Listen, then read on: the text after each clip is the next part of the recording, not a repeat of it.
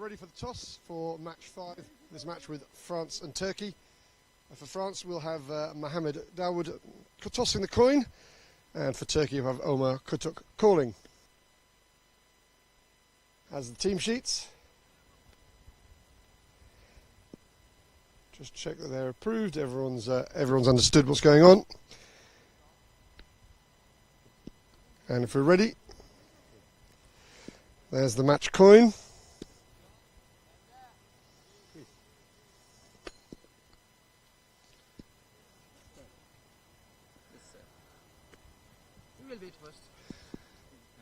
Okay, come Howard. Mohamed, thank you very much. You've decided to bat first today, is that right? Yeah, we decided to bat first as we saw last 2 games of Turkey. I think we have, if we have put a decent total on the board, so we can stack them on 100 runs on 100. Okay, so that's your target, is to restrict Turkey to round about 100. That's the figure you've got in mind. Yeah, that's it. Net as well, so maybe later no one knows, we can go on the net as well to qualify for playoffs. So we put that in mind. Bet first. Good luck for the rest of the match. Thank you. Now, Omar, I understand there are problems with English, so all I'm going to say to you is good luck for the match ahead. Okay, back with news that France have won the toss and have decided to bat.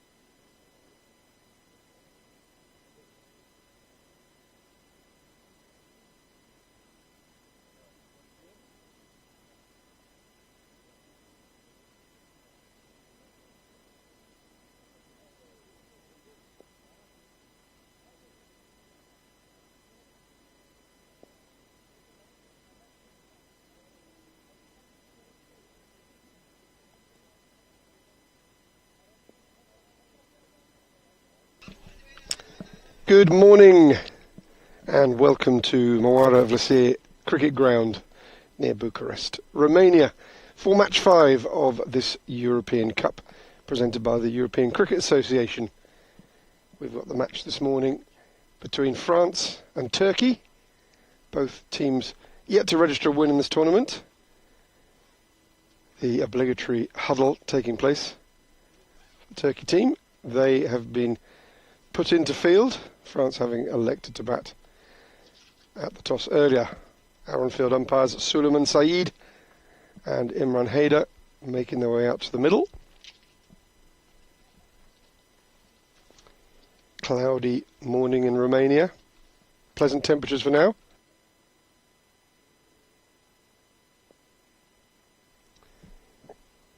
Temperatures expected to rise to a peak of around 31 today. Huddle still going on. Turkey, they're finally ready to make the field. Batters for France also ready. So good morning to you wherever you're watching from. My name is Andrew Elliott, and this morning I'm in the company of Asif Mahmood and Sozul to a lot of his mates, and so I've joined the fray early on this morning, arrived around about 2 o'clock at the tournament resort. You've been here all 3 days. What have you made of events so far? Thank you, Andrew. Thanks for having me. So far it's a very good tournament. All the teams have played. We have still one team who haven't got an opportunity to start their proceedings in this ground or in this tournament. We'll see, and so far it's so good for the tournament. It's going pretty well.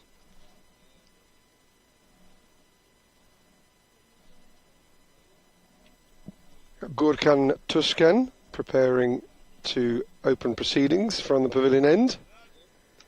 Number 03 in his shirt gets past the match ball by Imran Haider, does a run through.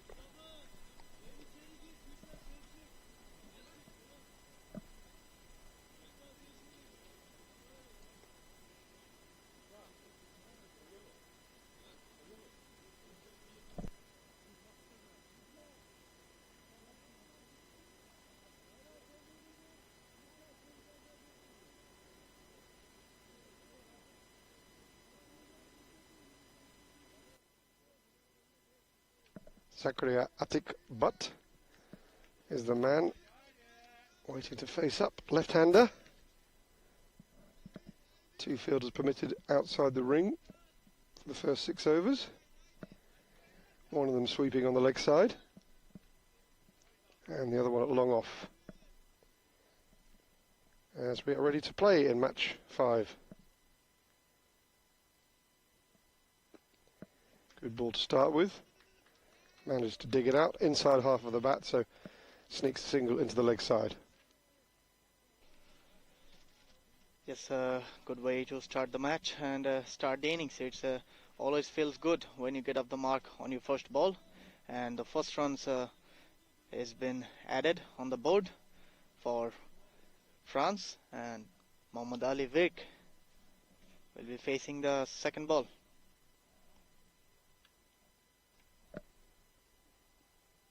And that will be a wide, so Oliver yet to face his first ball. Yeah, spoke to the France captain at the toss. He talked about keeping Turkey to 100, but interestingly didn't mention what target he had in mind for his own team.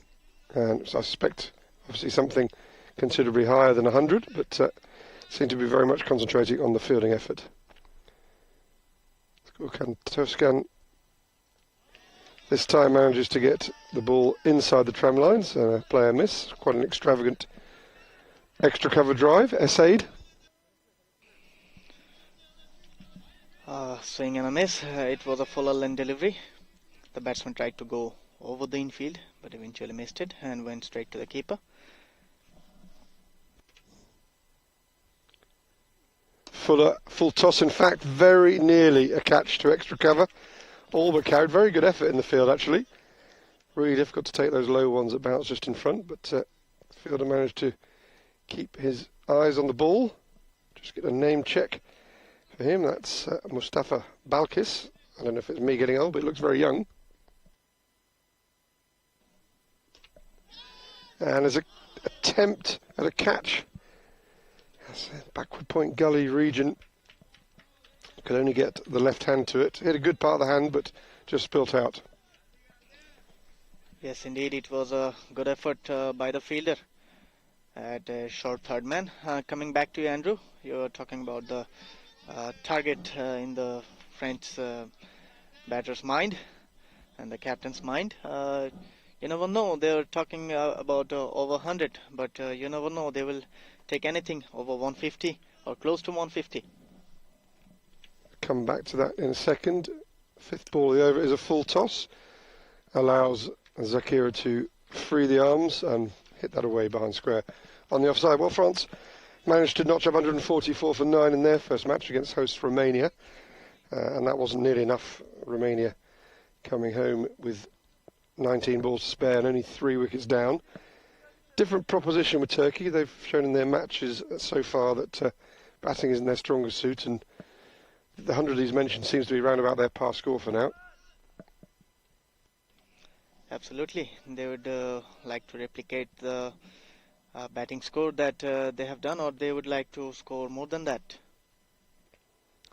More the merrier, as the last ball over is circumspectly played into the covers. What feels like an eventful over is now completed with the score of just 7 for no wicket, perhaps not reflecting the amount of action in that over. Yes, pretty much decent over.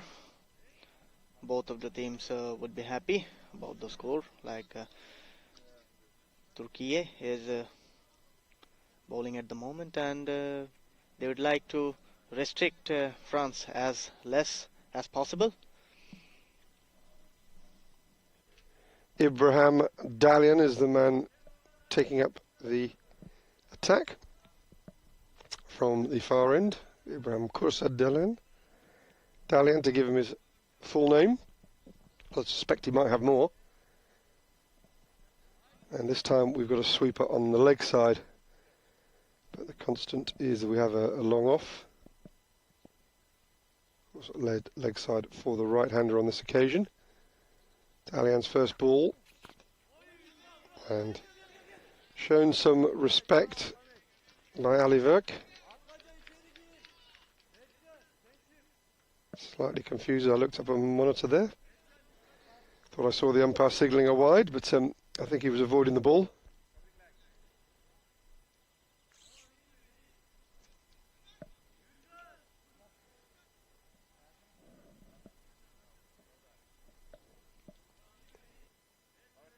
Yeah, so some discussion about where the second outfielder should be. They're sticking with the sweeper on the leg side, but second man is now going to be stationed at long on, instead of long off. Of course, that is ready and edged down towards us for 4 runs to Zakira. So just to give you a little bit of perspective on where we are at this Moara of Vlasiei ground. When the left-hander's on strike from the forest end, we're at a very fine third man. I say a very fine third, but the ball went even finer than that. And I heard you on commentary yesterday as I was packing to come over here. Had other cricketing commitments on Saturday, which is why I haven't been able to get here today. I heard you referring to the commentary box, Sazal, and I think you've given us a bit of an upgrade by calling it a commentary box. I hope I did. But coming back to the game again. And something rather violent attempted at that ball by Zakira, but trying to fetch it from well outside the off stump over the leg side makes no contact at all. Yes, I think commentary booth, commentary suites, all these expressions would tent, I would say. Would overstate. I mean, it's a gazebo. Let's not be, because we're going to be on camera at some point, and our illusion would be shattered. And that time, it is pulled away short. I thought that I heard a call from thought I heard a call of no ball, but it must have been from maybe a shout of exasperation from the bowler, because that was really too short at that pace. Sat up and asked to be here. Wait now. I'm just checking. Yes, in fact, it was a no ball called from the striker's end, so I wasn't hearing things. Wait to see. I'm not sure whether they had more than 2 fielders outside the circle, as the call did come from the striker's end umpire. You would think it would have to be a fielding infraction. So, or not sure. They've certainly got enough fielders on the offside. So, what do you think? More than 2 outside? Likely. Yes, it sounds like that. They're not allowed to. It's the first power play going on, and there's some field restriction. I think now that I look at it, I think possibly they're 3 behind leg side. 3 behind square on the leg rather. So in any case, it's a free hit coming up, and that will carry because that is called wide. So yeah, I think judging by the shouting coming from the Turkish dugout, I think maybe one fielder had too many had drifted behind square on the leg side. So you don't see it too often, but you do see it. So the free hit still carrying. And this time it manages to get the ball legally past the bat. So damage averted to an extent. 18 for naught with 2 balls left in this over. Yes, batsman tried to go over the covers this time, but eventually missed everything and went straight to the keeper. He was trying to go or trying to give more power behind it. Trying to get out the over, and that is cue-ended to third. And such was the level of confusion about where the ball ended up that 2 batters didn't contemplate taking a single. So Dalian, despite the no ball, which was probably not his fault, is looking to get out of this over under a dozen. And in fact, that's exactly what he does do. 11 off the over after 2 overs. France 18 from the bowling. It's Mustafa Atmaka, as you can see on your screen. 51 matches.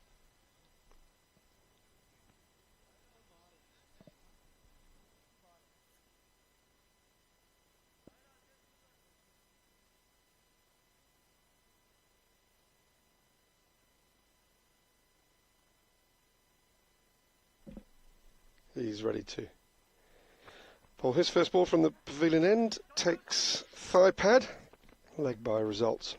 So just to clarify the stats that you see coming up on screen, they are powered by Crick Heroes, who are partnering with us in this event, and they are all matches that have come under the Crick Hero banner, as opposed to 2020 internationals.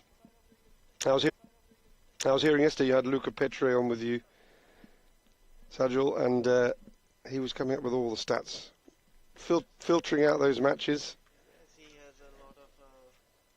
He has a lot of experience in this ground, and he knows all the players, and he has like a stats brain. King Stato. This is not entirely timed, and Longoff is one of the 2 outfielders permitted for these first 6 overs. Luca is just sitting over my left shoulder, so don't expect the stats to dry up completely anytime soon. Luca will be involved at some stage today. Indeed, I completely agree with you.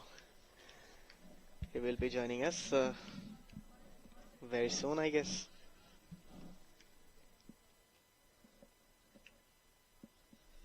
So France not getting away from the Turks completely at the moment. Goes round the wickets to the right-hander and unfortunately doesn't adjust his line. That's a big wide. Striker wanted nothing to do with that at all. Happy to take the extra run and the extra ball. Yes, that was very sloppy, and Imran Haider has to stretch his arm to signal it as a wide.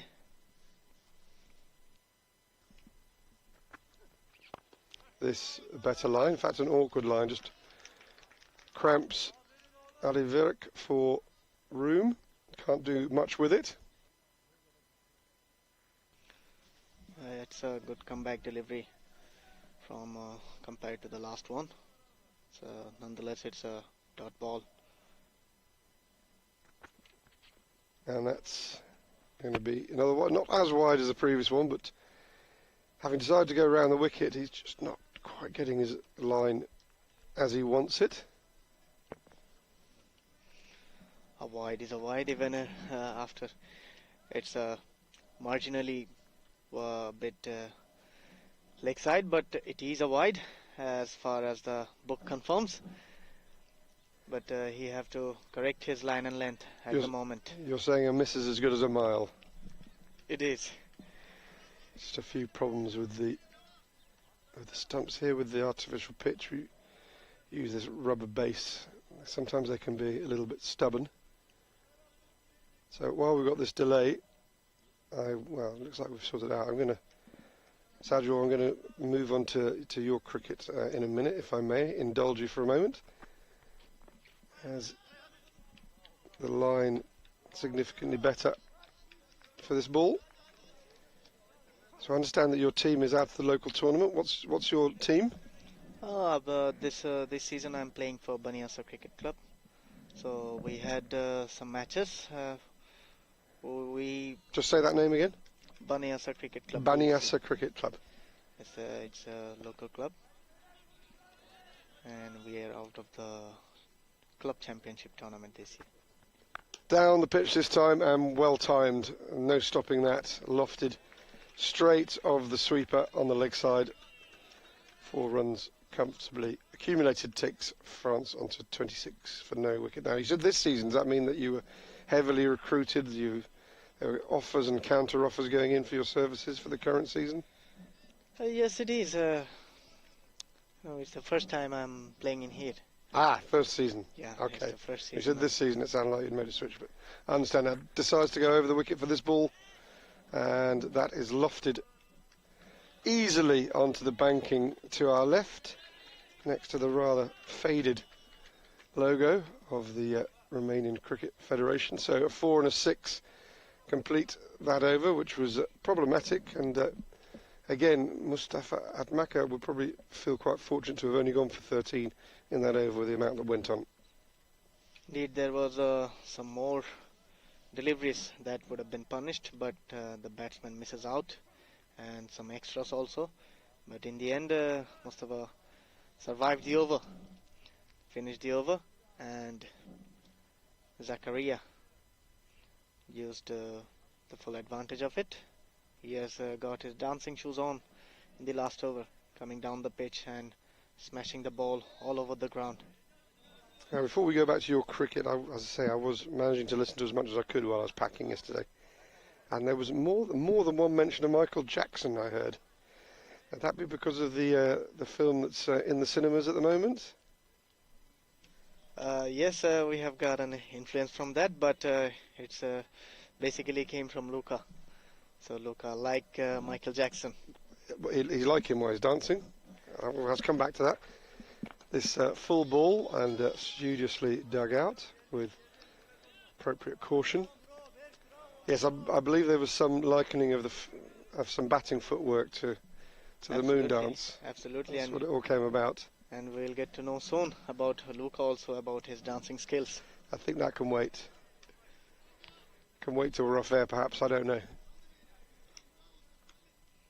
It's 32 for naught. So I hit with Asif Mahmood. Getting used to his nickname. I'll probably stick with Asif. It's probably easier for me.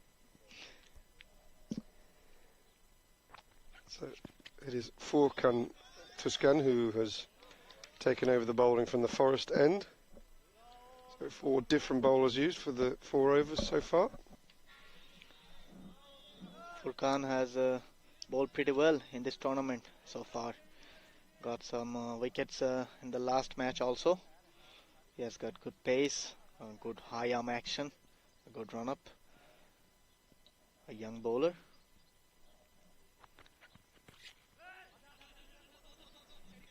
Just hit on the pads, moving down to the fine leg fielder. By the time he collects the ball, the batsmen have changed their ends for a single. Yeah, leg by signalled by Suleiman Saeed, visiting umpire from Italy, as is third umpire Asad Ali for this match. Getting some experience, different conditions. Always important for development of umpires around Europe, as indeed for the players. So we're grateful that teams like Turkey and France have come out here to Romania. That's aggressively short-armed away. I mean, I suppose you'd kind of call that a pull shot of some description, but straight down to the vacant mid-on, 4 runs resulting. It's a straight pull shot, I would say. It was coming down the wicket, charging the bowler and smashing back past him for a boundary. Confident looking shot from Muhammad Ali. It's a great name, isn't it? Tuscan beats Ali, all ends up struck probably a little bit too high and potentially outside the line. Peel went up, quickly snuffed out by the umpire.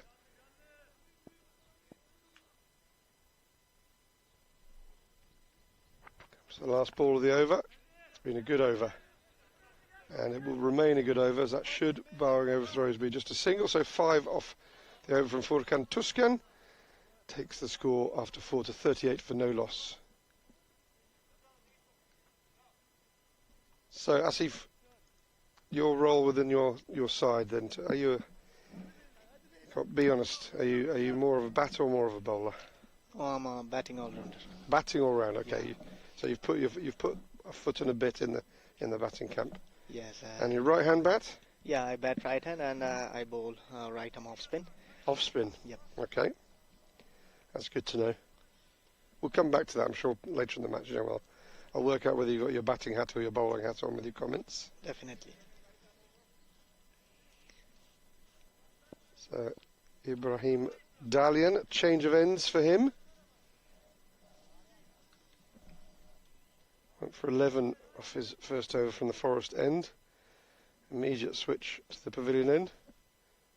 To bowl this 5th over. A bit more obvious in this end, quite a low arm, slinging action.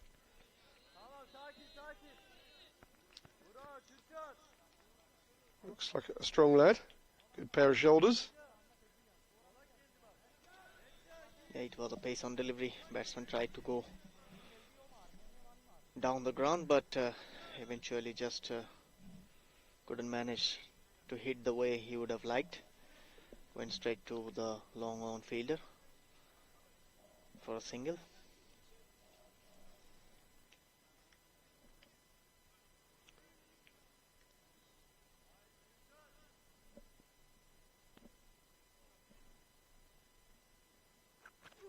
And looks to the left-hander, and that's a poor ball. Gave him time and room to free his arms. Fell just short of the line, 4 runs. As you've said, on a surface like this, you cannot afford to bowl like this. Or it's a very good wicket to bat on. The ball comes very good to the bat, and the batsman can play comfortably. And with this pace, a short pitch ball on the body down the leg side, it's just very easy.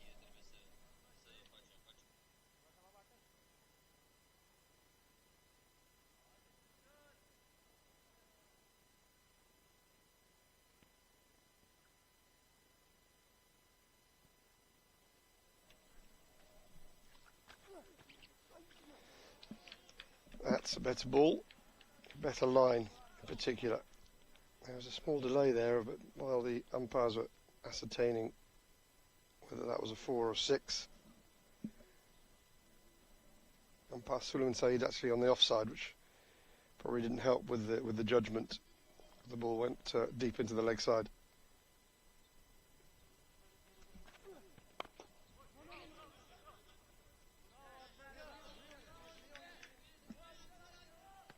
That's I hesitate to use the word comeback. I always used to hate that when I was bowling, when you bowled a poor ball and you hit for 4, and then you bowled a good ball, and at least 2 fields out, that's a great comeback. They're just reminding you of the rubbish you bowled the ball before. But anyway, that's shorter run up actually from Dalian. Caught me a little bit by surprise. You know, that's a part of game. You bowl bad deliveries, then you have to correct your line and length and try to understand the tempo of the game.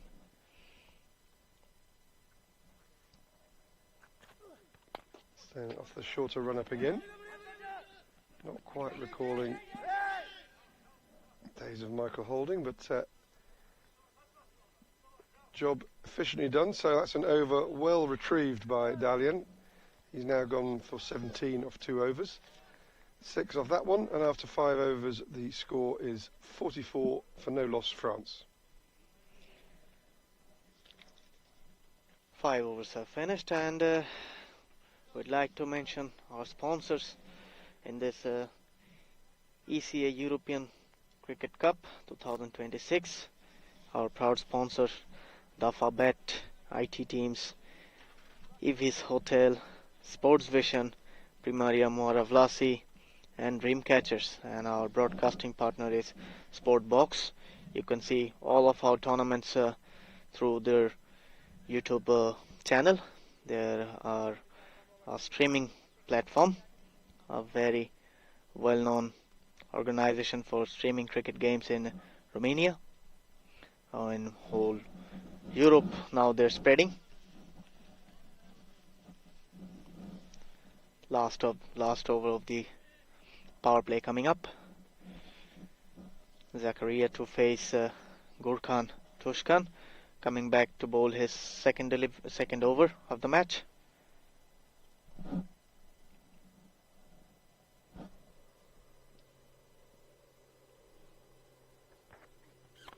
Fuller length delivery driven straight back past the bowler, but there's protection over there.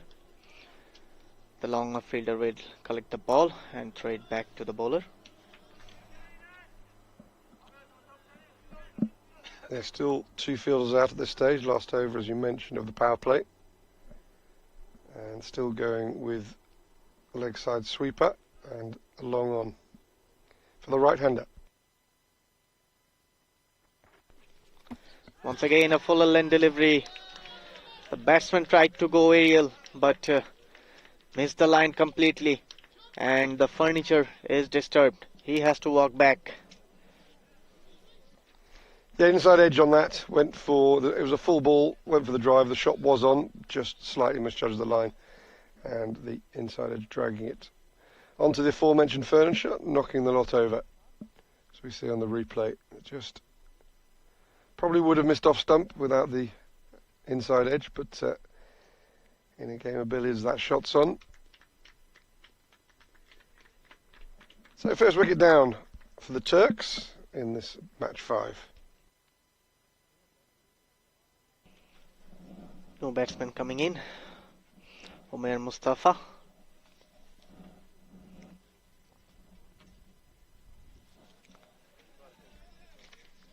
And France is not in a position that they would have liked. They would have liked to score more runs, but so far it's a decent enough score. Still 4 balls left in this over, and they will try to use the field restriction for their advantage. Yeah, so for a new bat, they are still going with a very straight long off and straightish mid wicket on the boundary. Chance to get a couple of dot balls away perhaps, and try and keep the score under 50 in the power play from the point of view of the Turks. A low full toss on the pads, and it's coming towards us for a boundary. Beautifully played by the batsman. Yes, first ball gift on the hips, full toss, leg side. Didn't really matter what type of bat, what part of the bat he got on it. It was always going to run away. On this occasion, it came towards us, and the illusion of us having a commentary box is finally completely shattered, as you saw where we are on the field. So that's made it unlikely that they're going to keep the score under 50 for the power play. First ball let off for the new bat. Umair Mustafa to face Gurkhan Tushkan once again. It was again a good delivery. Played softly towards the point fielder for a single.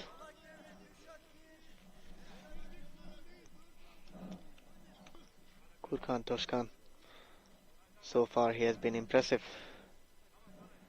Got a wicket in this over. A few bad deliveries here and there. Coming back for the 5th delivery of this over. Full length delivery again, swung away on the leg side, but there is a fielder, and the batsman changed their ends for a single.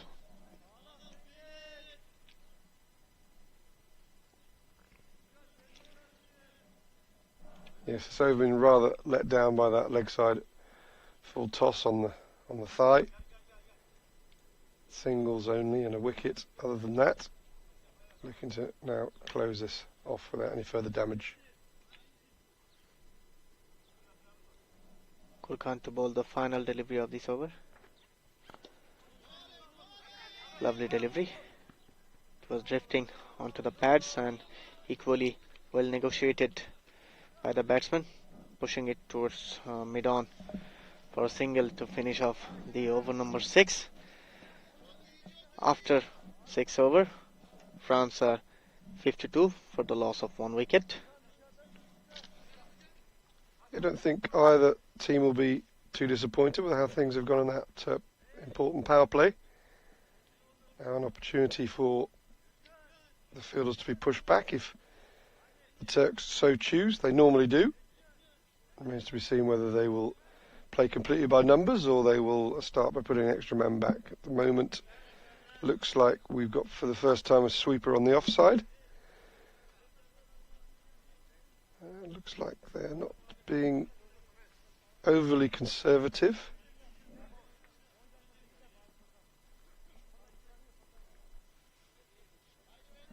So I can see a sweeper on the offside. We've got a wide long off and we've got a deep square leg. So yeah, they're not being overly cautious. We've just got 4 men, sorry, there's a wide long on as well. So got 4 of the 5 permitted men out at the moment. So they are retaining 5 in the circle. As I say that, there's been a change of heart and they're sort of putting a man in out. So a cow corner sort of floating just outside the circle. And it goes to that man, in fact.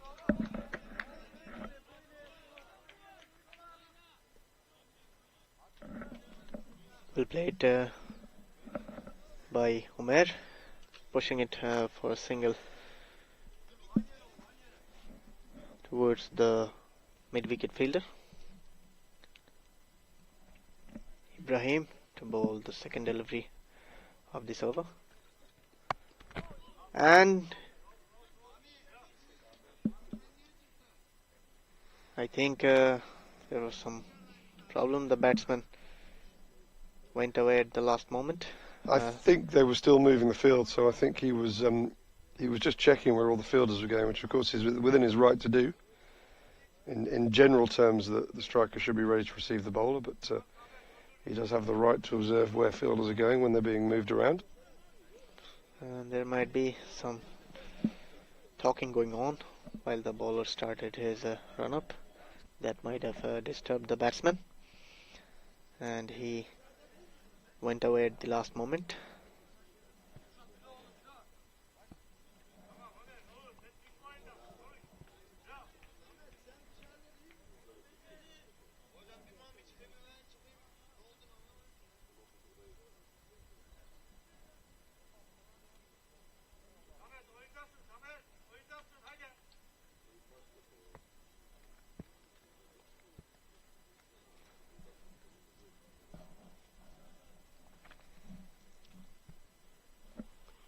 Again, just a little bit of time being taken up,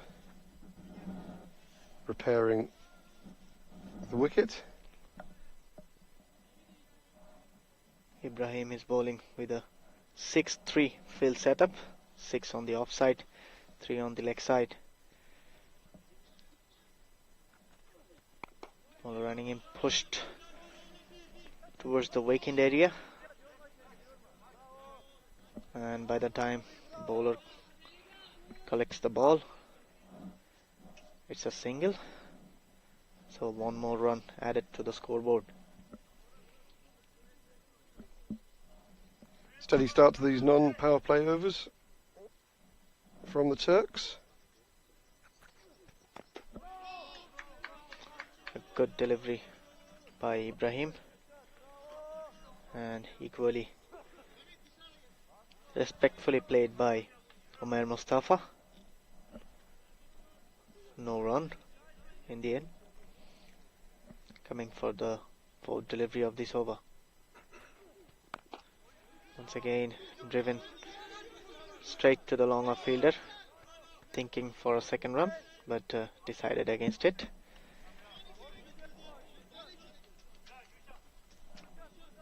The scoreboard moves on to 55.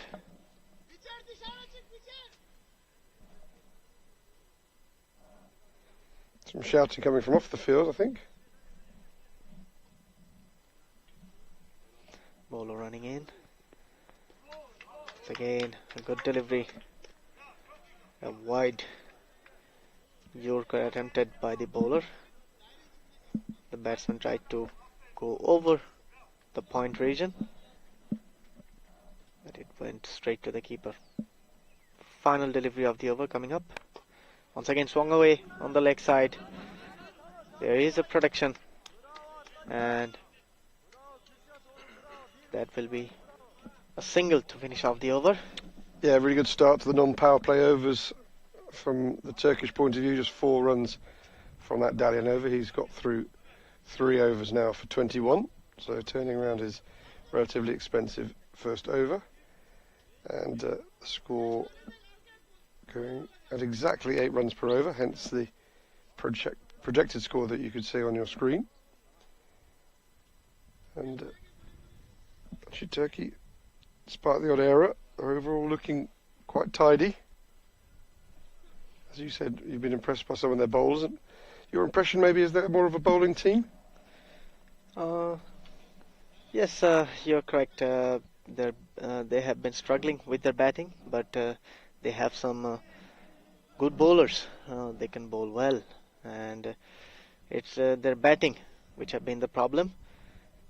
So far they have played 2 matches, and their batting performance is not came like the way they would have liked, but it's a game of cricket. You get opportunities to improve yourself. Mustafa to start again. Full length delivery, swung away on the onside. Sorry. Good fielding from the Turkey fielder.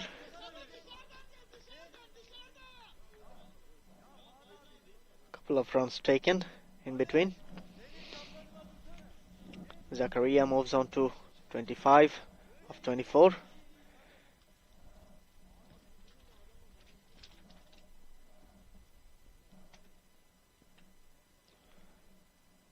Coming back for the second delivery of the over, driven towards the long off fielder, but there was a slight misfield from the extra cover fielder.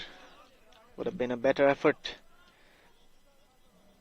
from him, but nonetheless a couple of runs added for France in the scoreboard.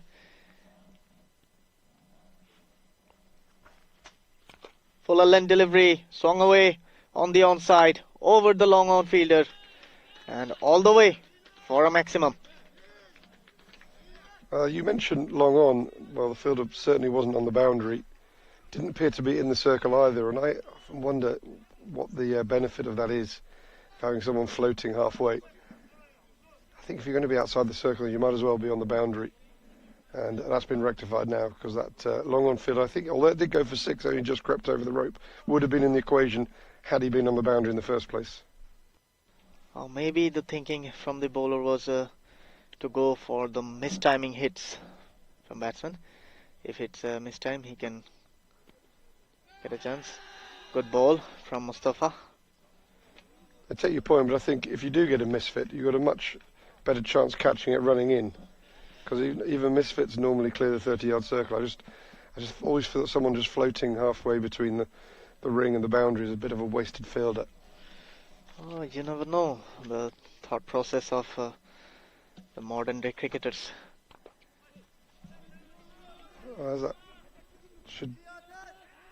They have decided to go for 2.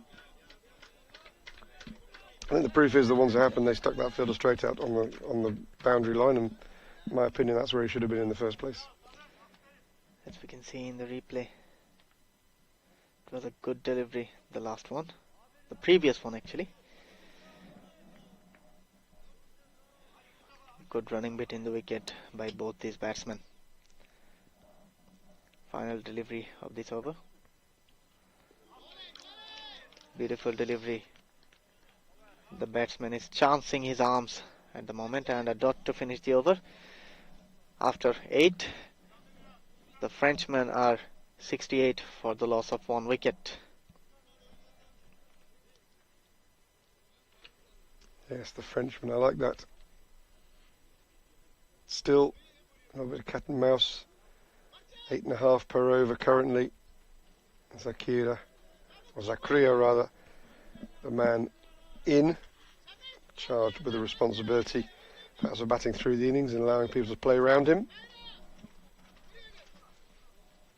Zakaria Atik Butt, to give him his full listed name.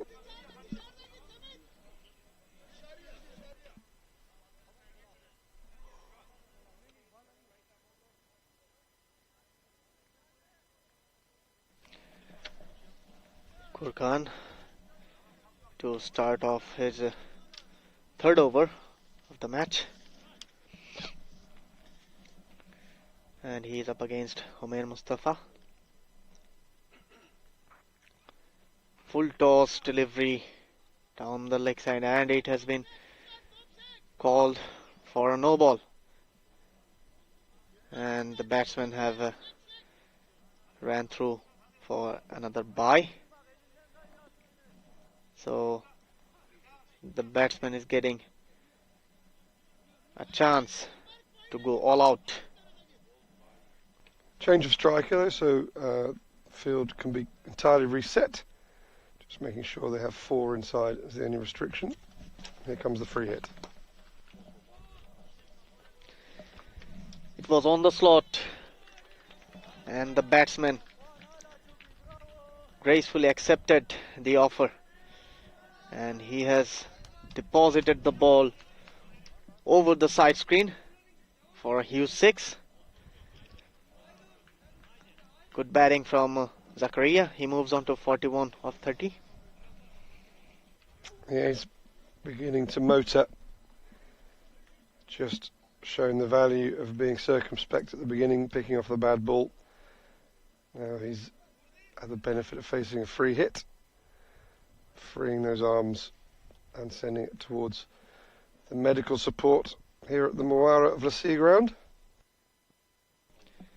Coming back for the second delivery of the over. Once again, there's cries of catch it, but eventually it's very well placed by the batsman. It was a mistime hit.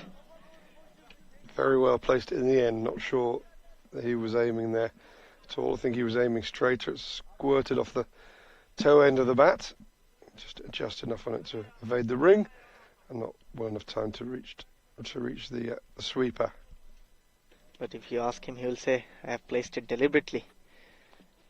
Once again down the leg side, flicked away towards the fine leg boundary, and it will be a boundary.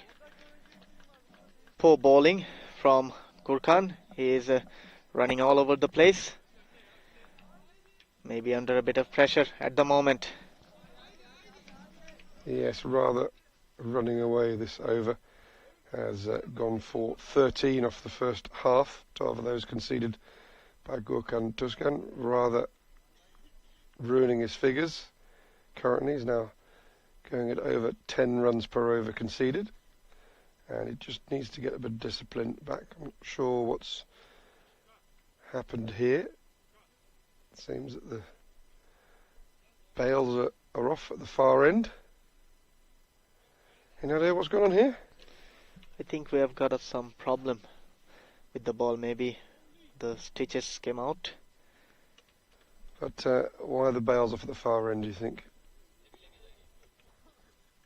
Or maybe the bells. So that ball went to the boundary, so I'm not quite sure. We haven't got a hit wicket here, have we? Yeah. The fielder threw the ball, but hit.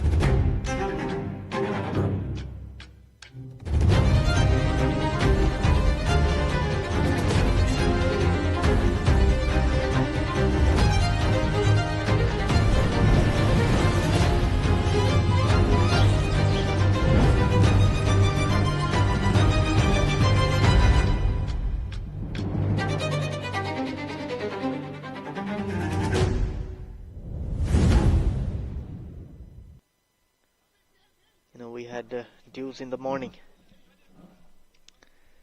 and drinks are being served off. At the moment, both teams are regathering and rethinking their plans.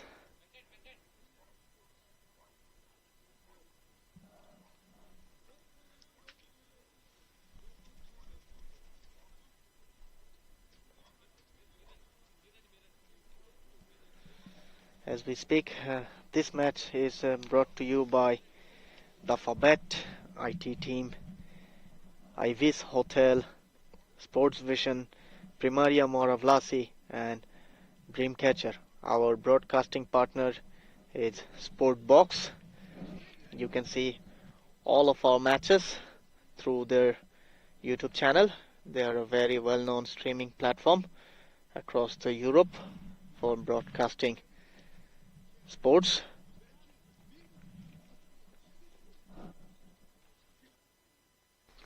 It looks to me, because of the problem with the ball having to replace it, we've taken quite an early official drinks break here, and it's because the coaches are out on there, so I don't think we're going to get our normal break after 10 overs. So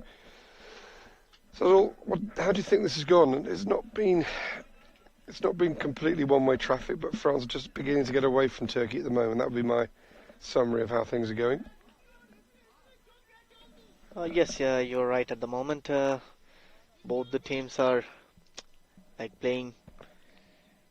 going neck to neck at the moment. From the bowling point of view, they're also doing pretty well. But from the batting point of view, they're also maintaining a decent run rate. But I think France have the firepower to increase the run rate in the last overs. So far they have managed to score 81 of 8.3 overs. We have got a pause in the play, got some problem with the stumps, maybe. Said Suleiman is looking after it, our very experienced umpire.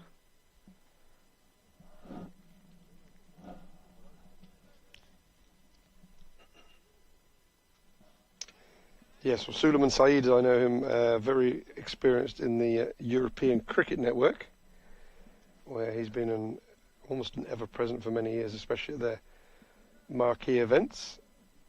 Comparatively new to this ICC 2020 international format. Ready for play to restart. Driven beautifully, but straight to the fielder at extra cover. It was a lawful toss. The batsman had a go at it, but couldn't find the gap. Hit it straight to the fielder for a dot. Bowler running in, once again punched off the back foot. once again finding the same fielder on the same spot, struggling to find the gaps.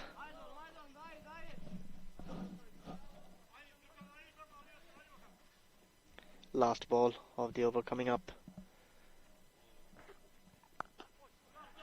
And again, it's a push towards the same fielder, but this time they have taken a single. A quick single has been taken to finish off the over. At the end of 9, France are 82 for the loss of 1 wicket. A good second half to the over after the drinks break. So just clawing it back. They'll look to get that run rate down to 9 and then into the 8s. That'll be the aim of the Turks. So as we've seen, their scores so far have suggested that they're struggling to get much past 100 on the evidence of 2 matches. So it really is time to start taking some wickets from a Turkish point of view.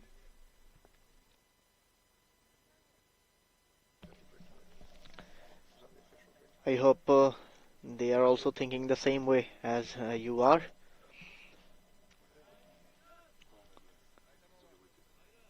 New bowler Ibrahim Kurshad Dalian will be bowling from the forest end. Clipped away on the onside. And very impressive running between the wicket. It was very well played and well placed by the batsman. They saw an opportunity to steal a second on that. The fielder was on the boundary line.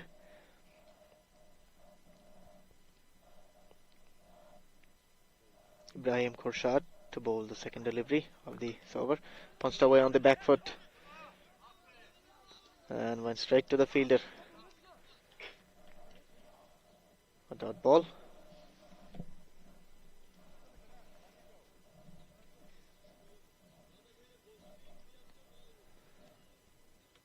Yeah, so third spell and last over for Dalian. He's bowled both ends. Outside edge. Outside edge, and there was an opportunity for the keeper to send the batsman to the pavilion, but he missed it.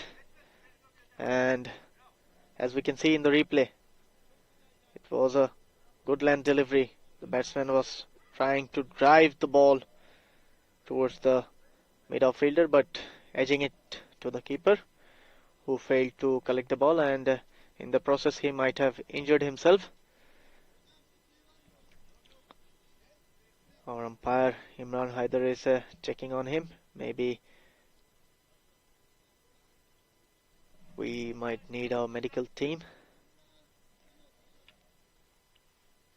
Yeah, it's one of those, as ever, if it had gone into the middle of the gloves and been caught, it wouldn't have hurt, but he was just a little bit late with the glove work, seemed to be caught by surprise by the amount of edge. It felt like a thinner edge from here, where we were, but then, as you see that replay, I think there was rather more bat on it than initially suggested, and that's what's made it fine. It was a bit of a snatchy attempt at the catch in the end, and it appears to have caught a nasty part of the finger.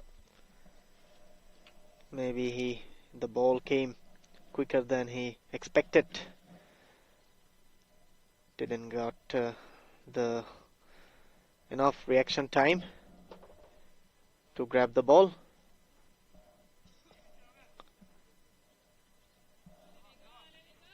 And that puts the set batsman Zakaria on strike, who's on 42 of 31.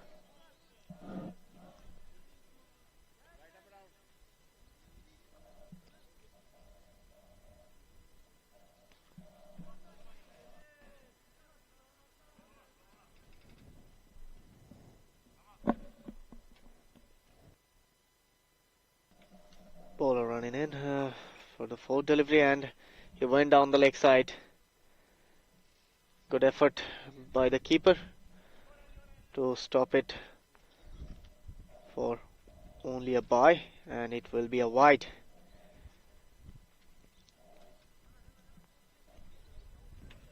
So 2 wides accumulated from that ball.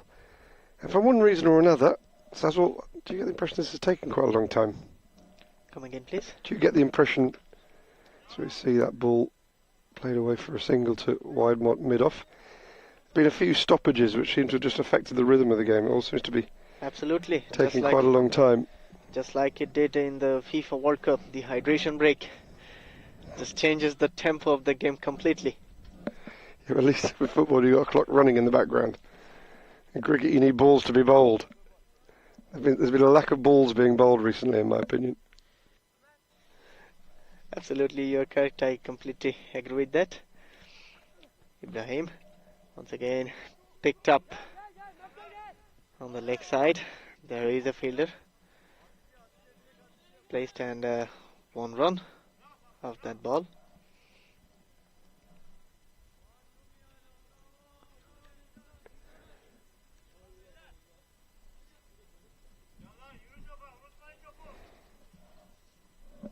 Last ball of the over coming up. A very short run up.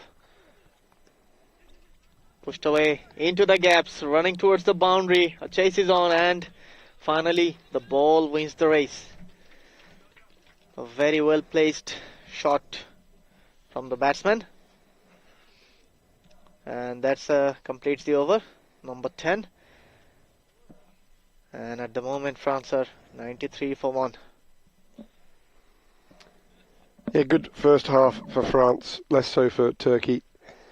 Power play overs, it was more or less even Stevens, but just in the last few overs seems to have run away in France's favour. They're beginning to strike more boundaries, connect more boundaries together, and they are now looking with a real platform. Only 1 wicket down to push it really hard in the second half of this innings, as Furkan Tuscan is going to bowl from the pavilion end.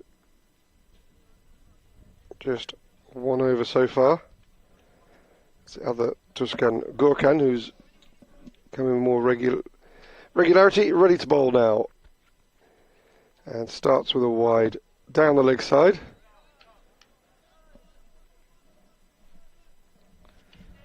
Yes, indeed, it was a poor delivery down the leg side. And given a wide and extra being added. This one in the slot, but not timed that well. Slightly casual bit of one-handed fielding from the sweeper, which could have ended in disaster, but all is well. And the 50 partnership comes up for both these batsmen. They have added 51 of 30 balls. Once again, it's that will be called, and has been called, a no ball, just short of the line. So no ball, 4 runs, and a free hit to come. So 49. That takes Zakaria Atikbat onto, and with a free hit to come, he will be very confident of completing his 50 off this ball. Indeed, the bowler might be thinking to bowl a slower delivery, but couldn't control the ball. Well, he's received a warning for that one. So last chance saloon for Furkan Tuscan. Any more of that, and someone else will be asked to complete the over.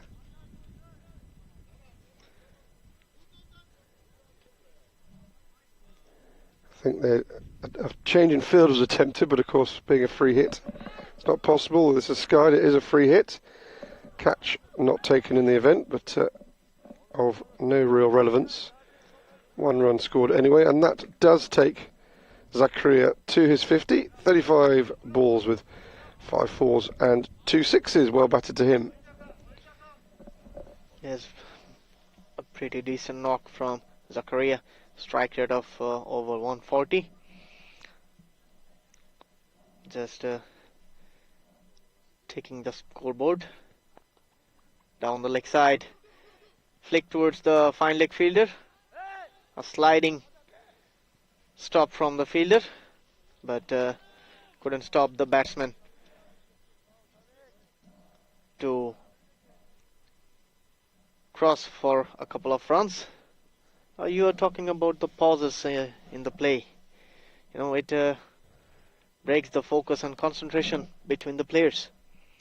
It's just been a bit disjointed. We're 1 minute off an hour into this innings. We're in the 11th over, which is very slow. But this ball is pushed straight into the leg side. 2 is contemplated, but wisely deciding to settle for 1. And sometimes it's not.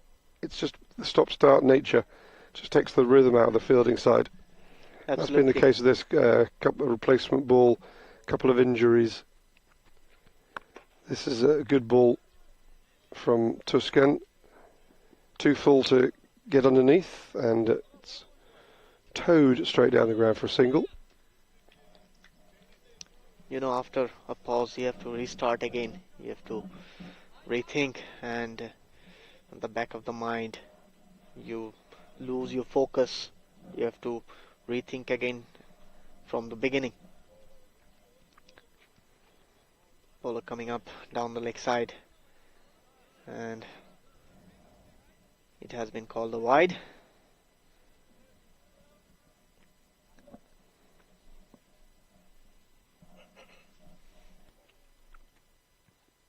Tuscan, another wide. I think Imran Haider just took his time to decide whether the striker had moved inside the line to create a wide, but decided in favour of the batting team ultimately. Finally gets one straight enough to get tucked away for a single. So quite a long over. This will be at least 10 balls. In fact, it is 10 balls as it's completed. 109 for 1 from 11 now. France are just 1 run off going at 10 per over. And this is beginning to look a little bit worrying for the Turks. Indeed, they need a wicket, or maybe more than 1 wicket to get them back into this match. 9 overs remaining, and France have 9 wickets in hand. A new bowler is being introduced from the Forest end, Mohammed Beecher, and he's up against Umair Mustafa, who's on 25 from 19. Leaves a wide ball, starts to take that, has a good look at the bowler. Yeah, he's sort of crept onto 25, almost unnoticed, but going a good strike rate. So that single is taken. The context of this match in terms of the World T20 International Men's Rankings. France 54th in the world, and Turkey 93rd. Although for some reason there are quite a few teams on 93, there's no one ranked below that. So that shows you what an uphill struggle it is for Turkey. But I've been quite impressed by the bowling, certainly at the start of the match. There's an exploratory appeal for LBW. There will be an overthrow, and it looks like leg byes are going to be signalled.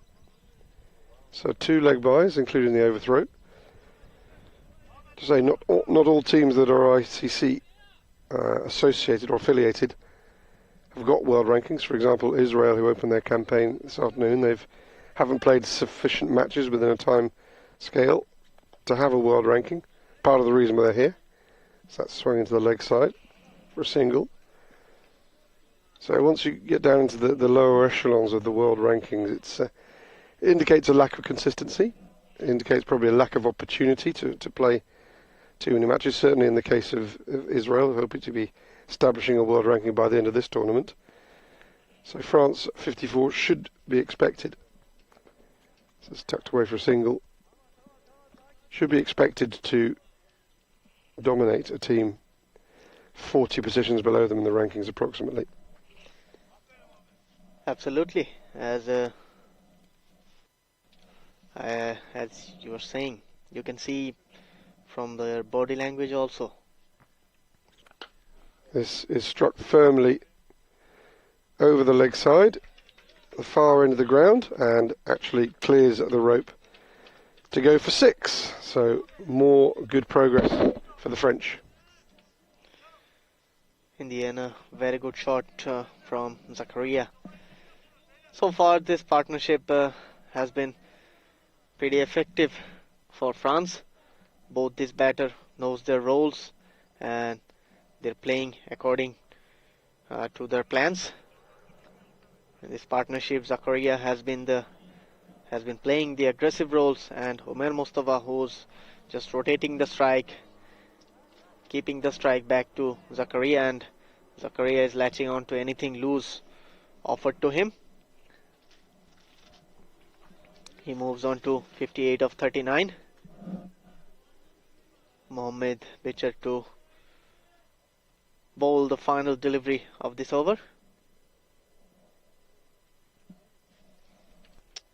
He'll be hoping it's legal. It is, and there is semblance of a chance to the wide long-on fielder, not timed by Nasrushim. So a single off the last ball of the over takes that score. They have breached now 10 runs per over as they're at 122 for 1 after 12.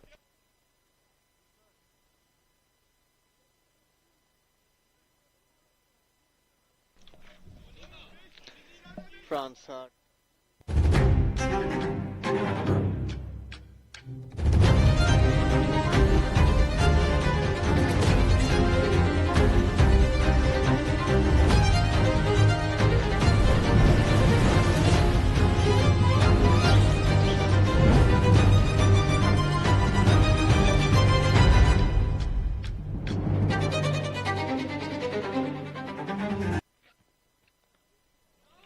outside off stump.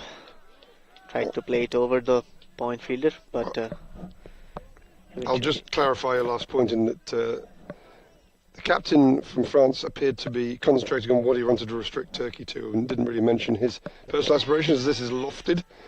I think this may... I thought he was going to get away from the bowler, but that's actually a really good catch in the end because it was swirling away. Initially it seemed to be skied straight up, but the bowler was getting further and further from the pitch, and in the end caught it comfortably. absolutely, it's never easy under a bright sky, and catching onto your own bowling. It's a cotton bowled by Furkan Tushkan. And most importantly, it's the man who had anchored the innings. Zakaria Atik Bat is the man to go, and France will feel this is their opportunity. Turkey will feel this is their opportunity just to get that run rate down a bit.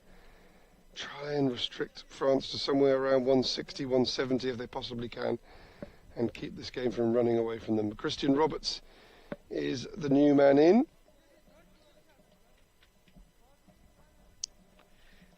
And he's up against Furkan Tushkan, who's bowling pretty well at the moment. So far, no runs given in this over, and already picked up the danger man, the guy who was smashing them all over the park. Yes, you could say he's picked up the guy. It's Christian Roberts now. He's got a job to do. Consolidate this really good platform that France have got. And he's off straight away. Tucked into the leg side. Running back energetically for a second. Good running between the wicket, a good ball, and some good fielding as well. So good cricket all around. Furkan Tushkan coming back for the fourth delivery of this over. Struck powerfully and forcefully through the offside. Fielder close to it, dived, and it was flashed past him in no time at all. So a good start from Roberts. Yes, it was a short pitch delivery. On the offside, the batsman got a chance to free his arms and he smashed it back past the point fielder, who had no chance whatsoever. solidly struck. Bounce defeats the bowler, and also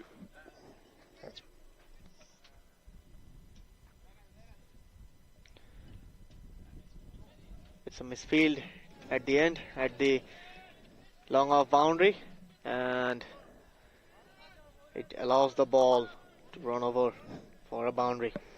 Yeah, not sure the correct cricket etiquette was displayed there, but we move on as that's forced into the offside, but straight to the cover fielder.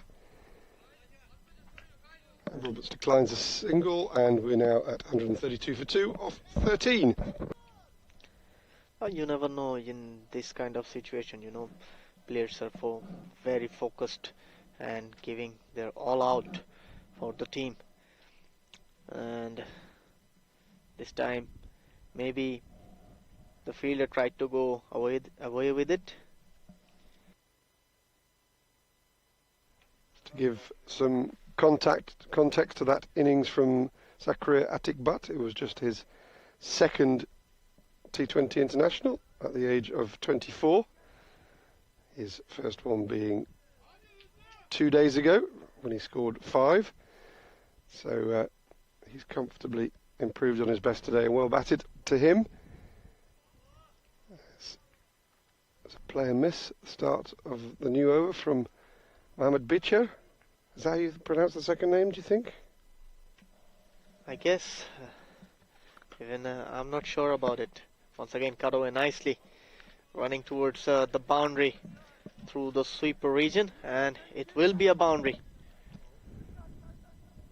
Yes, I've only been to Turkey once, so I didn't get too long to work out how the names are pronounced, and not too much opportunity to do some. Oh, they want you to pronounce their country name as Turkey. They do? Yes, they do. They want us to pronounce it like Turkey, not like Turkey. This is the correct spelling. You can see on the back of the shirt, it's written like that. So they want us to pronounce it like this. So we should be saying France instead of France then for the opposition. If they want. If they want. Okay, it's an interesting subject, isn't it? This is tucked pleasantly into the leg side. Directed.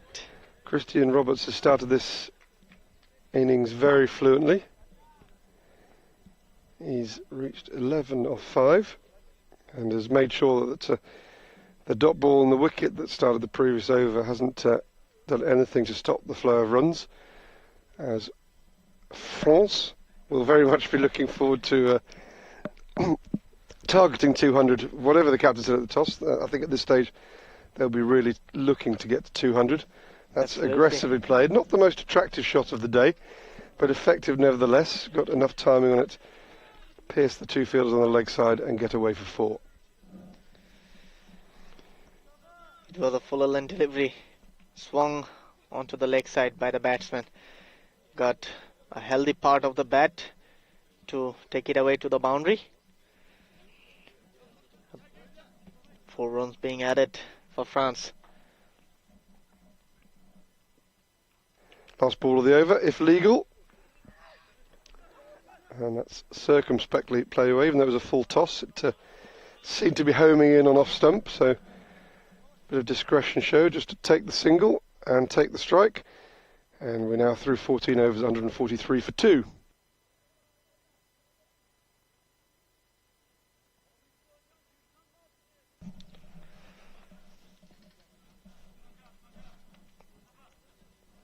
Overs has been finished.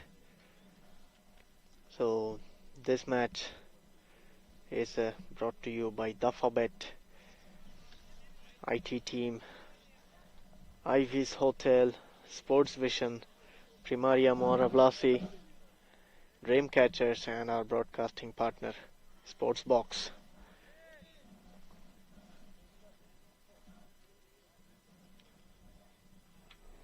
Gorkan Tuscan to bowl the last of his 4 overs. Omer Mustafa on strike.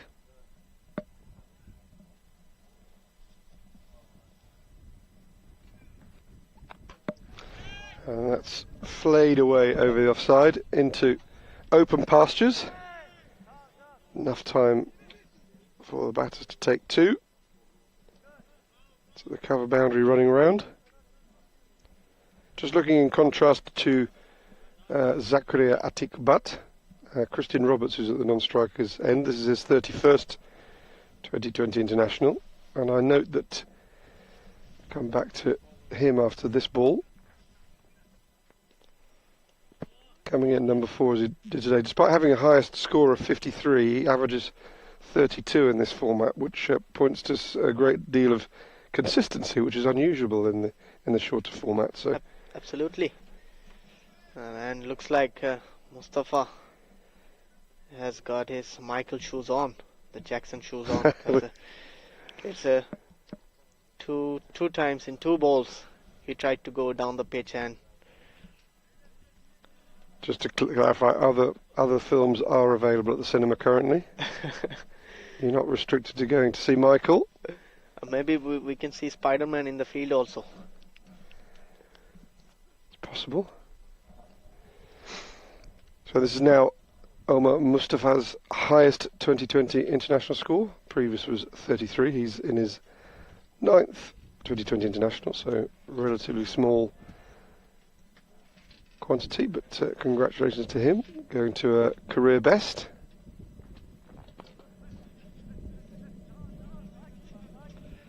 Once again a full length delivery. Tried to play it on the onside, but eventually going to the opposite way, straight to the cover fielder, but have stolen a single from that. Once again outside the off stump. Tried to go through the offside, but missing it completely. As you were saying, Mustafa has been the key of this innings so far. He has held the innings from the other side. Well, he was playing around Zakaria Atikbat to an extent, and in fact, Christian Roberts made a sprightly start, but he's certainly having the confidence now to go for his shots, because that speeds away past extra cover. Perhaps could have done a little bit better, but there was plenty of pace on the ball, and it managed to eventually evade the fielder. And France bring up their 150 in the 15th over. That's very actually elegantly played. You can see there that fielder got a little bit in a tangle with his legs. They seem to almost be wrapping around each other. Prevented him from taking that cleanly with perhaps a little bit of bobble in the outfield as well. And apologies that it was Christian Roberts who hit that boundary, because he now takes a single off the last ball to close out the 15th over. Still just ticking along over, just over that 10 run per over mark at 151 for 2.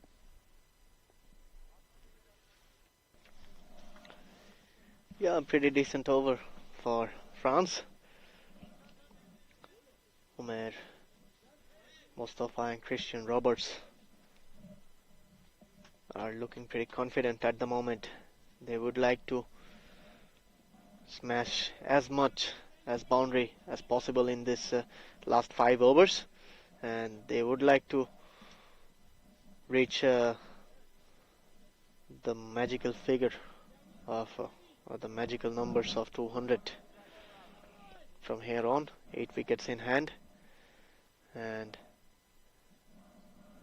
Mustafa Atmaka is coming on to bowl. Full length delivery, driven towards the long off fielder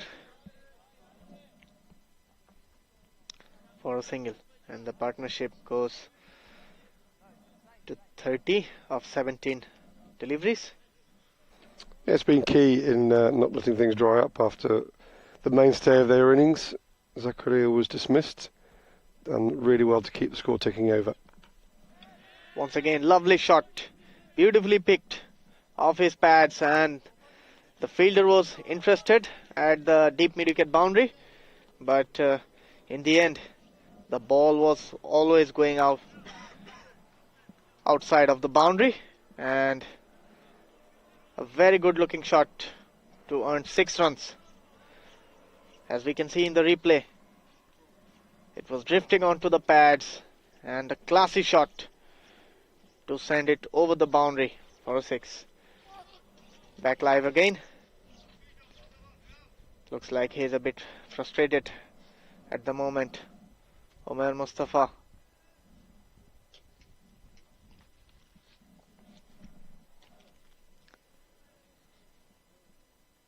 A dot ball.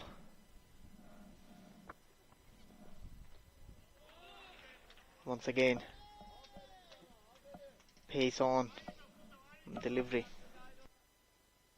I mentioned I never used to like it as an expression when I was bowling, to be reminded that I'd been pumped for 6 a couple of balls earlier, but there are 2 good comeback balls there.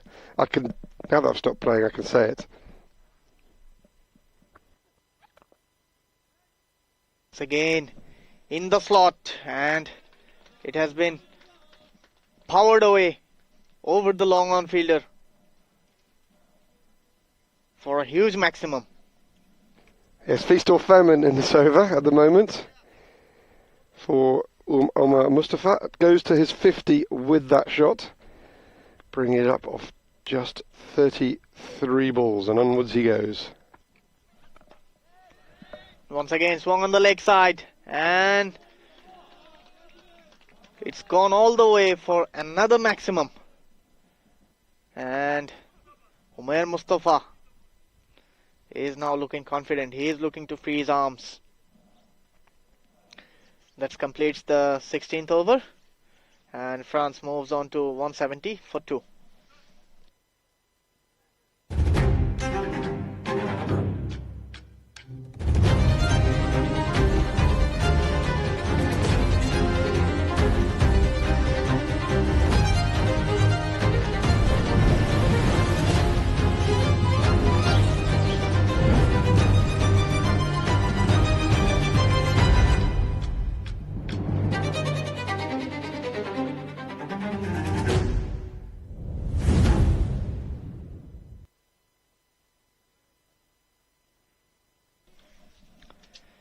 Mohammad Bichar to start off the 17th over from the pavilion end.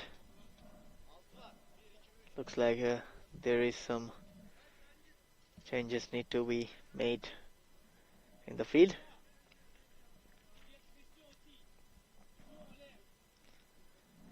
Mohammad Bichar is up against Christian Roberts, and cut away nicely towards the boundary. A good footwork from the fielder at the deep backward point boundary. Some football influence we can see, and the partnership moves on to 50 of 23 balls. Coming back to the delivery again. Punched away on the back foot towards the long off fielder for another single. So France are looking to free their arms at the moment. You almost feel at this point, if they only get 200, they'll be disappointed from where they are. 8 wickets in hand, 27 to go.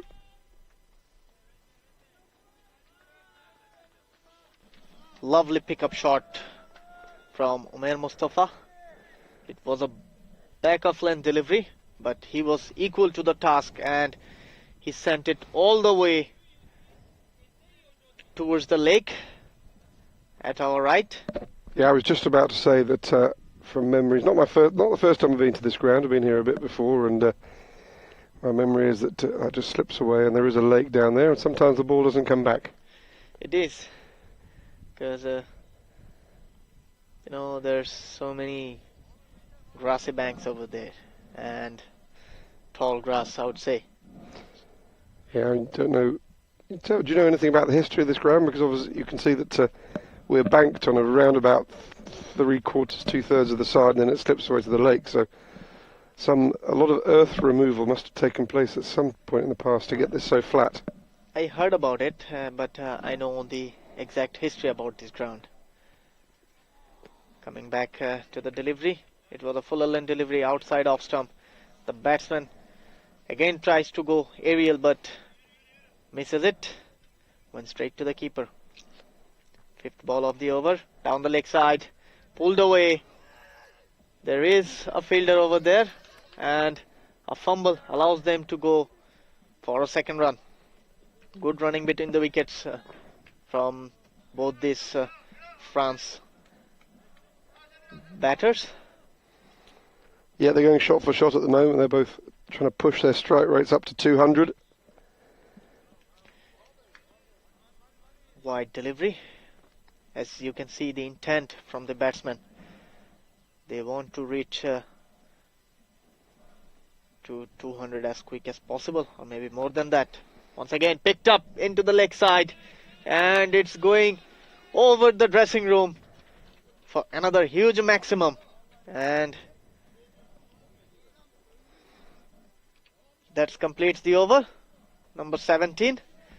Yeah, such a clean strike off the last ball. And Mustafa now goes into the 70s. The run rate goes up over 11, and touching distance now from 200. Yeah, another upgrade there, calling it the changing rooms, I think. I think so. I'm beginning to notice a pattern here with this ground at the Moara Vlasiei, that commentary box and changing rooms. It's a rustic ground. The facilities are developing. It's in that category. It is. It's still improving day by day, the facilities. That structure that we might call it. It almost looks like a bus shelter to me, or a very big bus shelter, but it's a nice semi-permanent structure. Lovely bowling. He is bending his back at the moment. Pace on delivery. We might call it a dressing tent, or maybe a commentary tent at the moment. I like gazebo, so it gives it a little bit of class, bit of intrigue. Once again, cut away on the offside. Fielder plays there, but a bit lazy stuff from the fielder allows the batsman to go for another run. Yes, there wasn't that urgency you'd hope to see. Maybe not quite sure of the bounce. Just was a little bit tentative. Allowed Roberts to come back for the second. Low full toss onto the pads and down to the deep backward square leg boundary for a single. So it's over going relatively well for kind of Tusken compared to what we've seen recently. Just 3 off 3 at this stage. Absolutely. Only time will tell whether he can maintain that or whether the French break free again. Tried to go again over the square leg fielder, but I guess it brushed something on the way. No, I think he moved so far inside the line that I don't think it brushed anything, but he moved so far inside the line it wasn't called. Once again, pulled away on the onside, and it has been cleared for a maximum. The fielder had a chance to grab it, but eventually he helped it on its way. Yeah, I think for 6. The way he jumped, even if he'd caught it, it would have landed beyond the boundary. He would have landed beyond the boundary anyway. For me, I think the timing of the jump was very important. And he didn't get it right. In the slot, and once again, it is going to the Moara Vlasiei forest for a maximum. That completes the over number 18. And the 200's up, and we also have a possibility of a century here at the Moara Vlasiei cricket ground near Bucharest. The first century of this tournament. Wow, and comfortably would be the first. Well, there have been some closer numbers, and so 2 or 3 batsmen have went close to their century, but eventually they have perished in the end. And maybe we might see our first centurion of the tournament. Well, Turkey will be hoping that we don't, because that would mean more damage. Now they've gone past that 200. May even have aspirations of getting up to 240 potentially. It's a false start. Not quite sure what the bowler was gesticulating. There was some gesticulating going on between bowler and wicketkeeper. And the result is dead ball. And that's misfielded. It was just an awkward bounce slightly. But Furkan Tuscan, he's had a tough time with the ball, and that his day didn't get any better as that ball sped towards him and took a slightly awkward bounce. Indeed, better effort was needed from the fielder. Once again, clip towards the mid-wicket fielder, the widest mid-wicket for a single. That brings Umair Mustafa on strike, who's on batting on 84 of 41. Once again down the leg side, and it will be called a wide. Yeah, I just glanced towards the umpire at the striker's end because it was certainly leg side wide, but it was potential for it to be a full toss on height, but just the wide called. And he played it like a free hit anyway, if it had been a no ball. I think Omar Mustafa is in the mood to play everything from here on in as if it were a free hit. Absolutely, he is striking almost around 200 at the moment, and there's a chance of a wicket. Good effort from the cover fielder, but in the end it's a drop catch, and the batsmen have changed their side for a single. That might prove expensive. You mentioned him closing in on 200. He was actually on 200 before that single, and Christian Roberts perhaps recognising the slightly superior strike rate of his colleague, just conservatively pushes that for a single and allows Omar Mustafa back on strike for the last ball of this penultimate over. Once again swung away on the leg side. Chance of a catch again, and again he has been dropped. Yeah, double whammy, because it also means he'll be on strike for the last over. And not just the drop catch, but giving him the chance of this century, which we haven't seen yet during this European Cricket Association event. Not sure what's happened here. Seems a change of gloves has been asked for. 19 over has been finished, and the scoreboard moves on to 212 for the loss of 2 wickets, and Umair Mustafa is batting on 86 of 44. He needs only 14 more runs to reach the magical 3-figure. Only 14, okay. Indeed. Okay, you're a hard taskmaster, making it sound like a breeze to get 14 off this last over.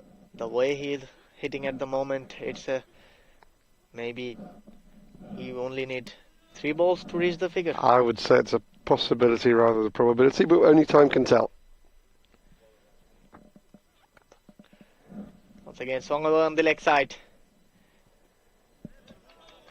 There was a brilliant bit of fielding from the fielder. Lovely work to save at least 2 runs for his side. That ball was going to the boundary. Yep, it was appeared to be racing away, but spirited dive, hold it back in. Does keep Omar Mustafa on strike though with that brace of runs. He tries to go for the big shot again, but misses it completely. Went straight to the keeper. No runs in the end. A dot ball. Looks like my prediction is turning wrong at the moment.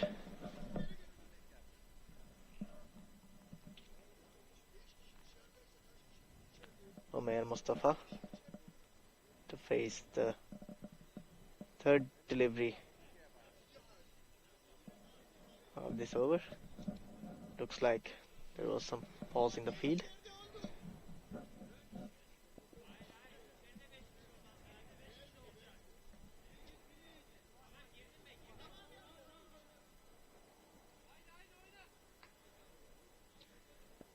like they want all the fielders to the boundary. Down the leg side. It will be called a wide. The umpire, Said Sulaiman, gets a chance to stretch his arms.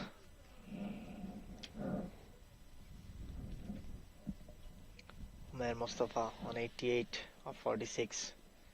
Can he reach his 100? We'll get to know soon. And back of land delivery. It's sent all the way to the practicing nets of Moara Vlasiei cricket ground for a huge maximum. Just slightly amused that because it landed on the top of the bank, so no chance of rolling back. No one seemed to want to go and get it. And your local umpire, Imran Haider, who knows this ground very well, was quite indignant about the fact that no fielder was going to get the ball and sent them packing. So maybe they think they're playing in front of 5,000 and someone's going to return the ball. Maybe. It brings Umar Mustafa back to a strike rate of 200, and in fact it's exactly what he needs to get the 100, his 100, if he faces the last three balls. And in fact... And I think it is going to be the first 100 of the tournament. What an innings, what a knock from Umair Mustafa. He reaches onto his 100 in just 48 deliveries. What a player. What an innings he is playing. Yeah, at just the moment. a reminder, context of highest score in 2020 internationals before this innings of 33. So he's more than trebled that in the course of this innings, just to underline what a superb achievement this is for Omar Mustafa. Hats off. Terrific batting. A terrific display of power hitting. He started slow, but eventually he made it count. And a very well-deserved century for Umair Mustafa. Congratulations to him. Coming back for the fifth legal delivery of this over. Mustafa. Atmaka once again swung away on the leg side. It was onto his pads and a sliding stop at the deep backward square leg boundary. But can't stop the batsman to go for a couple, and the partnership is on, reaches on to 107 of 45 deliveries. Lovely batting by both these batsmen.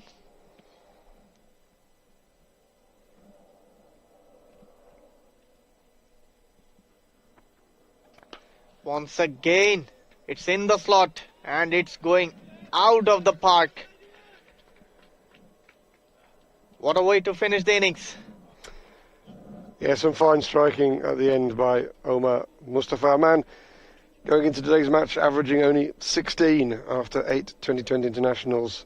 And he's turned that around today with that in. You can see the stats on your screen. 108 not out of 50 balls.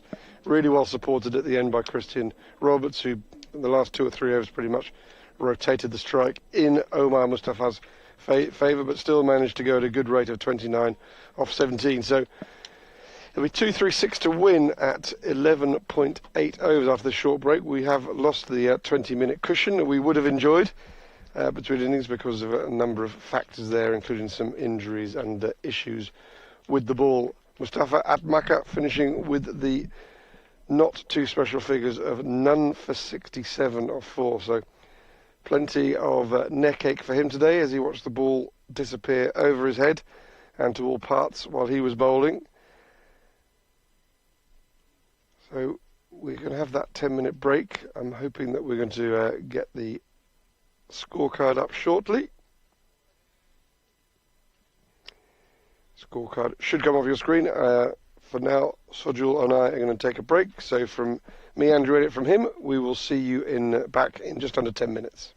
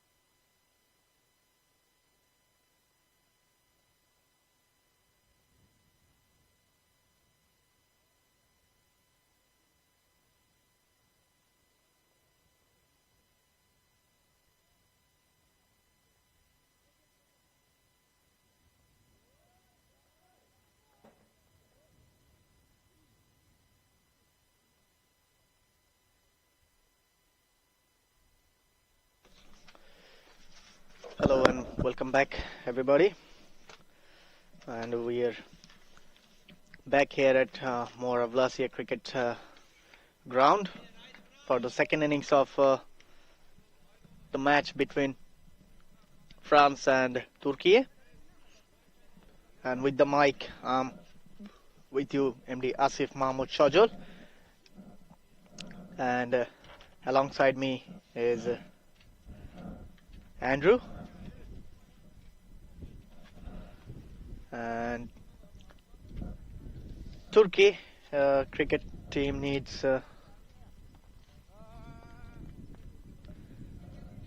236 from their 20 overs, which is a big ask at the moment. So, Andrew, what's your thoughts about the match?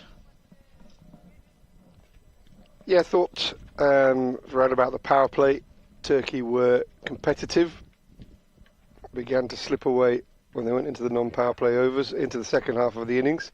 They had an opportunity when they dismissed the opener for 58, Zakaria, to get back into the match, but actually it went very quickly the other way, with Christian Roberts getting off to a really good start. And then Mustafa Omar, who was already set at the time that Roberts came in, just went into fifth gear, started smashing the ball to all parts in the event, reaching a comfortable century. Rahmatullah to start the proceedings from the pavilion end, and he starts off with a good delivery, swinging outside the off stump, and the batsman couldn't manage to get a contact with it. In the end, a dot ball to start.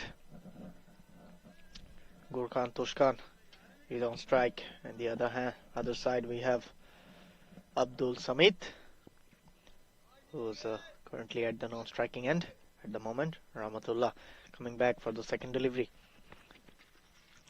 Down the leg side, it's almost got the batsman in a bit of tangle. Just only manage it to nudge it away for a leg bye.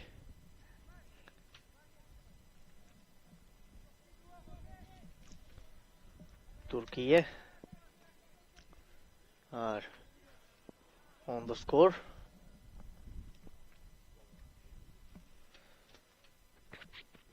Fuller length delivery, swinging outside the off stump, and well left by the batsman Abdul Samit.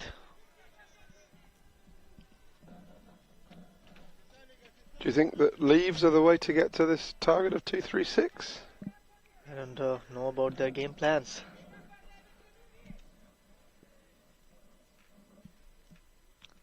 Bowler coming in, and once again beaten. Yeah, it was very tentative footwork from Abdul Samit. Really went nowhere, prodded the bat at it, and rather more in hope than expectation. I think Turkey's mindset would be just to play out the full quota of overs. So far they have did the same thing in all of their matches.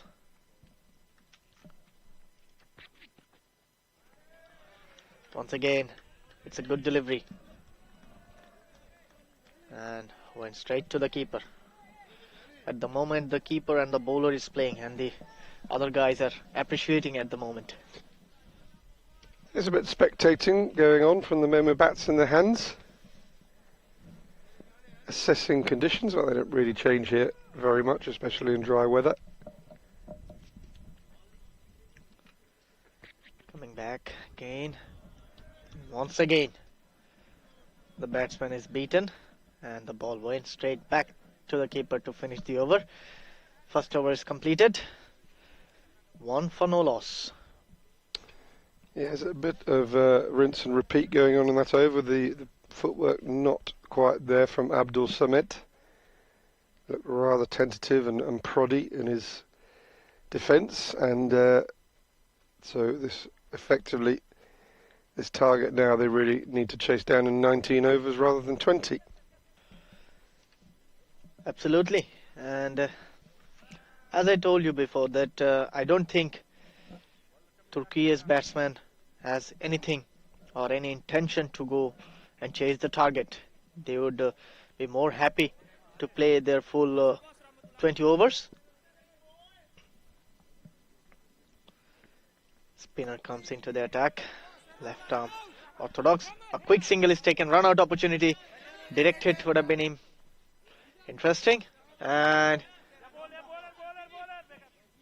that causes an overthrow as well.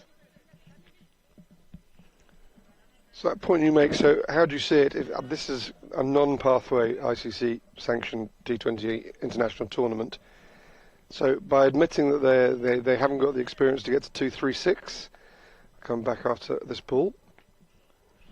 Once again, blighted delivery. The batsman are confused whether to go forward or back, and in the process, the ball hits the stump. He rocked onto the back foot, tried to push it towards mid-wicket, but in the end losing his wicket, and he is walking back to the pavilion. So you've got a bit of time to elaborate on the point you make about making their objective to survive the 20 overs, this not having ramifications of qualification for progression to the World Cup. Do you think they would gain a better experience by having a go at chasing it down, or do you think that experiencing batting for a full 20 overs is part of is a valid development plan? They're still a new team, a very new team, a young team, and I think it's better to play positive than just to play your 20 overs, because at least you get to show your intent, what you want to do. Winning mentality is very important. Down the leg side, it will be a wide, and fumble from the keeper. There was a chance to steal a single, but they decided against it. As I was saying, winning mentality is very important if you want to win or not. It doesn't matter whether the score is or whether your team is capable enough or not. Flighted delivery. Push towards cover. No run. So far so good for France. Rahim Gul Nasiri is coming back for the fourth delivery of this over. Once again, tried to have a go at it, but couldn't make contact with the ball. Once again, a quicker one, and another dot ball. Last ball of the over coming up.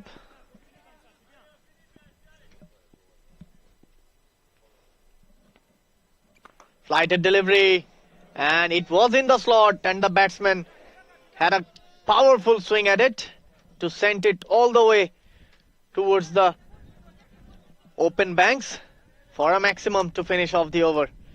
After 2 overs, Turkey are on 10 for the loss of 1 wicket. That is more like it, taking the attacking option. The ball was there, it was fairly full, probably going on to miss leg stump, so it was a virtual free hit, took advantage.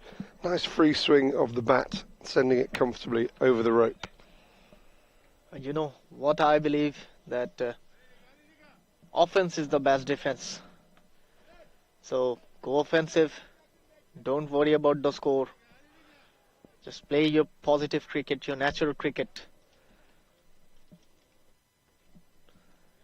New bowler Rahmatullah. And once again, he started off from where he left. Last over was a maiden that he bowled, and once again he started with the dot delivery. Yes, just seeing those figures of 0 for 0 on the screen just temporarily tricked you into thinking it was a new bowler, but of course kept things so quiet in that first over. yet to concede a run after 8 balls. That fielded, now I can't see a shirt number, but I reckon that was fielded by Lingeswaran Kanisane, former captain. Seems to be wearing the 16 shirt, which confirms that. Once again, a loud appeal. No shot was offered, so I don't think they're gonna get anything from it, as our umpire, standing umpire Imran Haider, is signaling. Yeah, it's a good decision because, of course, you can pick up a leg bye for taking evasive action. But I think the striker did no more than flinch there, just let it hit him. He just left the ball, so no shot was offered. Indiana dot delivery. Rahmatullah. Lovely delivery. You can see he's putting the effort behind the ball. And he's trying to bowl fast. Rahmatullah. Yet to concede a run from the 9 deliveries he bowled.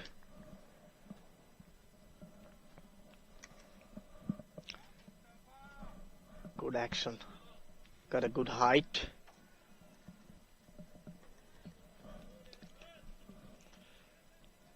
Having some issues with the batsman.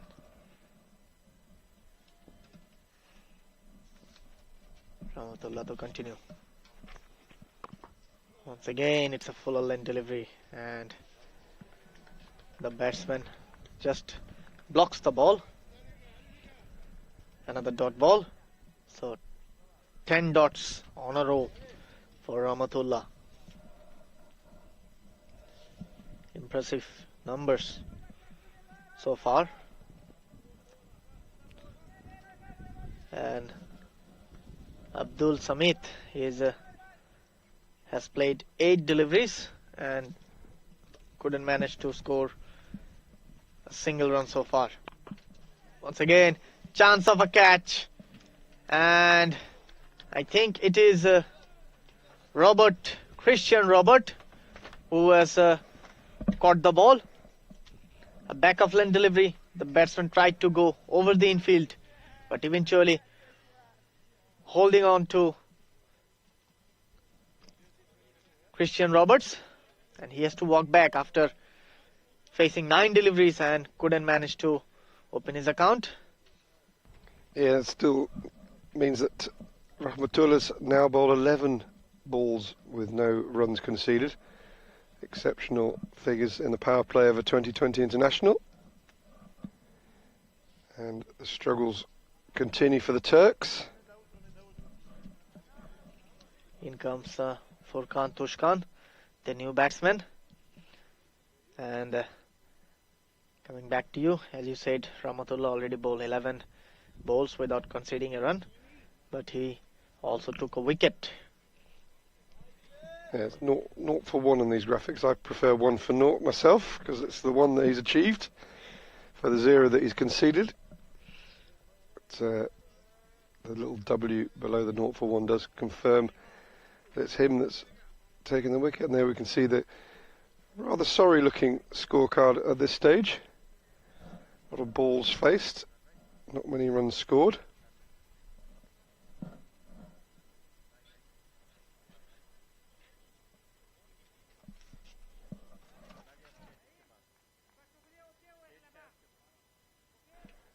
Not sure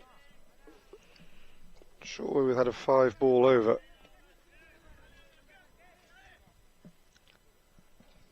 Mustafa to face Rahim Gul Nasiri.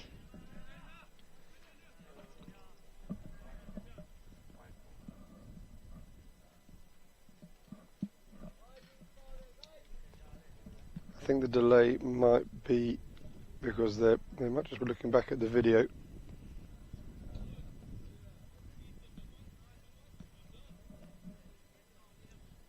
So we could have the situation where everyone goes back to the other end, and we certainly had it down as the wicket coming off the 5th ball.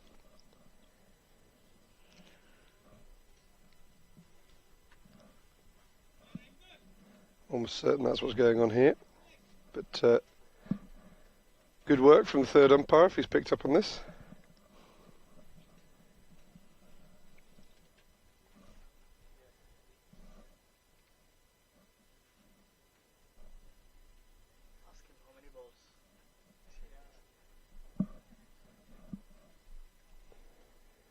Just looking over to our right where the officials' tent is, and we can see 3 heads bent over a TV monitor. I think the message is just going out now.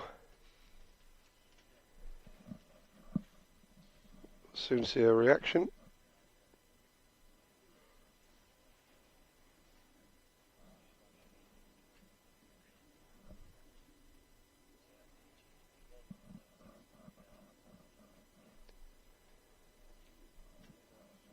And people say cricket is just a lot of standing around in a field. I was always try and counter that argument, but right now I can't. Yeah, it is that kind of day so far. It's more pauses than play. Many years ago, back the great orator Willie Rushton, who was a massive cricket fan, described cricket as organised loafing. Loafing being another way of saying standing around doing nothing, but unfortunately there is a lot of organised loafing going on at the moment, because we had so many pauses in this match so far, and still the players are standing around. It appears that the on-field umpires were correct and the scorers missed a ball, because it would appear they were going to continue the match, which means that Rahmatullah's bowled 2 overs, 2 maidens in the power play of a 2020 international. Exceptional effort from him. Absolutely. And Rahim Gul Naseri to continue. Back of line delivery. Pushed away on the back foot, straight to the fielder. No runs in this delivery. Coming back for the second ball of this over. Once again, pulled away on the back foot. And one bounce over the fence from the bat of Mustafa. Some positive looking strokes being played by him. Lovely batting. Confident looking batting. And they need 222 from their 100 legal deliveries. And that's the intent. Coming back for the third delivery of the match. Struck on the pad. Dot ball in this occasion. But I think we'd like to see some more intent from the Turkey's batter.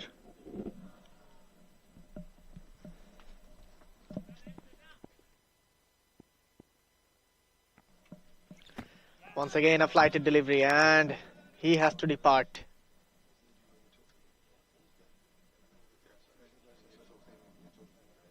Mustafa has to walk back after playing a good cameo. And Rahim Gul picks up his second wicket of this innings.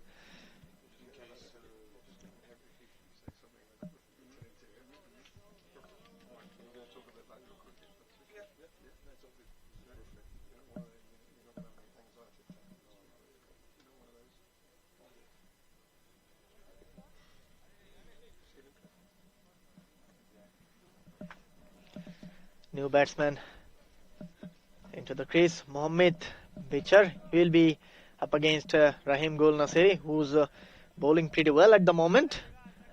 Got struck for a boundary, but eventually made a good comeback by picking up the wicket. Coming back for the fifth delivery of the match.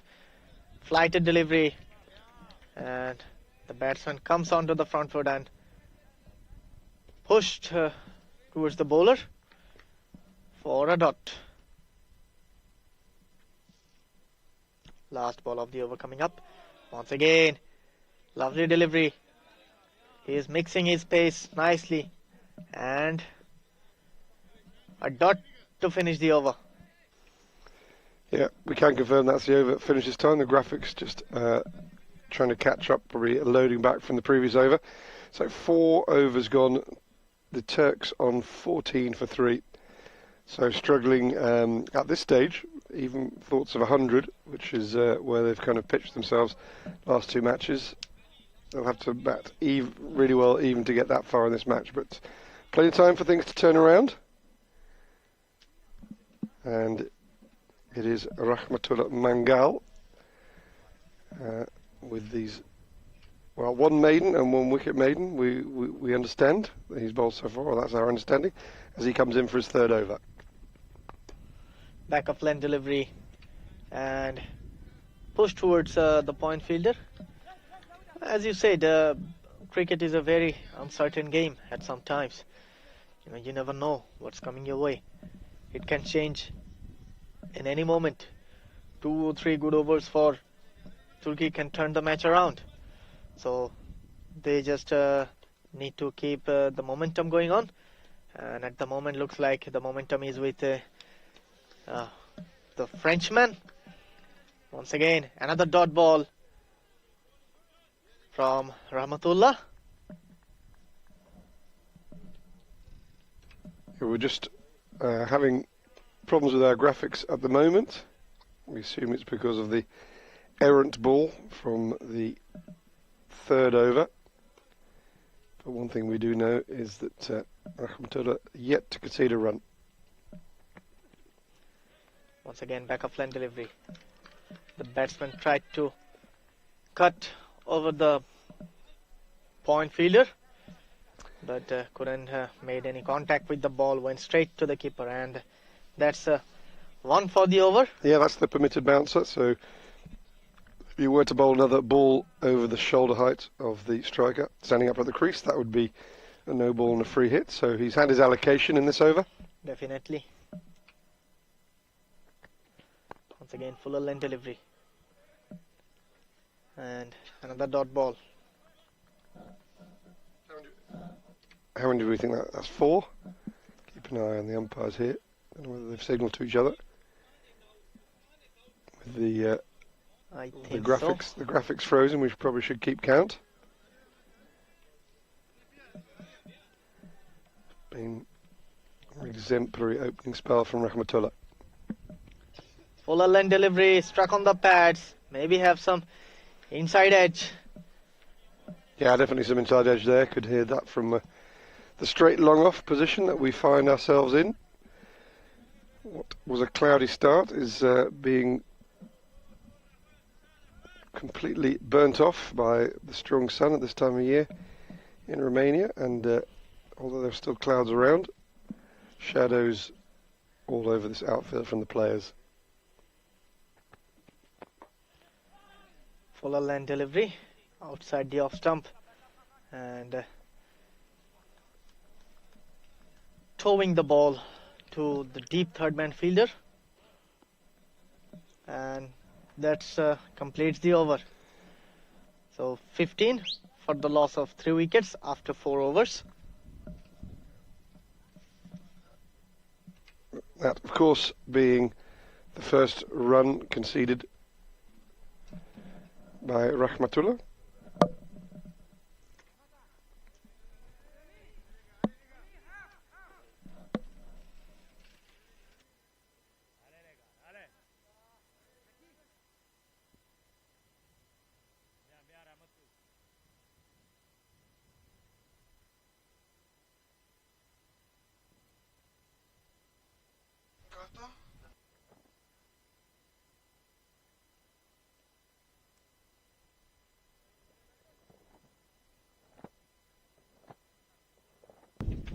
So, with apologies about the graphics being stuck still, we will try and get an accurate score. At the moment, the Turks rather, are not challenging this target of 236. Reminder that we're bringing you coverage of the European Cricket Association European Cup from Moara Vlasiei ground near Bucharest, Romania. My name's Andrew Elliott, bringing you coverage of this match between France and Turkey, and it is a pleasure to welcome into the commentary suite Romanian national Luca Petre. Good morning to you, Luca. Good morning, I Andrew. should say good afternoon. With Yeah. the amount of delays we've had in this match, we've actually crept over into the afternoon. How are you? Well, happy to be here with you. Okay. We've got a little bit of opportunity. We've got a delay here. I'm not quite sure what this one's about, but we've kind of got used to them in this match. Where's your cricket at the moment? Well, it's been a pretty tough year for me so far, being injured pretty much at the beginning of the year, being with exams because I just finished my high school years and didn't have much time for cricket this year. But I'll be back strong for the next year for sure. I love that accent with the "I'll be back." That is so twofold. The injury, I believe, is regarding your knee. Is that the main problem? Yeah, on the left knee. It happened 2 weeks before my exam, and now I'm still in the recover time. So, how long do you think you were off playing at the moment? Well, I think I'll come back at the beginning of the August, most likely. That's next week. Yeah. That's right, so it's imminent. Exactly.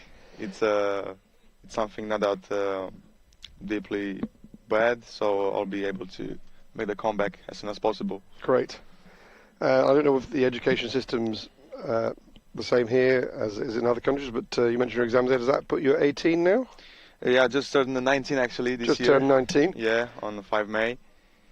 And right now I've been added to the University of Sports in Bucharest. Well, congratulations on that. Thank you a lot. So I've had the pleasure of commentating you a few times on some of your matches over the years. Yeah. In Rome, I seem to remember from 2 years ago. Yeah. And some matches here. So for anybody who hasn't seen Luca play, you're a bustling seam bowler who runs in quite hard, which is probably how you picked up the knee injury in the first place. So yeah. When you come back next week, that'll be at club level, will it? Yeah, we'll have the club level matches to play on actually on 2nd August. Okay. And if all goes well with the recovery, when would be your next opportunity to play for the national side? Well, I reckon with the boys under 19 at the beginning of September of this year, I'll probably be able to play that. And what tournament's that? I think are the sub qualifiers for the under 19 cup made by ICC. Okay, I'm completely mystified as to this delay. Have you got any insight on it?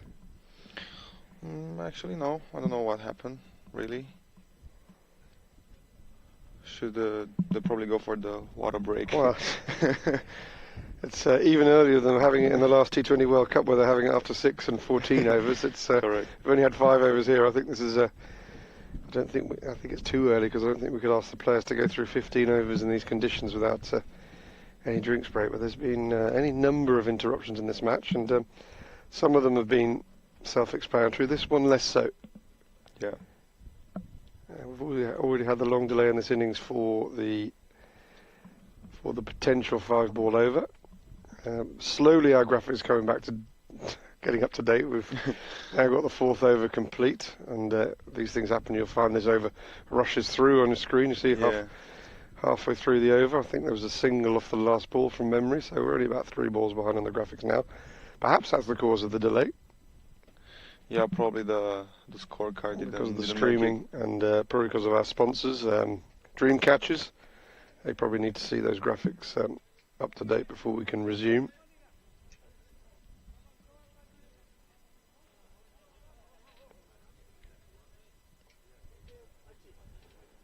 So I think it was a graphics problem. That does happen. Of course, we rely on our sponsors to make these events viable. So we are tied to what they need, and rightly so. but it seems that was down to the graphics. So just a confirmation, Rahmatullah's excellent figures of 1 for 1. He just conceded his first run off the last ball of that previous over, and we're ready to go again with the Turks on 15 for 3 in pursuit of this distant target of 236. And it's Rahimgul Naseri ready to resume the match. 6th over. Starts with a full toss. Actually manages to technically drop that one. I think he only got the fingertips to it, but it must have been quite a lot of fingertips because the ball deviated significantly. And a single was taken. Left arm round the wicket. Circumspect defence. So we were having a discussion just before you came and joined me, Luca,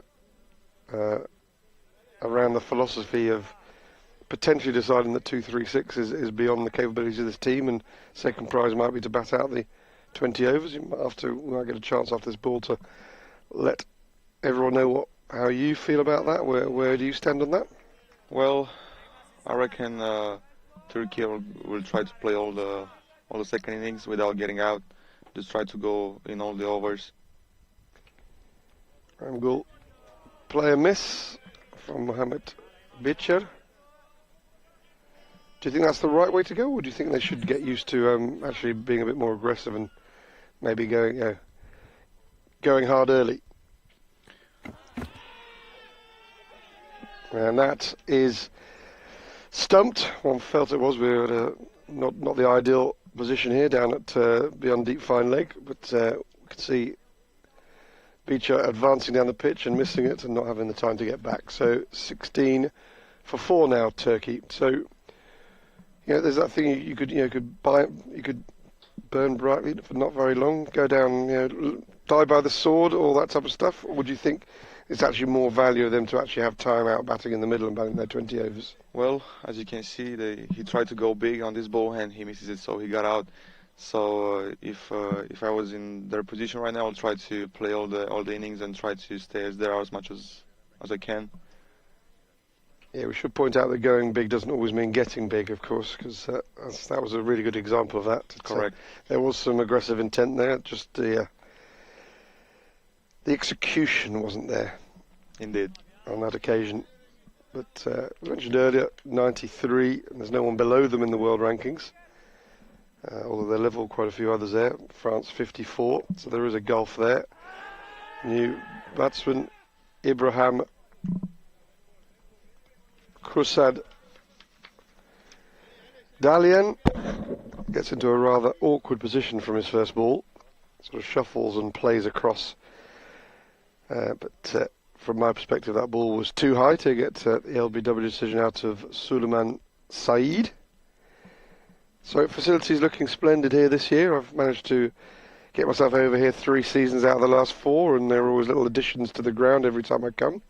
You've got what I referred to, not in a cruel way, is that the bus shelter. Is that a permanent structure that you've got there now? Yeah, it was just made like a few months ago, and like you said, every time you come here, you see new things added to the ground, and as we speak. The federation is trying to add more and more stuff to the ground, so we'll have more things to use on. Out of the power play overs, and Rahmatullah, I think, is going to go for his first boundary. So after bowling 16 dot balls and a wicket, he's now gone for 5 runs off his last 2 balls, but even that scoring rate wouldn't be enough for the Turks, I don't think, by crude use of maths. 15 runs per over for 210, it wouldn't quite be enough for them. So, Rahmatullah hoping not to have his figures severely dented. Unusual in a T20 international to see a seam bowler go straight through and bowl overs 1 to 7 and bowl out, but that I suppose is an indication of how much on top France are.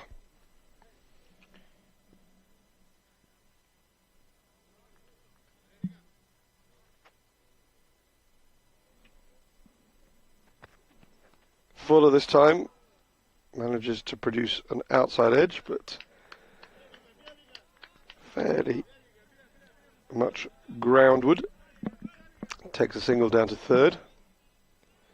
I would think if I was in Rahmatullah's position now, I would think that my bowling figures would look a lot better if the runs conceded were in single figures. That's what would be in my head if I was running into all these last three. If I can keep them down to 3 off 3, I'm going to have single figures for my 4 overs, which is a splendid effort. Correct. That is short. Thought the batters were going to take a bye. It has been signalled as the one permissible short ball for the over. So he's had his lot in that regard. Of course, what would be even nicer is 3 for 6. But I think figures of 1 for 9 in a T20 International for a full spell of 4 would really stand out. Yeah, for sure. 2 balls to go in his spell. And that's a nice full ball that was in the vicinity of the wicket.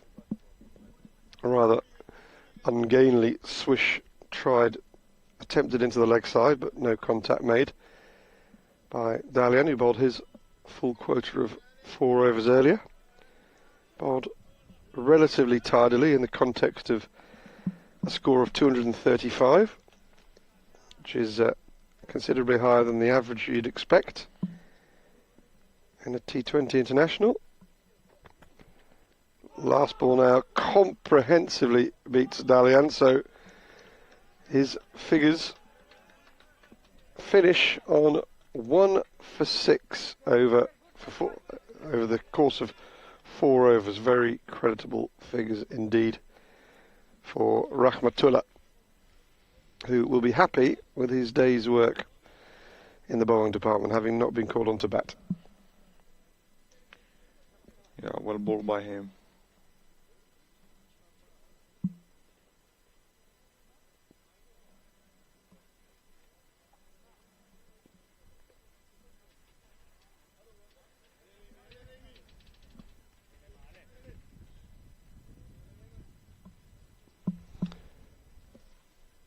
So, again, quite unusual. We're going to get 2 bowlers bowling out by the end of the 8th over.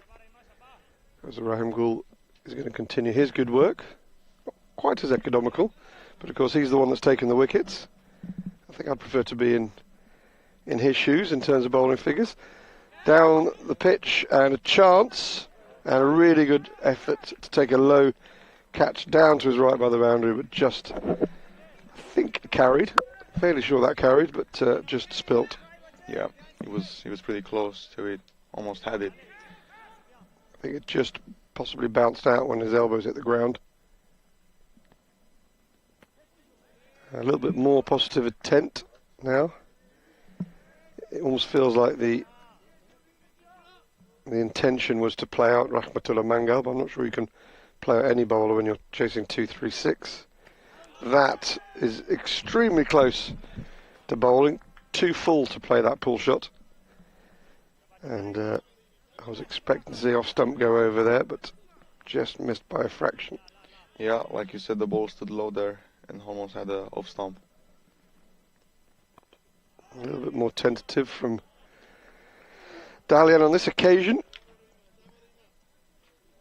And looks like we are going to get through another economical over here on the France balance sheet. Indeed, just 1 run off that over, and after 8 overs, the Turks are struggling at 22 for 4.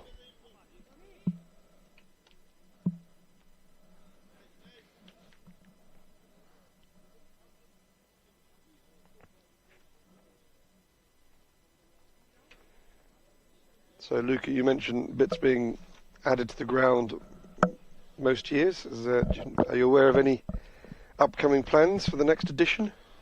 Well, they want to build more nets, I reckon, over there. So we have, so they had to improve the training facility.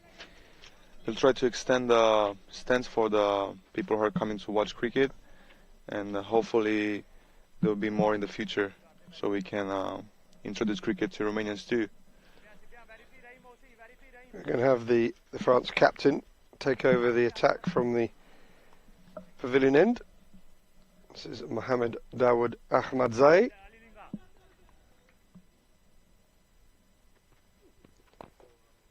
And leg spin.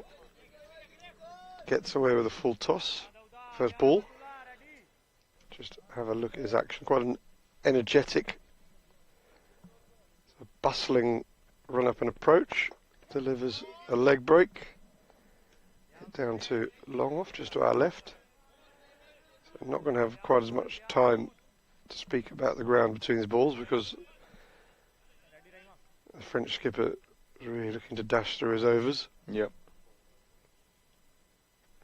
Wants his lunch, and this is rather better struck, nicely struck straight of long on from Dalian, and that's a much needed boundary and a rarity in this innings while that ball's being retrieved. So this is my first day here today, with the majority of this tournament being midweek.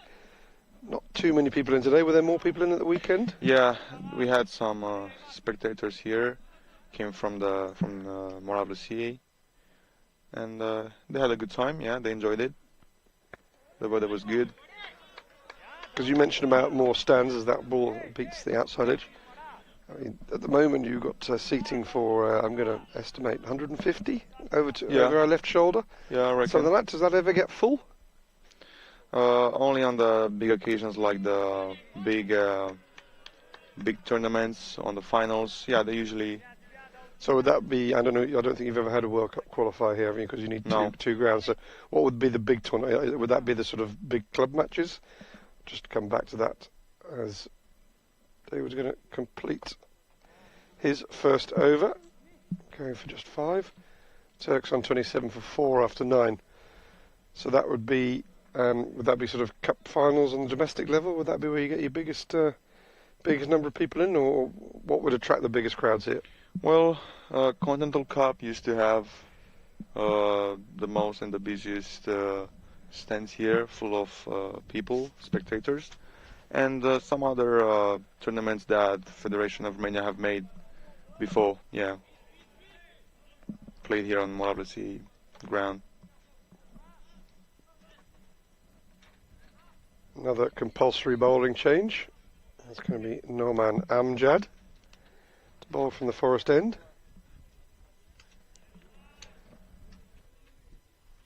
Wearing shirt 23.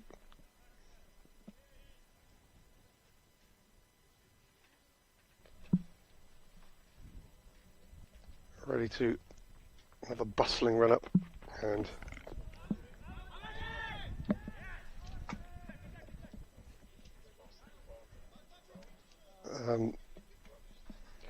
well, quite a lot's happening. I don't know if it's the bails are off. Luca, have you?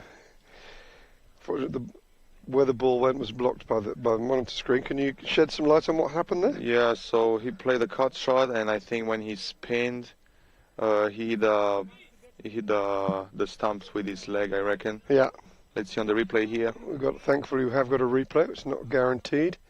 So rocks onto the back foot, hits it in front of square, and it's actually his head. It's actually his head which breaks the wicket. So that's out, hit wicket. That will presumably precipitate the drinks break. As we look at, first of all, I want to check that this missed man, Matkan Donmez, that he's okay. That was actually the first. Is that him that was out? Yeah, it looked like he felt on his knee there. Actually, it's Furkan Tuscan, I think, who's managed to do himself a mischief. He's been unceremoniously removed from the graphics. Yeah. And I think that's going to be the drinks break. So for now, Luca Petri, thank you for your company. I believe you're going to stick around and spend some time with Asif Mohammed Sazul, our friend. And for now, we will leave you with the news that Turkey, in pursuit of this distant target of 236, are on 27 for 5, 1 ball into the 10th over.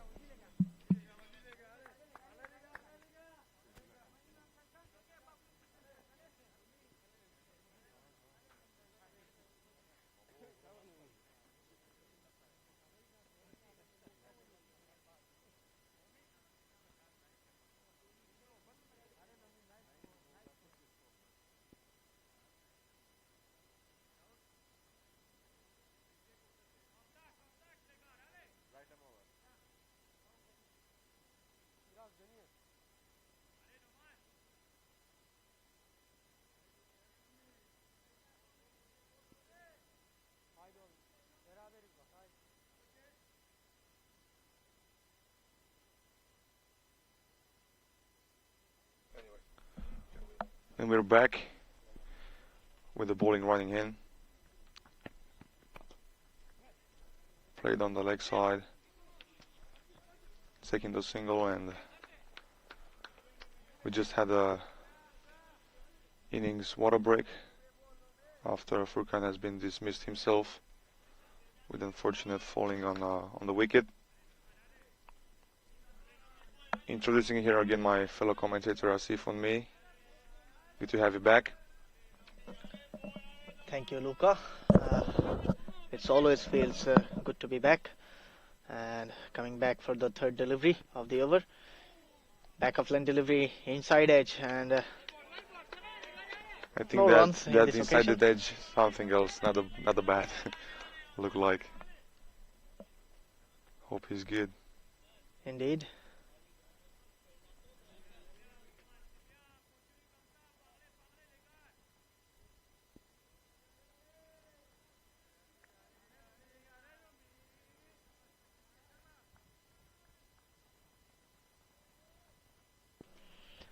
Coming back to the fourth delivery of this over from Numan Amjad. Once again a back of line delivery, pulled away towards square leg. No fielders out there, and very good running between the wicket by both these batsmen, getting 2 runs of that shot from that shot actually. So far it's not looking a very healthy scorecard for Turkey. And Ibrahim already faced 14 deliveries, only manages to score 6 runs of that. And on the other hand, Metkan Donmes, who is on 1 of 1. 5th delivery of the over coming up. And outside edge, getting towards the boundary.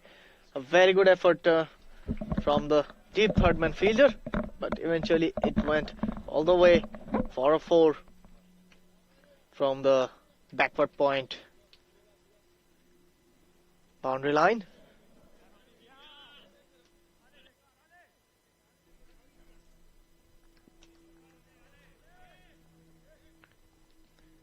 Noman going back to his mark to bowl his last ball of the over.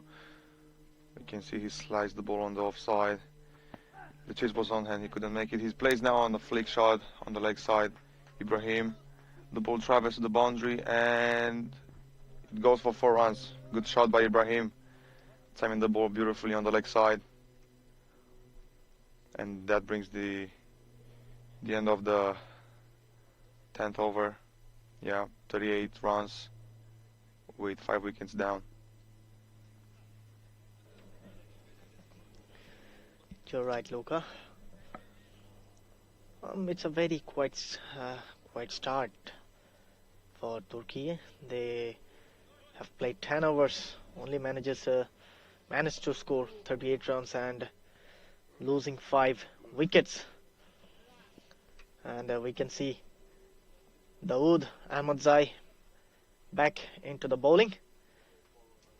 Right arm leg spinner, and once again a bit of turn we can see, and the batsman got beaten from the turn, went straight to the keeper. Another dot ball to start the over.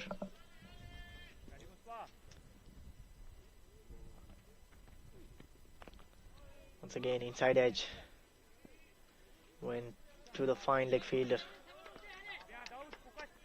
No run again. Another dot ball. They might be looking to play the full quota of 20 overs.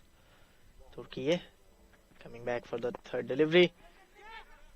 Flicked up in the air, and what an effort from the fielder. What an effort. We might see in the replay. He was airborne for some time and would have been the catch of the tournament so far. As you can see, it was a low full toss onto the legs, and what an effort. Back live again. It was down the leg side, and the batsman flicked it for a boundary. A very welcome and a very lucky boundary for Turkey. As you can see in the replay, it was a poor delivery.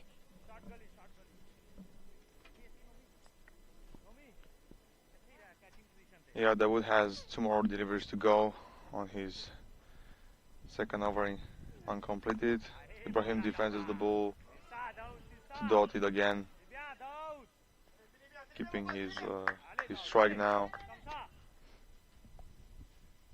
Yeah, like you said, they have a pretty easy start on the game. He plays it now on the leg side, taking the single, and Dawood completes the over with 6 runs conceded. And that's the end of the over for you. 11 overs have been completed, and Turkey are on 44 after losing 5 wickets. It's like a very impossible task, or a very tough ask for the Turkey batsmen to chase this total down. The required run rate is over 21 per over. Dawood, and Dawood finished the last over, and now we have got Noman Amjad to be bowling his second over of this match, outside off stump, and it will be given as a wide, and extra run added to the scoreboard for Turkey. Ibrahim Khurshad is on strike. He is batting on 19 of 19.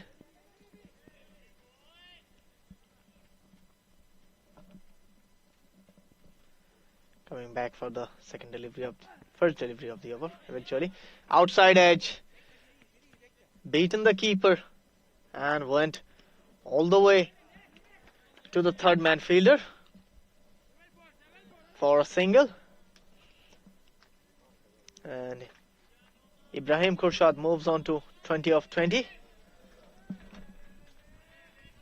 Yeah, that was a good chance for the wicketkeeper to take another wicket, but he just misses it shortly, couldn't reach for the ball, going on his right there.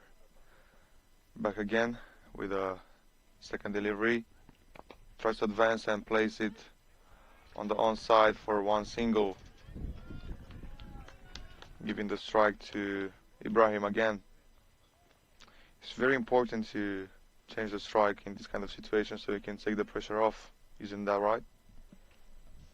Definitely. Yeah, you need to keep rotating the strike, but I don't think it's gonna cost France, because it seems like they need boundaries at the moment if they want to win this match. Coming back to the third delivery, and it's a teasing delivery outside off stump. Batsman tries to guide it towards third man, but missed it completely, got beaten by the pace. So far, Noman Amjad is bowling pretty well at the moment, and Turkish batters are struggling to put contact with the ball. Coming up, the fourth delivery of this over. Fuller length delivery. Sliced away towards the point fielder. Decent effort from the fielder, but couldn't stop the batsman to steal a single from that. Another one added to the tally. Numan Amjad is coming back for the fifth delivery of this over. He's coming in. Tries to go big again. Donme is missing the ball, trying to slice it, but couldn't make the contact with it. A dot ball for his fifth ball of his second over. Last ball of the over coming up for Numan Amjad. Don't mess to face the last delivery, if it's a legal one, outside of stump. He tried to create some room for himself, but eventually couldn't connect the ball, and that's finishes the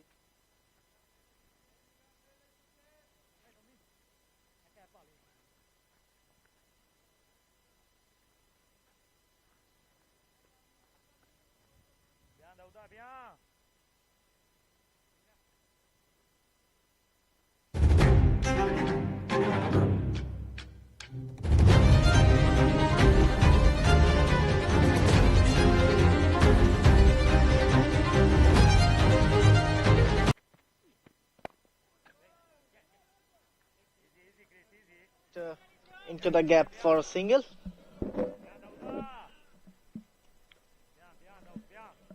As we can see in the ground, the French players are very relaxed at the moment. Flighted delivery once again hits straight to the fielder at short mid wicket. Tries to go leg side, but only manages to find the short mid wicket fielder. Another dot ball. Flighted delivery, rocking to the back foot, missing it completely beaten by the turn. We can see he is getting some purchase of the wicket. Dawood Ahmadzai is coming back for the fourth delivery of this over. Setting on the back foot and edging it towards fine leg for another single.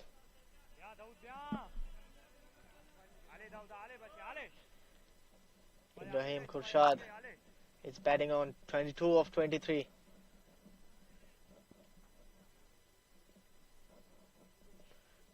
Dawood Ahmadzai to bowl his fifth delivery of this over.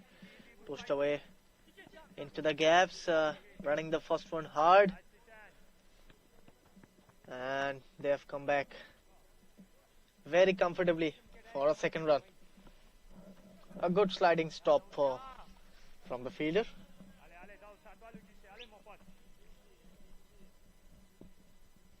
Final delivery of this over.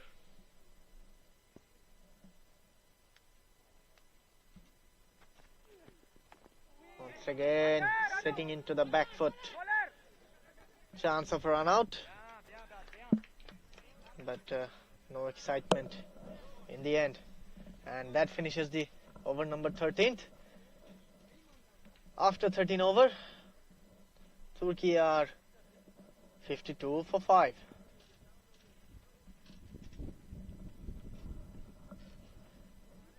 What do you think, Luca? How long can they survive, and what would be their game plan at the moment? Well, it's just the 13th over so far. They still have 5 wickets to go, and I reckon they'll try to play smart now and try to pick all the gaps and try to punish the bad balls for the boundary. This is what they should do now, in my opinion. Noman to continue his third over, the pace attack. he's coming in and bowls a good ball on a good length, on a short of the back length. Ball bounces over the Donmez bat and goes for a dot ball. He tried to go big again, but he misses. Absolutely, it was a pace on delivery, and the batsman tried to go over mid-wicket, but eventually he couldn't manage to put any decent enough contact. Coming back to the second delivery of this over once again, and the bowler will be notified that he cannot bowl any more bouncer in this over.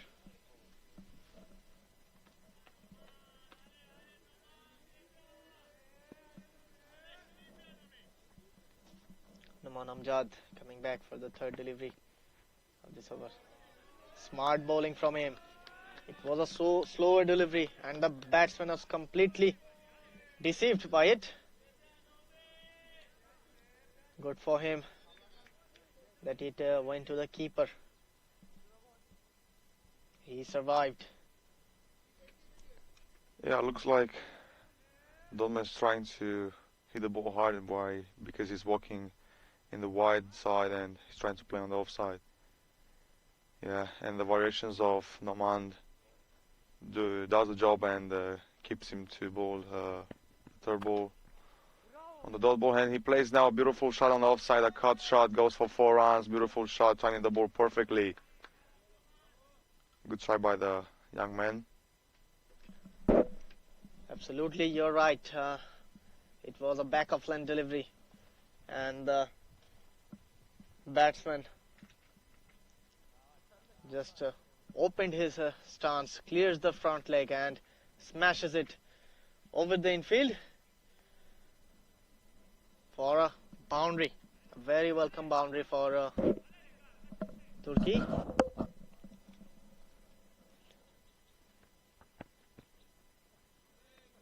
Another back of line delivery. The batsman advances down the wicket, but in the end he has to duck the ball, and another dot ball.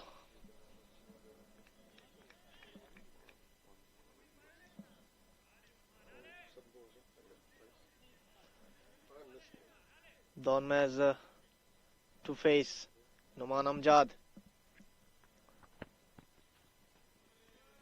And that completes the over. 14 overs have been completed. After 14, Turkey are on 56 for 5. And the required run rate has gone as exactly 30 runs per over from now. They need 180 runs from 6 overs. So now it seems like it's a France game, and they are the most favorite to win this match at this point. New bowler is being introduced from the pavilion end, Khan Usman.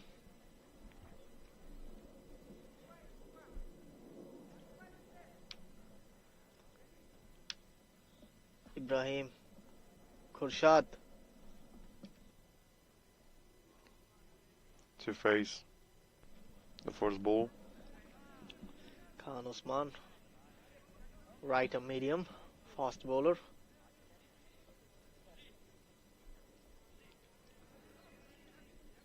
At this point of the game, it looks like Turkey doesn't have any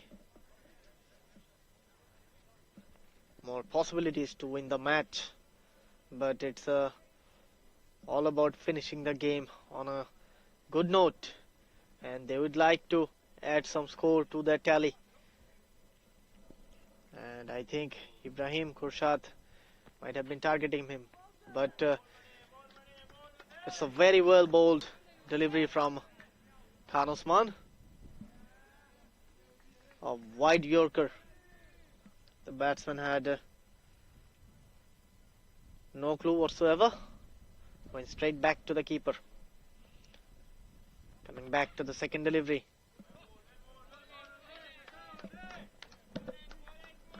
A beautiful back of the handball by Can Usman. Ball by him to bring his second dot ball in a row. You can see that France is having lots of fielders on the offside, trying to make Ibrahim play some big shots. He flicks the ball on the leg side. The ball will run for 4 lines, I guess. Yeah, it will still run. The chase is on, and actually no, the fielder stopping the ball with some football skills there and keeps the ball inside the field. Only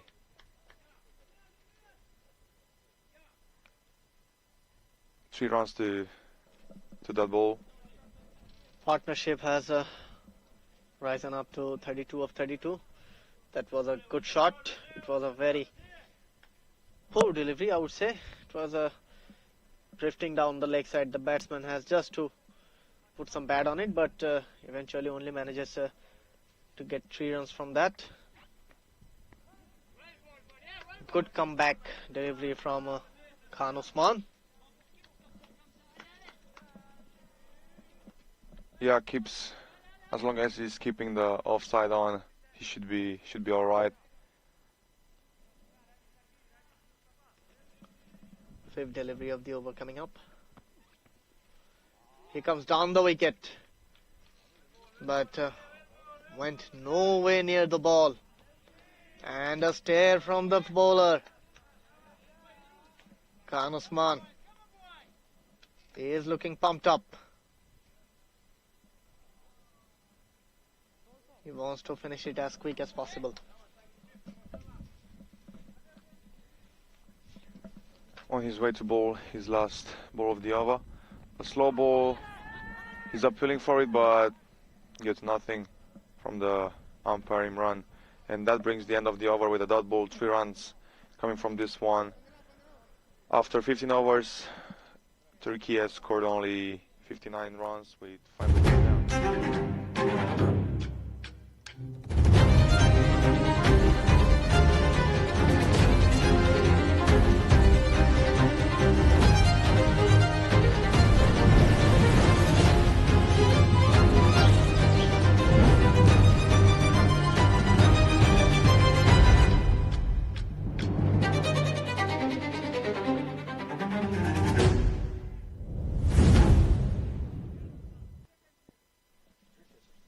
And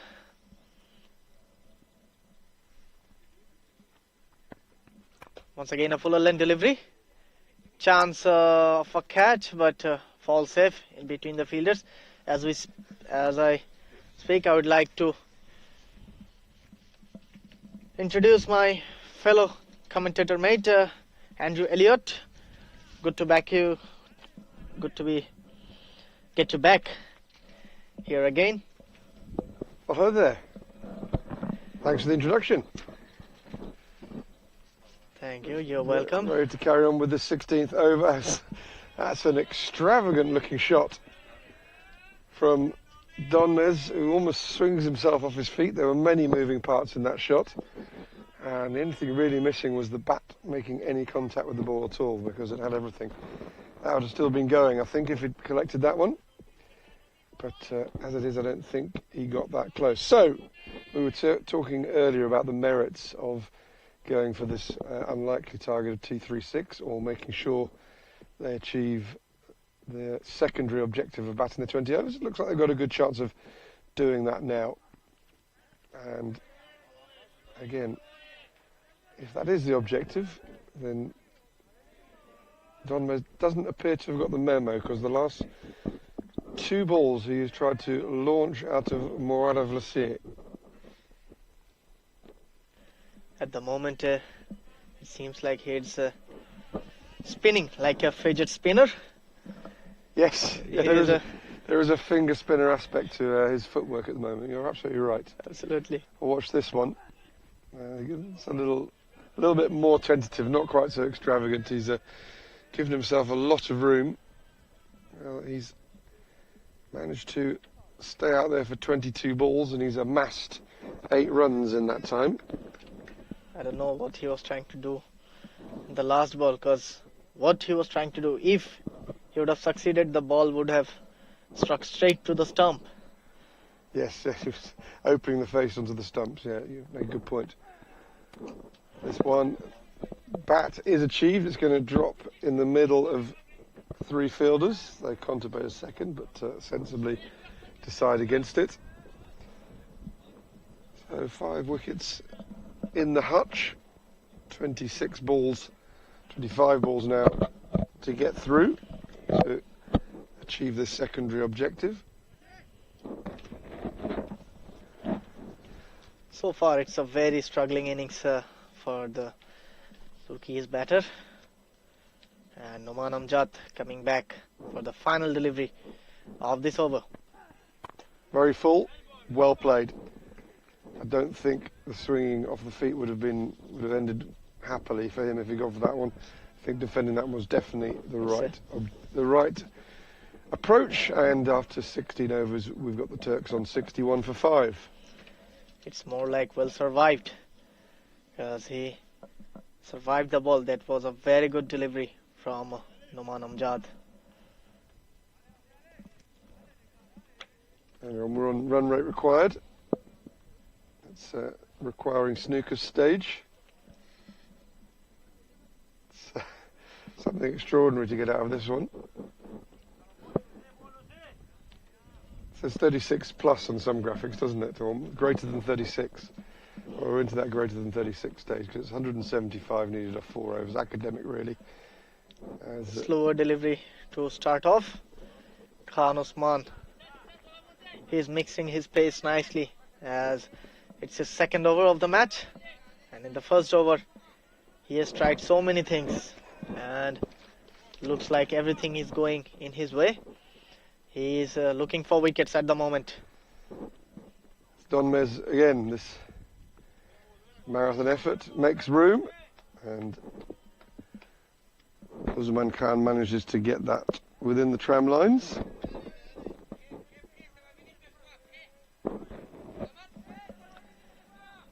Back for the third delivery of this over.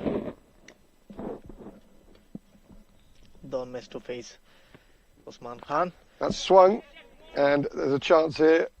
Fielder shielding his eyes from the sun with one ball. It's a modern technique which you see quite a lot now. Well done, because objective achieved. Catch swallowed, and that's the 6th one down for the Turks. So Don Mez surviving knock comes to an end, and it's a very Aussie kind of technique, shielding your eyes from the sun. Well, you couldn't call it an English technique because we don't have enough sun to develop that. Absolutely. As we can see in the replay, he was trying to go over. He's actually even showing his teammates what it was he did. He's literally shadowing what he did before, just showing the technique he used to stop himself being blinded. Well, knowledge is spreaded when you share. So it's a good technique against the sun. Khan Osman against Mehtkant Filiz, the new batsman. Low full toss onto the stump, driven back to the bowler.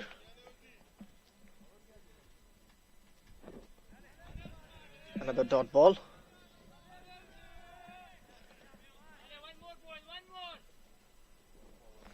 So ready for this 5th Liga ball, and it is a skyer. It's going to struggle to get anyone there. It's managed to unerringly find a huge gap, even though there was plenty of time for someone to get there. It was clinically placed where no fielder could get there in time, and another sky is out of reach. And we now have 1 Liga ball remaining in this 17th over. We're going to see history repeating itself. I think they probably need to put a fielder right there, because I think that's the 3rd time the ball has landed just before the advertising carpet. But the bad thing is you cannot put a fielder over there, because it's just in front of the side screen. You got to show me where it says in the laws you can't have anyone there. That's a convention. If the fielder stands still, they're actually allowed there. Do you know who's promoted that imaginary law? No. Batters.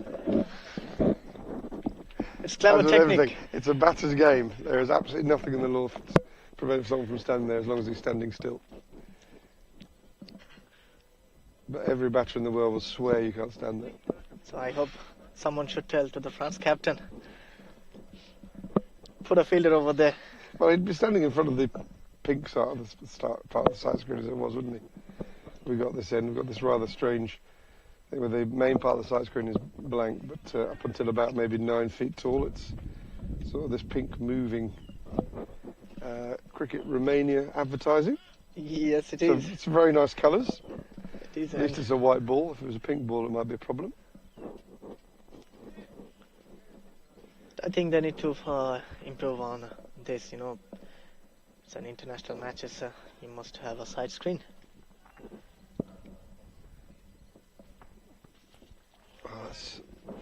First ball from Kamran Ahmadzai. First ball of this match, in fact. Really hurries Ibrahim. Yes, indeed. It was a backup length delivery and hit him on the ouch part of the body. He was. Yeah, looks like he's grimacing a little. He looks uncomfortable at the moment. Slightly, well, not really slightly, very sort of meandering approach from Kamran. He's almost looks like he's not quite sure where the landmines are as he's running in. Have another look at this run-up. It's I've seen run-ups like this before. There's not too many straight lines involved. Take a look at this.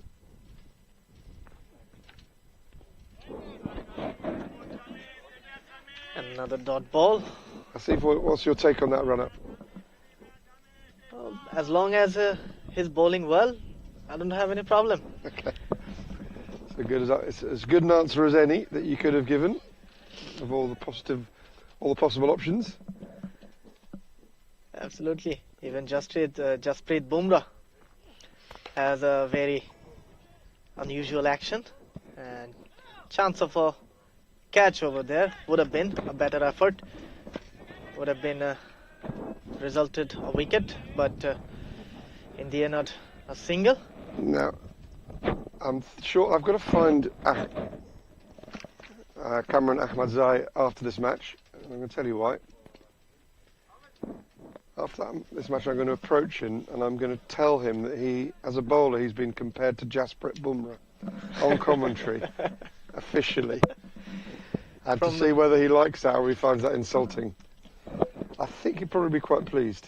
Absolutely, because he's one of the living legends of the modern cricket day game. He does get it down. I'm not sure the direction's all that consistent, perhaps because of that rather meandering run-up. But there's a lot of shoulder action in that delivery. Gets through his over. After 18, it's 67 for 6. As this match begins to go through the motions, France will certainly achieve their objective of winning it. It looks almost certain that the Turks will achieve their secondary objective of batting their overs, given that they've got 12 balls left and 4 wickets in hand. Of course, that's not absolutely guaranteed with cricket, but they've got a long way to achieving that. And the variety of Usman Khan is going to come back to us now. 1 for 5 of his 2 overs so far. Absolutely, Khan Usman is also a kind of bowler. He mixes pace quite nicely, coming with the first delivery of the over, and that was a slow one, and it completely did. Mert Khan Phillies, who we haven't actually mentioned yet. Apologies for any inaccuracies in that pronunciation. I'm not up with the phonemic structure of Turkish,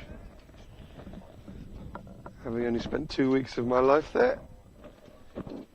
So it's Usman Khan, who this time bowls a wide full toss, which is creamed away with not too much concern by Phillies, and he picks up his first boundary in this innings. Good batting from Matkan Phillies. It was a hit me delivery and he has powerfully struck the ball between the fielders of cover and point. Coming back to the next delivery, and once again a slower delivery and beats the batsman. Bukovina water is in prospect, I believe, for us after this match in the break we have. To let you know, the next match is coming up at 2:30 local time, so currently around about an hour and a quarter away. So despite this match going well over the 3-hour mark, we have still got a little bit of time to replenish stocks on the liquid and food front.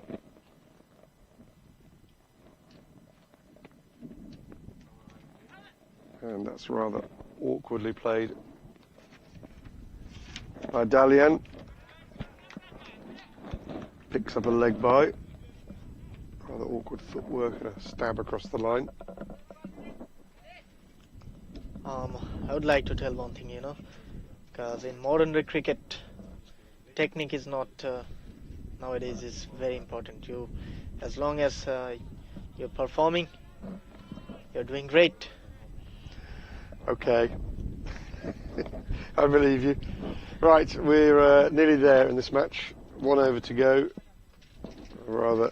But I think for the Turkey's batter, they need to look forward for some techniques, because so far we have seen all of their batters maybe some lacking in their batting techniques. Well, let's mention Ibrahim Dalian here, because he has got himself to 32 off 36 balls, so not that far short. Strike rate of 89. So he's done rather well, shown maybe a lead to his teammates. And meanwhile, the skipper's going to have a change of ends. He's going to come in and bowl his last over, which is also the last over of the innings from the Forest End, with his leg breaks. Ready to come in now to Dalian, who picks up a ball and manages to beat the sweeper on the leg side. Picked it up well, just short of a length, struck it cleanly, and it raced away for a boundary. Lovely shot from Ibrahim. It was like a half pull, half sweep, but eventually got the result. Another clean strike, rather more airborne this time. Mid-wicket comes round and drops it. Looked to have got himself in a really good position, but it was hardly in his hands for a femtosecond. Must have hit the hard part of the hands because it bounced straight out. Yeah, slightly seemed to. The technique looked good, but I think he probably just got it a bit low on the hand by the way it bounced away. So opportunity missed. 2 taken, so it means another opportunity, and this time it's going to go away for 6. So this is a great last-minute effort for Ibrahim. We saw an unlikely 100 earlier in the match from Omar Mustafa, and just a hint of the opportunity of a 50 here from out of the blue for Ibrahim Dalian. We'll have another opportunity at this. Loud appeal. As it signalled a wide, as I suspected. So a stumping attempted off a wide. Umpire Suleiman Saeed seemed, I'm not sure in the end that was wide of the guidelines. Absolutely, it was a loud appeal from the keeper, but Imran Haider. Striker definitely brought that ball within reach. Anyway, by the by. In the European Cricket Network, that's a wide anyway, irrespective of the striker's movement. See that movement there. It's giving himself a larger area for the bowler to bowl at.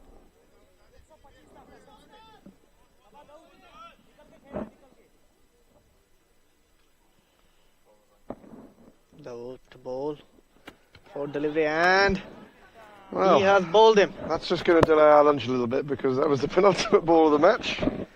And he had a swing and unfortunately made no contact. So end of a good innings. Well played. As we can see in the replay, he shuffles across and tried to go inside the line, but eventually maybe some inside edge, and he has to walk back after a very fighting knock of 44. It's the captain who comes out to face the last ball of the match.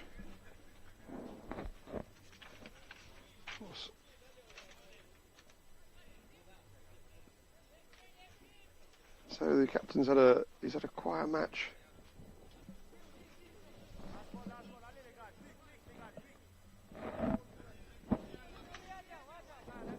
He's had a quiet match and he's making virtually his only direct contribution now with this last ball of it.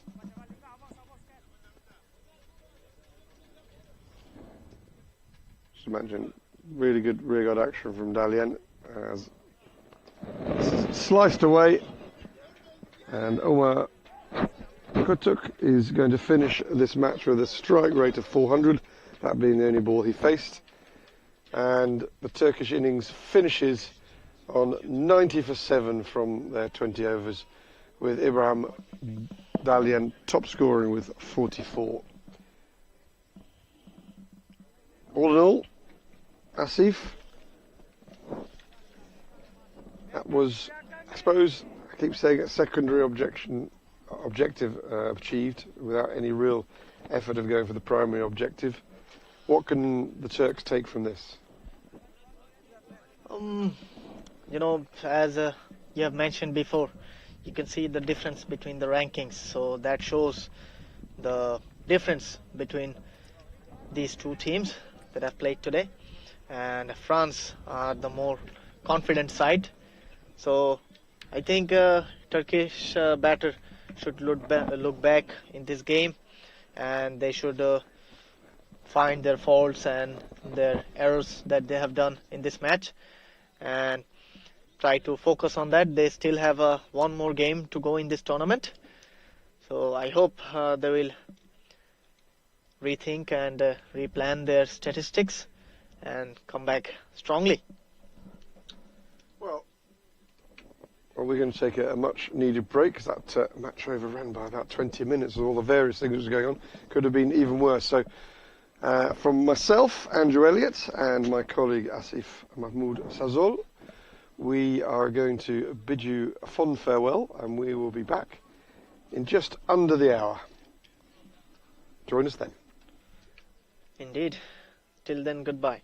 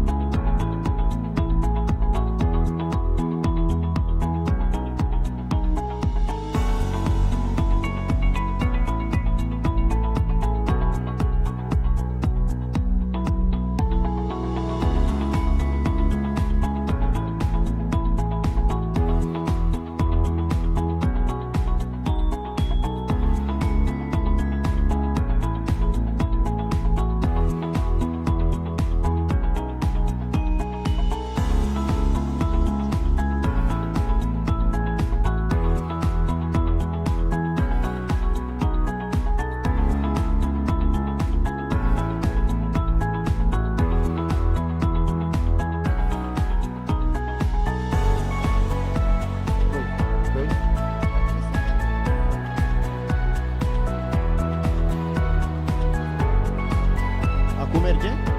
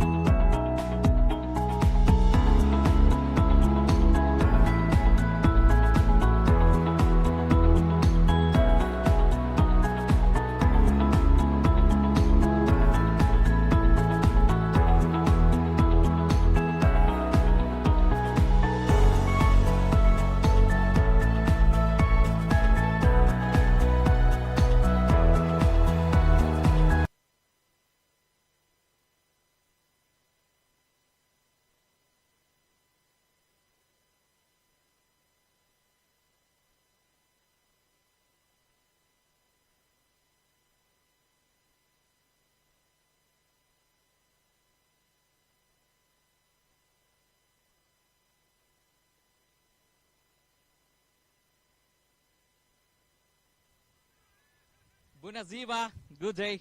We have the 6th match of European Cup, Men's European Cup from European Cricket Association. We have our wonderful captains from Romania and also from Israel. From Romania, Mr. Vlasiei, and from Israel, Mr. Gabriel. So Israel is the home team and Romania is away. Please exchange the team sheet from our colleagues Solomon Empire. Please have a look and return back to the Empire.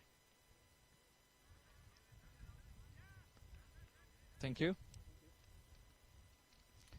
Give the toss to the Israel. Israel is going to toss and Romania is going to call. Heads is the call from Romania and it's heads. So what you have decided? We'll bowl first. Congratulations first of all that back to back you lost the tosses but you won the matches and so what made you the decision to bat first? We are bowling first. So we have a different team today, so we want to give chance to all the players and let's see how much we can restrict them and then we just go and chase it down. Any specific game plan to bowl first against Israel as you are hitting for the first time? Yeah, so we don't know how they play and how they bat, so we wanted to see how will they bat and then we have a target in mind and we'll plan accordingly. Cheers and good luck. So, Mr. Gabriel, so they won the toss and they're going to bowl first, so what's your game plan? No, that's good for us. We did want to actually bat first, so we're happy it's nice in the sun to come and have a bat. We're very happy to be here and we're looking forward. It's like a win-to-win situation, so good luck. So, Romania won the toss and they are going to bowl first. So, thank you so much and all to come to backs.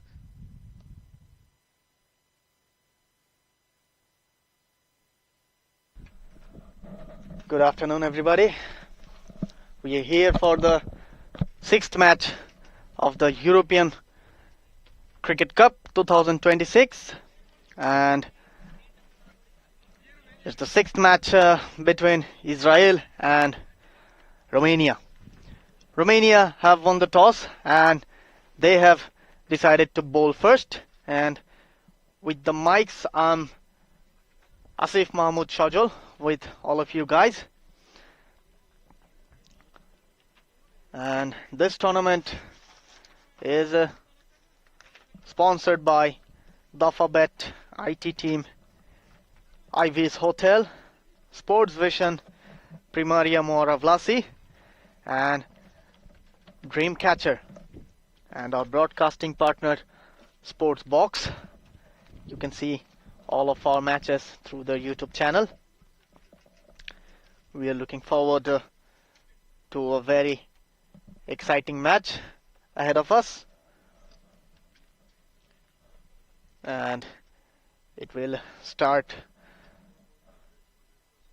very shortly, and till then, see you guys.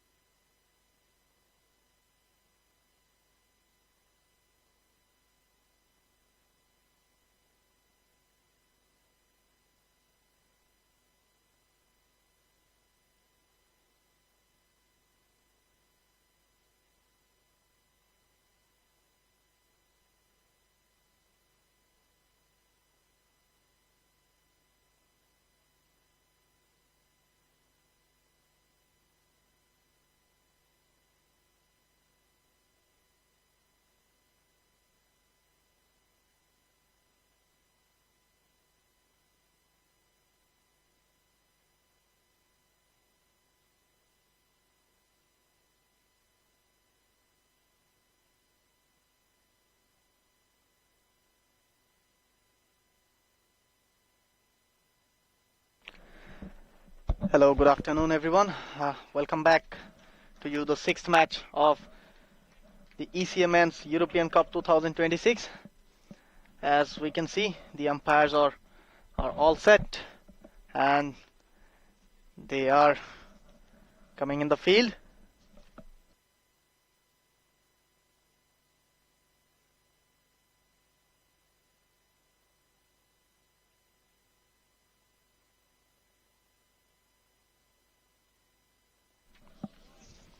And we have got two our umpires coming in the field, and we have Haider Ali close to the stumps, and Andrew Elliott, our visitor umpire from Surrey, England. And with the mics, I am Asif Mahmood Shajol. I will be with you guys till the end of the match, as I have the player list of both the teams. For Romania, it's a complete different side compared to the last match they have played. So many changes in their team. In comes Ijaz, Pratham, and we have Rohit, Satvik, Shahab, Taimur, Taranjit, Umair Ahmed, Vasu, the captain, Avishka, and Kihan Sanjeeva. And we have the player list of Israel, Gabriel Jeev, Gideon, Jesse, Aidan Yosef, Jitesh, Joshua, Liron, Neve, Roshan, Benjamin, and Ellen. That's the playing 11 for both the teams, and looks like Gihan is all set to start from the pavilion end. And we have he's up against Benjamin, Lazarus, and Gavi Skachat. This match is sponsored by Dafabet, IT Team, Ivy's Hotel, Sports Vision, Primaria Moara Vlasiei, Dreamcatcher, and our broadcasting partner Sports Box. And we are all set to start the match.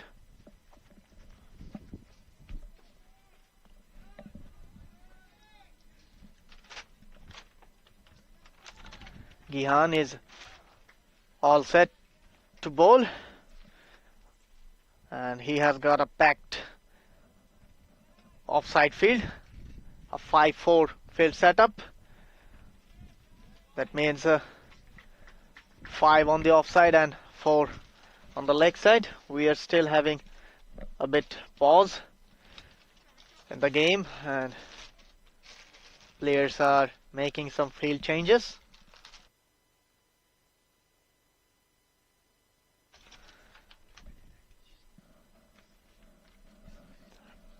For Gihan, we have mid-off, extra cover, point, and a short third man. And on the leg side, we have short fine leg, short square leg, deep mid-wicket, and long on patrolling the boundary. So we are on to the first power play, mandatory power play of the game. And 2 fielders are only allowed to field outside the inner circle. Coming on, the first delivery of the match, punched up the back foot, straight to the fielder. A dot to start. Our standing on-field umpires. Our standing umpire is Imran Haider. Second ball of the over, pulled away into the leg side to the deep mid-wicket boundary for another single. And another umpire is Andrew Elliott, our visitor umpire from Surrey, England, and Gavi to face the first ball of his innings, and Gihan is waiting to bowl the third delivery of this over. A good delivery.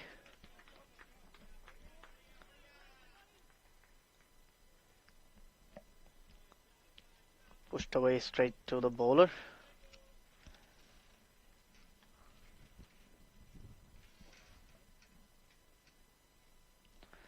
Once again, bowling into the wicket. Lovely bowling from Gihan. One run so far considered in this over from Gihan. Bowling from the pavilion end.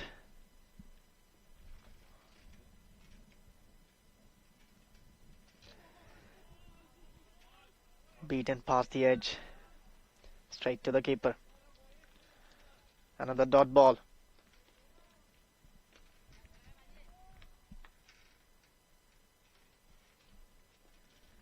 Coming up the last delivery. Dead ball called or signaled by Imran Haider. Fuller length delivery and left by the batsman at the end of the first over. 1 for none.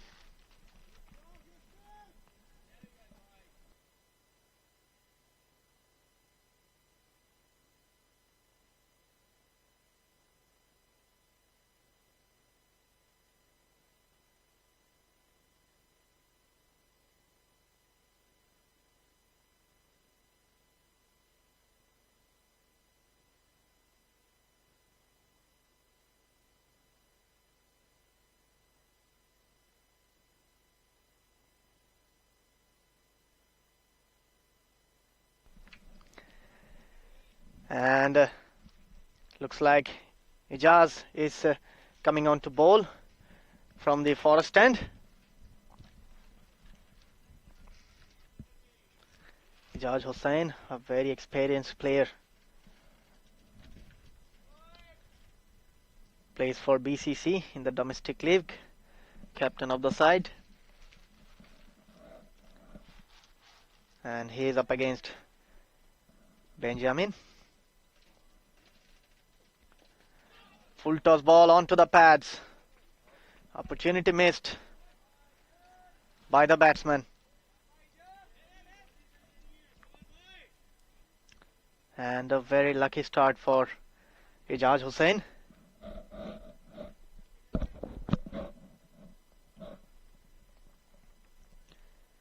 Second delivery coming up. Beaten past the edge. A fuller length delivery. One straight to the keeper. Dot ball again.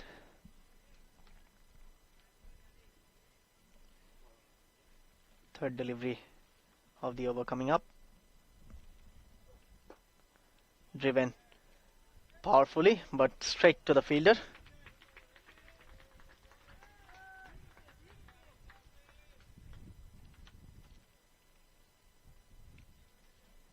Another dot.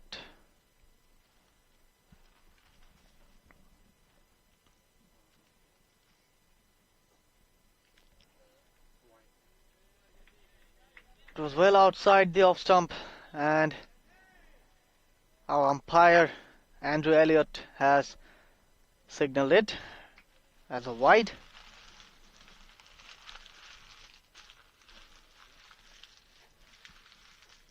Once again, a low full toss delivery, driven straight to the fielder. Chance of a run out, direct hit, and the umpires looks like he's not interested. So a very risky single taken by the batsman. Ijaz Hussain coming to bowl his fifth delivery of this over.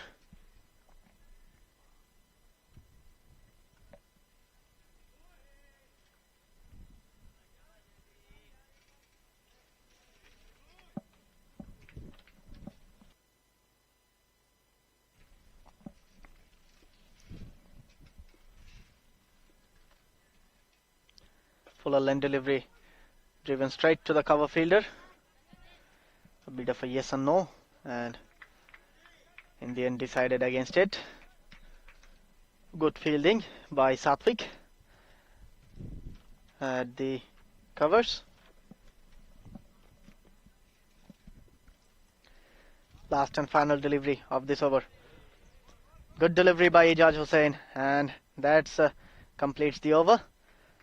After second over, Israel is on 3 for none. And I have been joined by Mr. Luca Petre. Hello guys, good to have you back. So Luca, what's your thoughts about this match? Well, Israel looks like he's taking a slow start, trying to get in the game. And they're taking the time, trying to see how the outfield is, see how the pitch is going, because this is their first game so far in this tournament. Trying to get along with the weather here and all the things that are in the field so far. Gihan to continue his second over. The previous one obtaining only one run out of his over. Bowling very well so far. Benjamin on strike. He is coming in to bowl his first ball. On the pads. Dot ball to start the second one. Drifting onto the pads and tried to go over mid-wicket, but eventually missed it all around. Second delivery coming up, and it has been punched towards the fielder for a dot. Yeah, well done by Pratham. His first game today.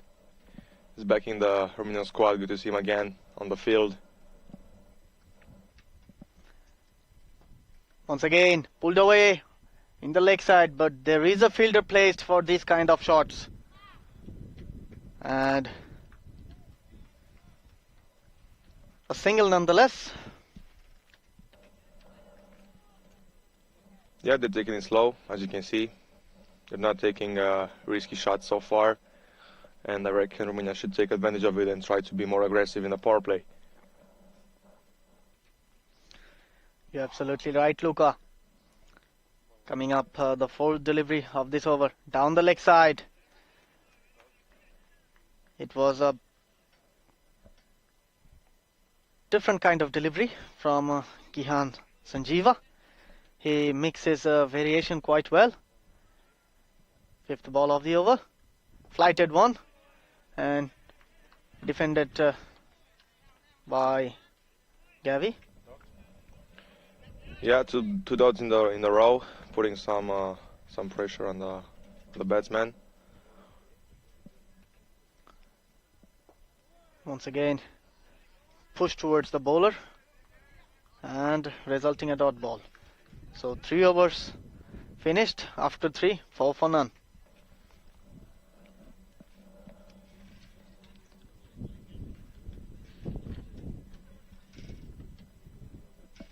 So far, it's a good start for Romania. And looks like Ijaz is going to continue. His second over. He's coming back again from the forest end. Trying to keep the same slow run rate. And trying to make Israel play some big shots now, like he does so, and he plays on offside with a beautiful drive shot going for 4 runs. Good timing by the batsman Benjamin. Well played by him. Poor bowling from Hijaz. It was well outside the off stump. And well shooted by the batsman through the cover. Went all the way for a boundary. Yeah, that was not the best delivery from Ijaz Hussain so far. He'll try to look for the dot ball again, probably using his very good variations of slow ball, which is known for. Once again, driven straight to the fielder. But this time it will be a single. Ijaz, after that boundary, he placed that fielder outside the circle.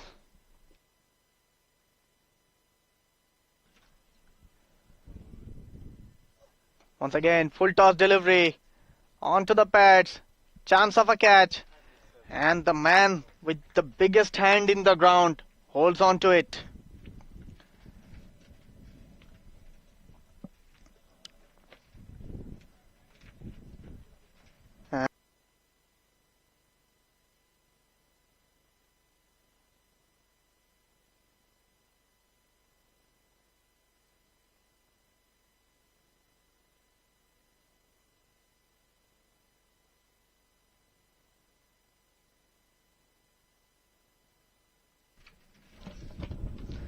Yes, indeed, Luca, you're absolutely right.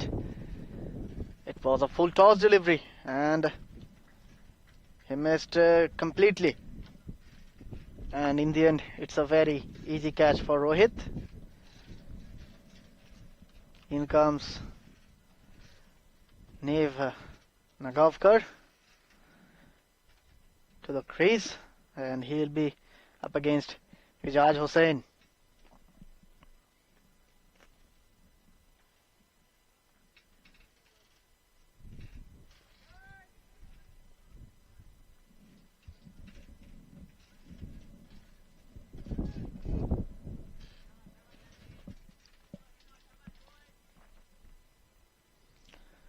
Neef to face Ijaz. 3 more deliveries left in this over. Coming from the forest end. Driven straight back past the bowler. And a misfield, resulting a single. Yeah, good fielded by Taran, trying to stop the ball, and he does so. Taking only a single. He just the ball, his 5th ball of the over. He goes for the slow ball, and there is a chance, but he misses it, and the ball goes straight for good shot by Benjamin, waiting for the ball to come to his bat and attacking it, easily going for 4 runs. Good shot. Poor bowling, as you said, a low full toss into the stumps.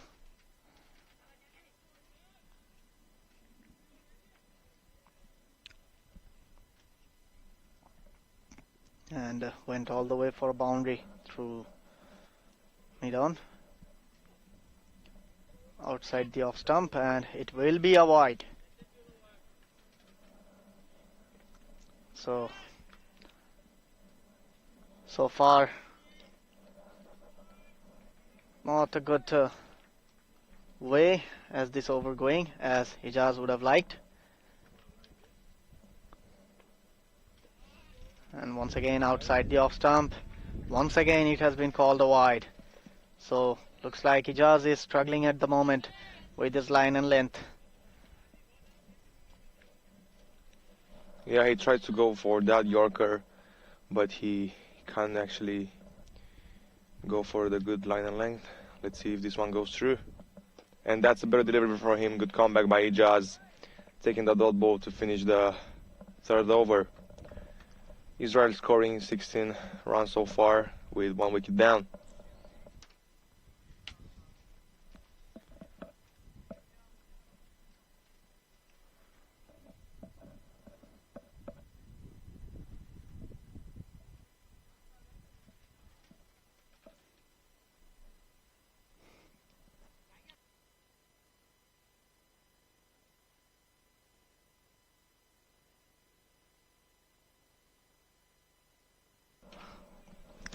Gihan to continue from the pavilion end.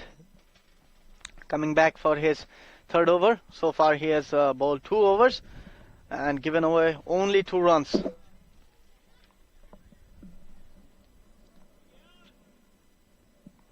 Yeah, 2 good overs by Gihan so far, only conceding two runs so far in his 12 balls bowled so far.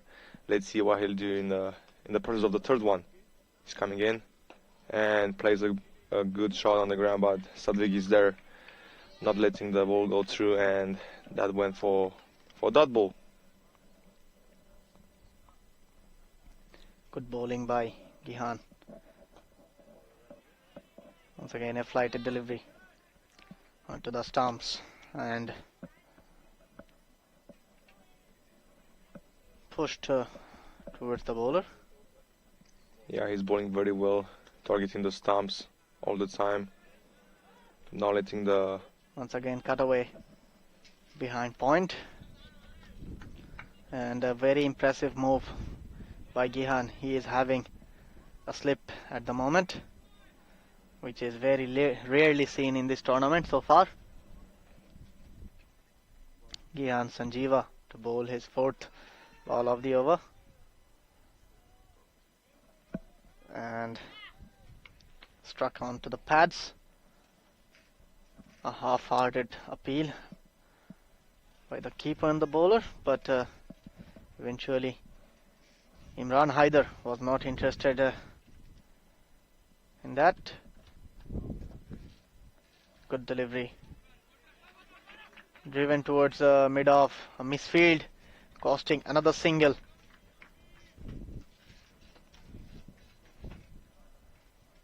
And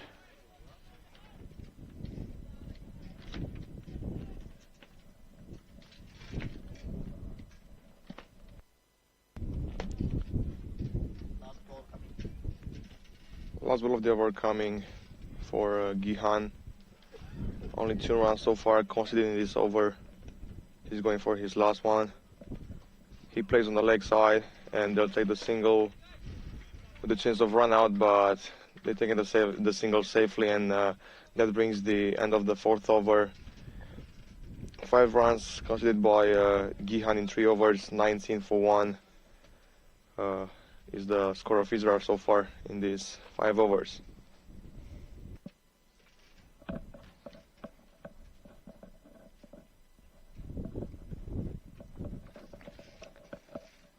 coming back to, looks like it's going to be Hijaz again. His 3rd over in a row.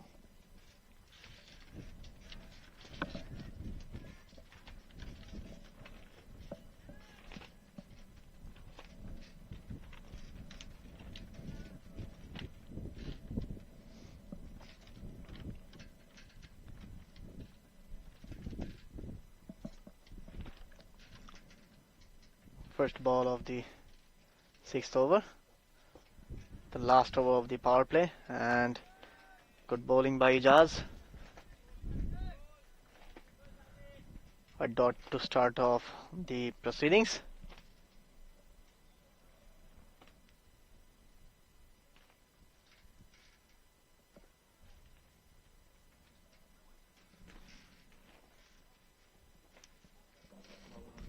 Ijaz is going for his 2nd ball.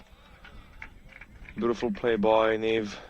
A straight shot. Oh, there is a misfield there, and they're not taking the double, which is good for Romania. Only a single this time. Good bowling from Ijaz, correcting his line length, and compared to last over, so far he has bowled well. And coming back for the 3rd delivery of this over, fuller length delivery. The batsman tried to go over the infield, missed it completely, and resulting a dot ball.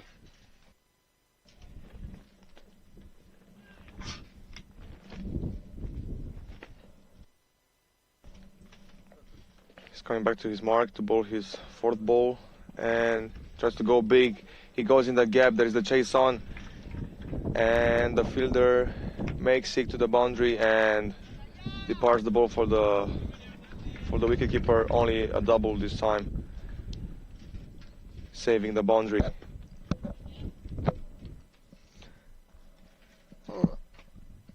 Unlucky for Hijaz at the moment, as that was an inside edge, went into the gap, and a couple of runs have been added.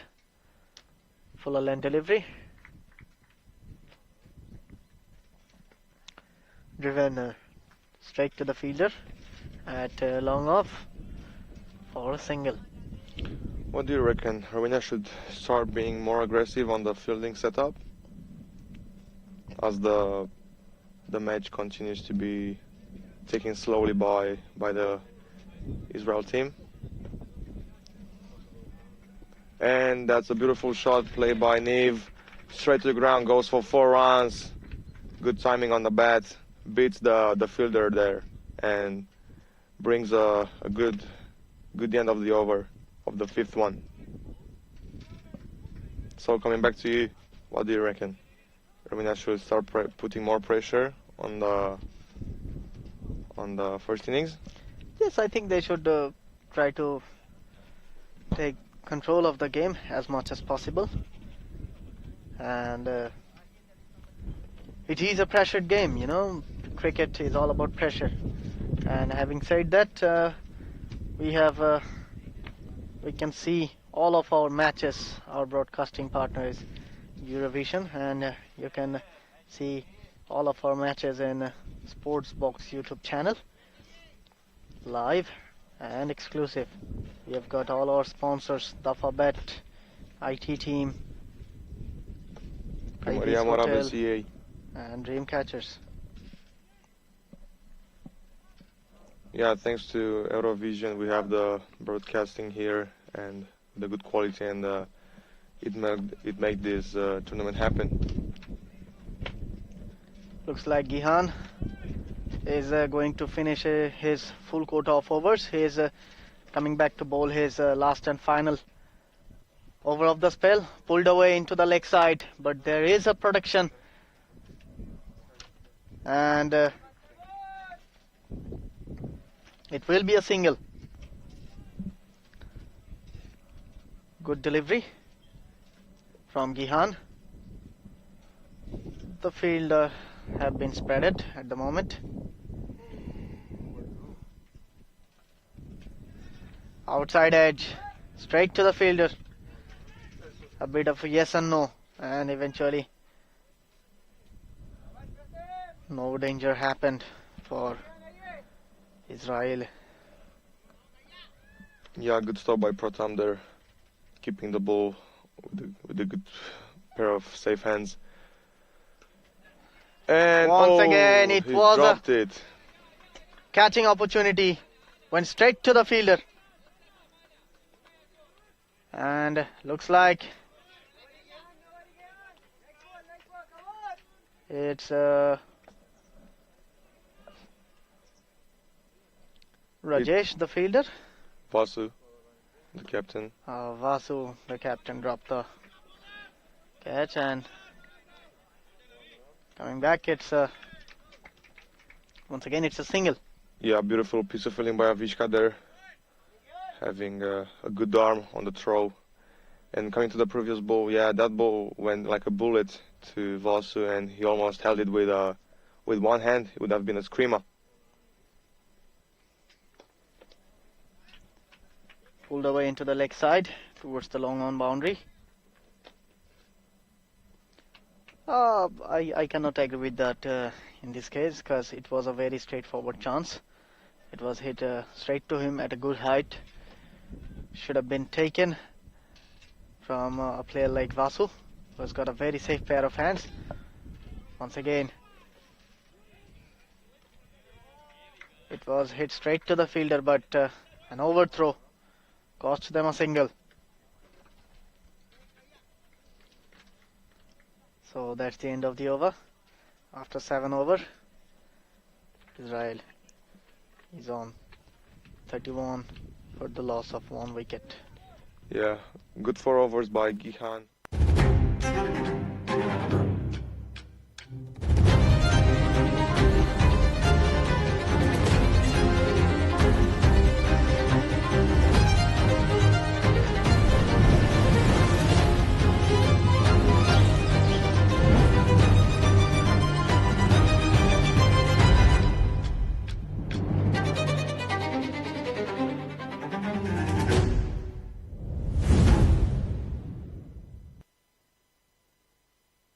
Make a beautiful tournament like this.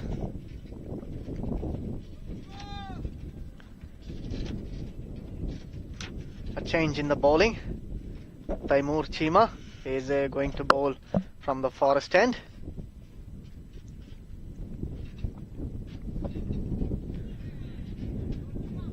Good delivery to start off. A lack of bounce. The batsman got surprised over there. And Taimur Chima is replacing Ijaz Hussain.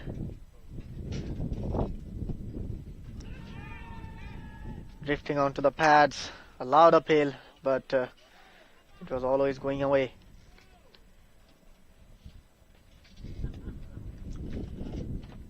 And a good decision by Andrew, outstanding umpire. He's coming in again. And swing and a miss. He tried to go straight with the drive shot, but he misses the ball shortly. Almost getting the edge there. 3 dot balls in a row from Taimur for his first over. Strong start. He's coming in to bowl his 4th ball.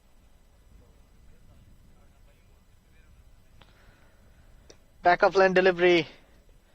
Tried to cut it, but couldn't manage to get decent enough contact with the bat, and went straight to Taran, who was fielding at covers.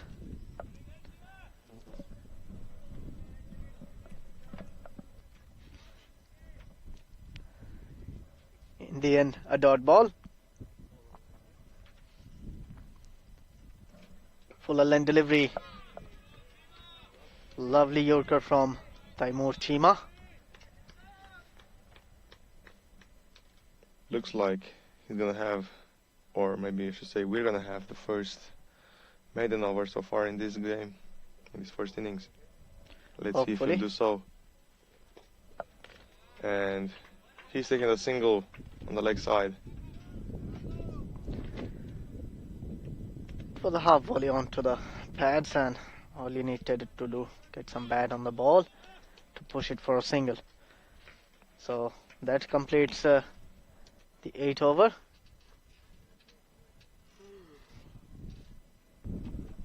After 8, Israel is on 32 for 1.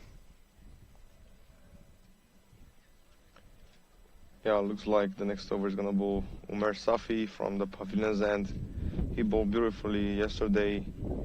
Good economy, taking some wickets, and hope he's gonna do the same today. See him in action. New bowler is back into the attack. Umar Safi coming from the pavilion end, replacing Gihan Sanjeeva, and he'll be up against Neev Nagavkar. Umar Safi, a very talented cricketer. He has been around with the national team for quite a long time. Full length delivery and pushed straight to Vasu at cover. Good start for Umer.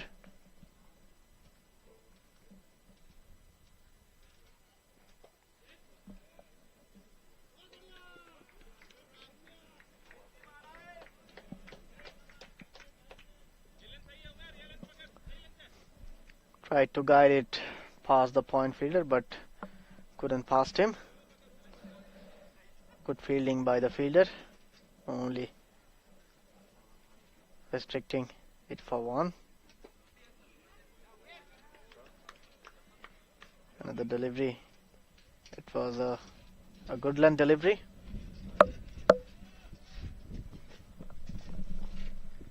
Push back to the bowler for a dot. Coming up the fourth delivery of the over. Full length delivery. Tried to go over long on, but couldn't manage to hit the way he would have liked.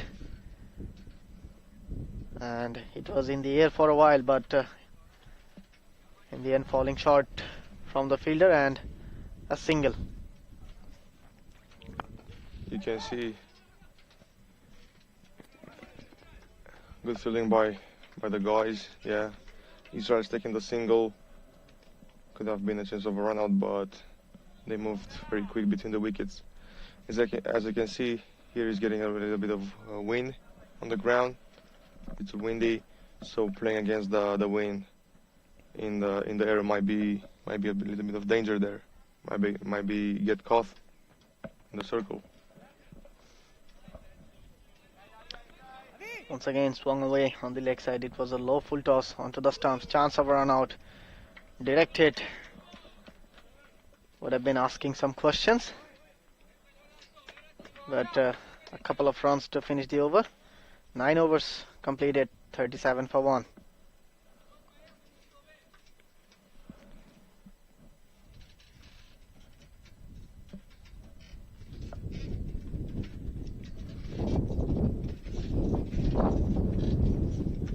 Getting close to the first break of the innings, the water break.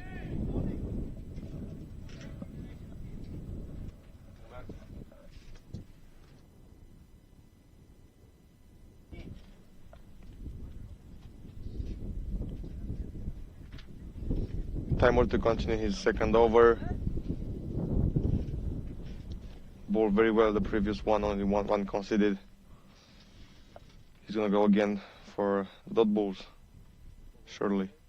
It's coming in and he bowls him out. A beautiful ball right in the off stump. He goes for the wicket and he gets it. Well bowled by Tahim. Taking the first wicket of his innings.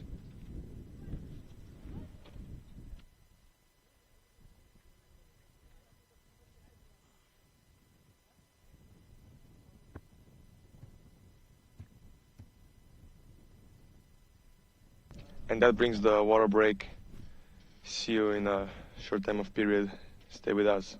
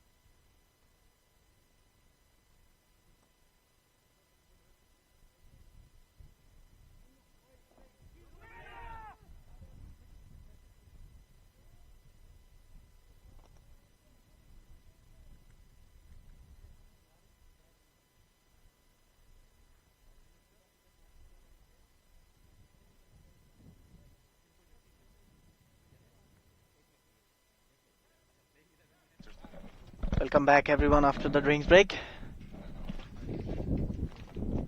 And as we can see in the replay, the last wicket, how the last wicket have fallen. It was a good length delivery. A lovely seam presented by the bowler. It's always a good sight for a bowler, especially a fast bowler, when a batsman goes out in this manner. And the new batsman is coming in and checking his guard.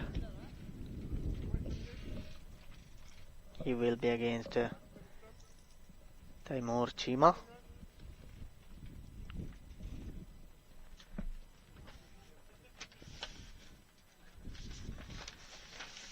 He's coming in to bowl his second ball of the over. Again, he goes for the ball, for the wicket, and Loud he gets appeal. the second one. Well bowled by Taimur, getting his second wicket. He's now on a hat-trick. He kept the momentum going on and took advantage of it, taking the second wicket in a row. Well bowled by him. As we can see on the replay. Yeah, no doubt, hitting the stumps. Well, good decision by the umpire, Andrew. Good stuff. You know, it's a very straightforward decision by the umpire. It's struck in front of the stumps. And new batsman is Alan Talker.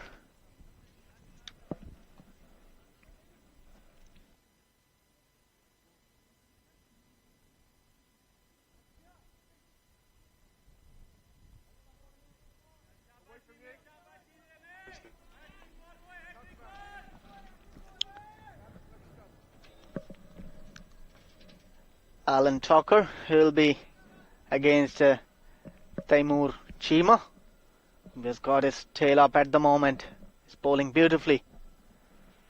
He's on a hat-trick, onto the pads, flicked away towards the backward square leg boundary for a single.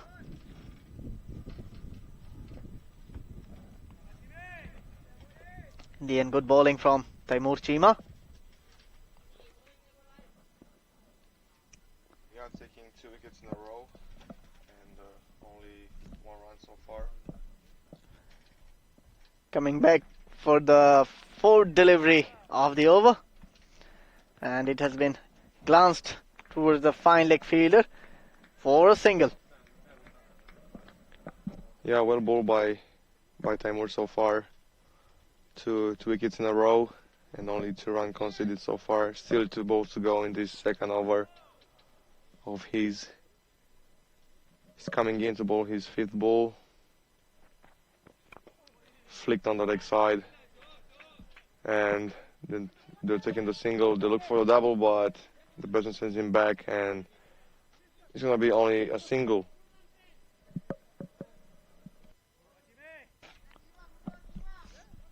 Taimur Chima coming on to bowl final delivery of this over, if it's legal. And a very successful over so far for Chima and Romania. Fuller length delivery driven into the onside towards the long on fielder. And a single to finish off the 10th over. And 41-43 is the score so far. Yeah, another 10 overs to go. I reckon Israel will look forward to play more aggressively in the last overs of the second part of the first innings. Umer Safi to continue his second over from the pavilion end. Done a very good job from the first over, only conceding only five runs. He's on his mark waiting, and looks like the batsman is taking his time there. Coming in to bowl his first ball. on the leg side, big uphill, but the impact wasn't the best.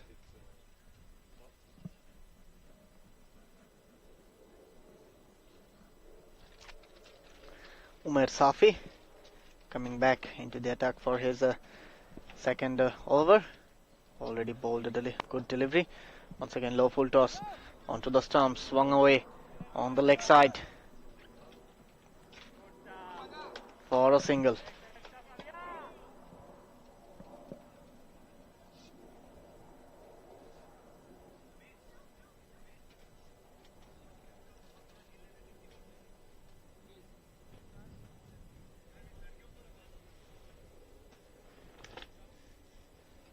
Looks like we are having some issues with the ball. Maybe the stitches are coming out, so the umpires are checking on it, and they will do the necessary things. But looks like it's okay. They have checked on the ball and it has been handed over to the bowler, who is Umer Safi.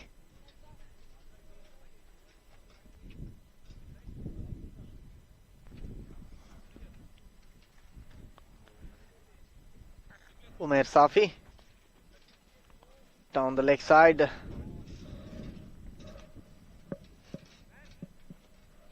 Not good bowling from Umer Safi. It's been called a wide. And again, poor bowling from Umer Safi. Looks like he is struggling with his lines.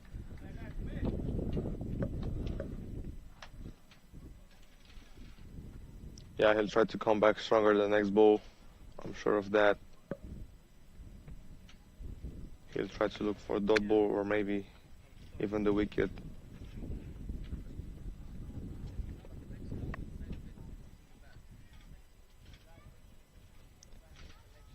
The ball sinking much because of the wind right now.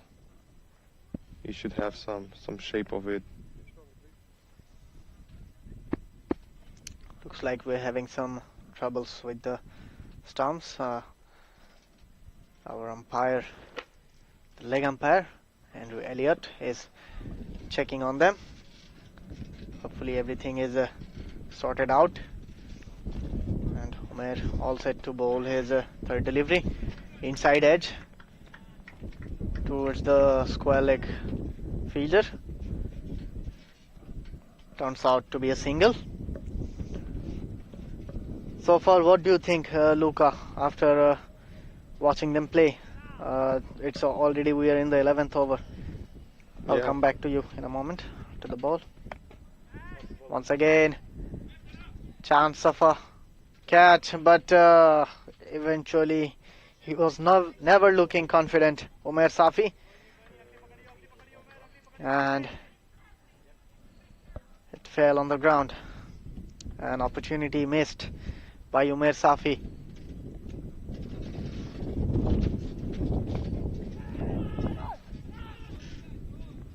Hit straight to the fielder, a risky run taken by the batsman. There was an opportunity of a run out. Just getting back to you, Luca. So what do you think so far as the match, after seeing the match progression, we are on to the 11th over. So what do you think, what would be in the batter's mind at the moment? Well, looks like they're trying to go through all the overs of the first innings. They're not taking any big chances so far. They're trying to play shots on the ground, not any flashy shots aerial. Yeah, taking their time. Being their first game of the tournament, they'll try. They'll look for noticing how's the outfield and the pitch. Probably getting used to them, and probably will see them more aggressively in the next games.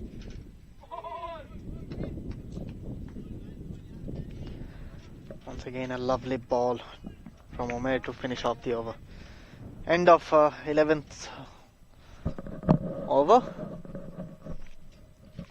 and after 11, Israel is on 47 for 3.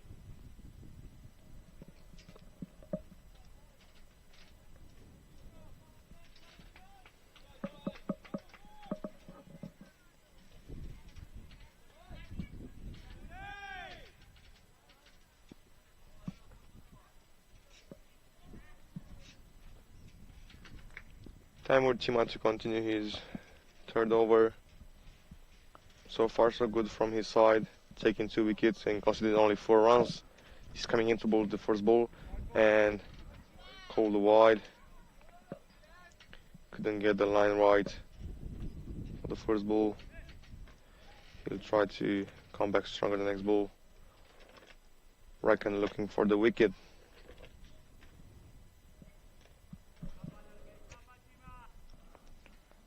I hope so. Timur Chima is bowled 2 overs so far, given away only 5 runs and taken 2 wickets. Coming back again to the last delivery, he hits a inside edge towards the fine leg for another single.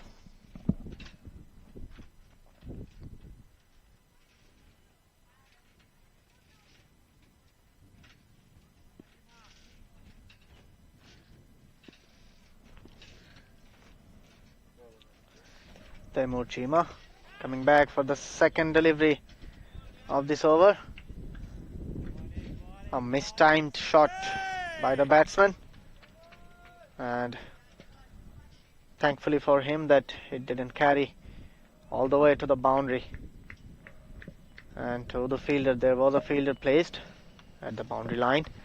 Third ball coming up of this over. A good delivery by Timur, and tried to play it through the offside, but couldn't make decent enough contact, resulting a dot ball. Once again, it's a very good delivery from Timur Chima. Attempted Yorker and resulting a dot ball.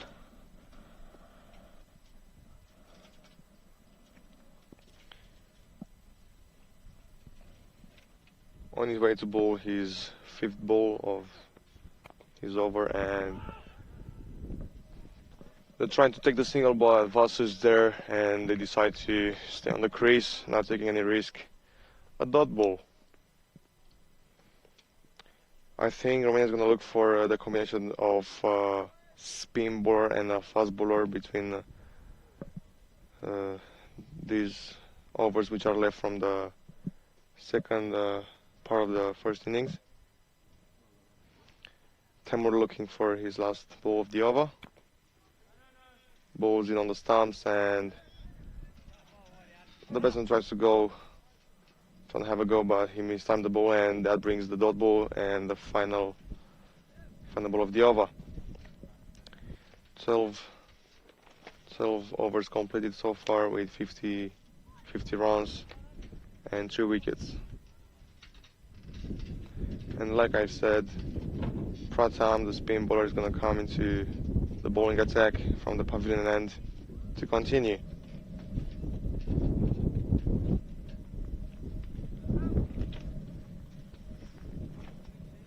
Good to see him back into the bowling attack. The leggy.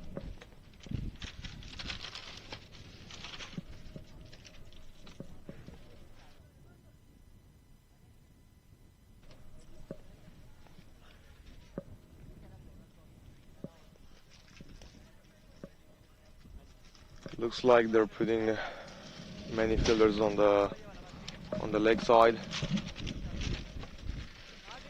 and keeping the offside pretty busy, especially in the inner circle. So they'll try to cut the singles. He's coming in to bowl his first ball, Pratham, and starts with a wide.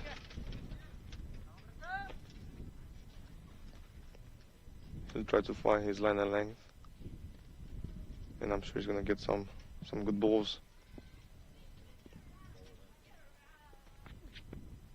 That's a better length, and he gets the wicket. Beautiful comeback by Pratham. That's the ball he has to bowl every time, and he gets it right on the money. Well bowled by the lad. We can see he bowled the leggy, and makes the batsman play the sweep, but he didn't get it right and gets the wicket.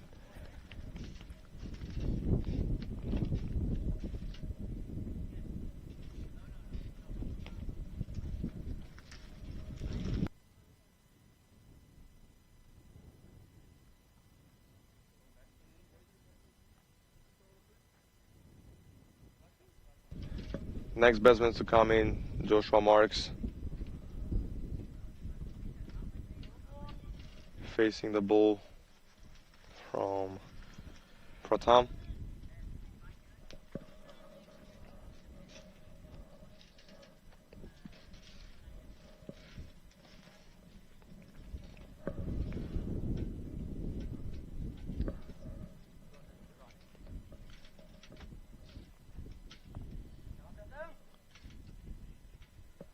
The fielders going on their positions, get ready for the second ball to be bowled.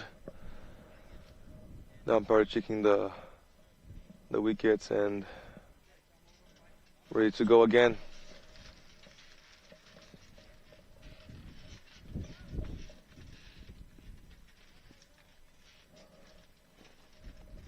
Pratham coming in.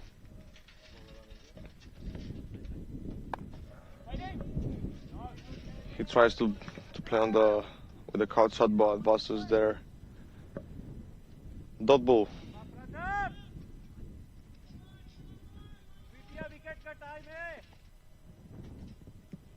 Coming to bowl his third ball. He tries to go aerial in the gap. He gets it and the ball goes for 4 runs. Good shot by Joshua on the offside. Going aerial over the infield.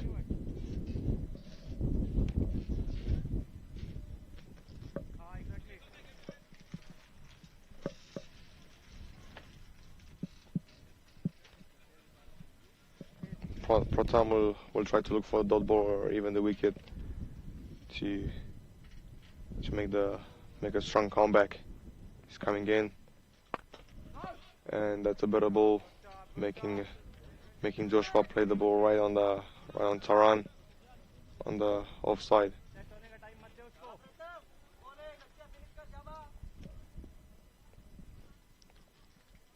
On his way to bowl the 5th ball. A flight delivery, and he plays on the leg side, beautifully timed. Goes for 6 runs over the rope, clears the rope easily. Beautiful shot by Joshua, taking advantage of the full toss on the leg side.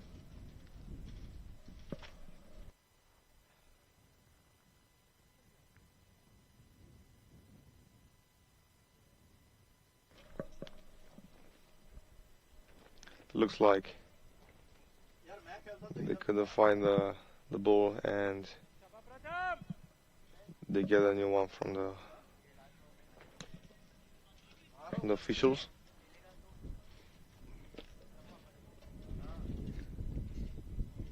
Let's see if Pratham is going to come back on a strong foot from the last ball of the over, and he does so.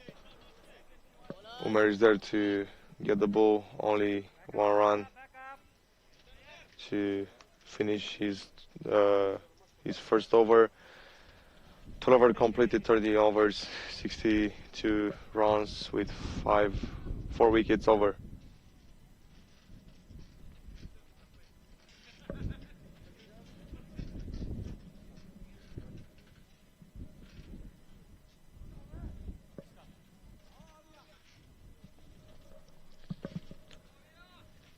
So far, Israel hasn't showed any kind of aggression on the batting side, trying to play all the innings with ground shots, not taking any kind of risk.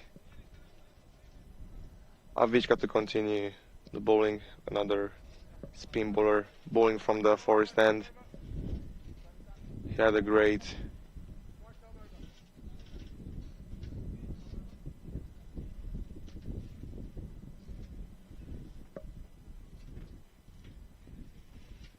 coming into bowl his first ball.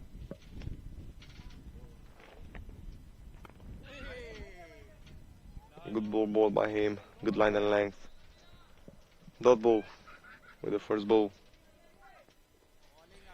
He had a very good evolution in Denmark at the sub qualifiers with the bat. Coming in again with the second ball. He goes aerial and he drops the catch and the ball goes for 4 runs.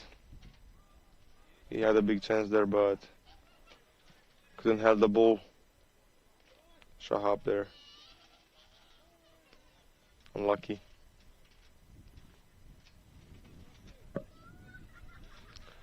Looks like Israel now is taking on the spin bowlers, becoming more aggressive. He's coming into bowl his third ball. He bowls a better one, a good delivery, bringing him the dot ball.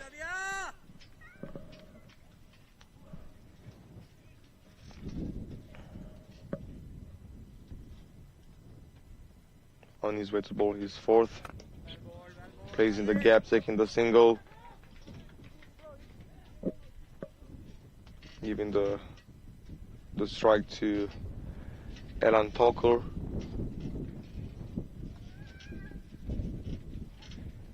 Six, 67 runs for with 4 wickets down so far. Coming in, he has the ball on the offside. Tranzarina go, takes the ball and sends it back to the wicketkeeper. Israel taking the double.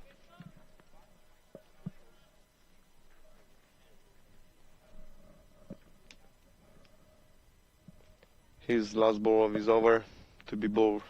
Coming in, flicks the ball. They're taking a quick single. Umer is there and chance over, run out, but the umpire says no. He has made it and that's the over. Only 8 runs coming from this one. Well bowled by Avishka and good piece of fielding by Umer and good running by the batsman. Good cricket. 14 overs completed with 70 runs on the board with 4 wickets down so far.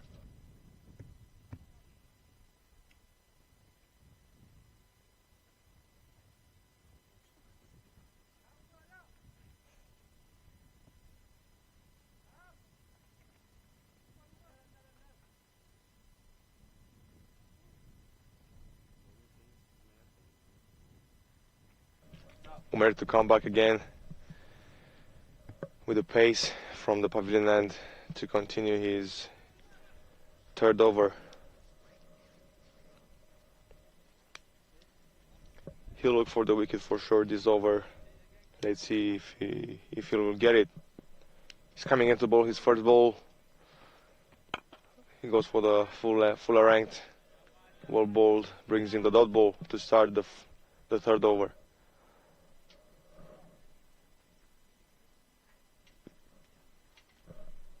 He's coming again.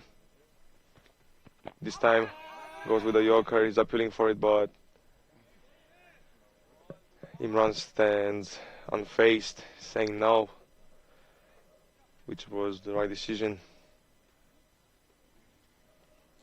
A dot ball again to continue his third ball of the over.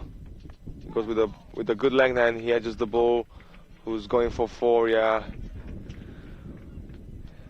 Ellen getting lucky there and getting the boundary.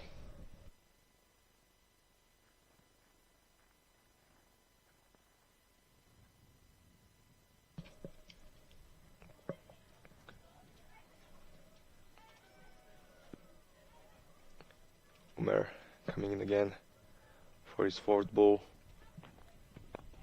On the leg, flicking the ball. Shahab is there, but he has some struggle with the ball and couldn't release it in time.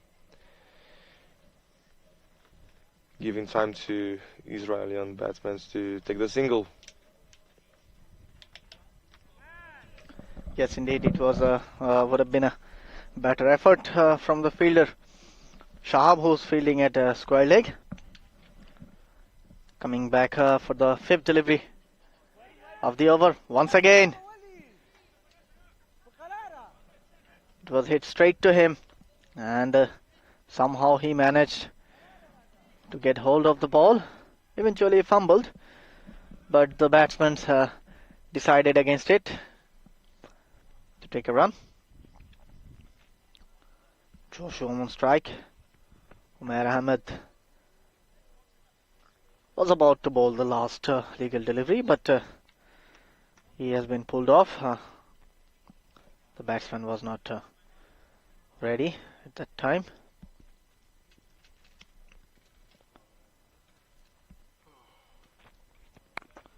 Fuller line delivery. Driven to the long of fielder for a single. And that completes the over. After 15, it's 76 for 4.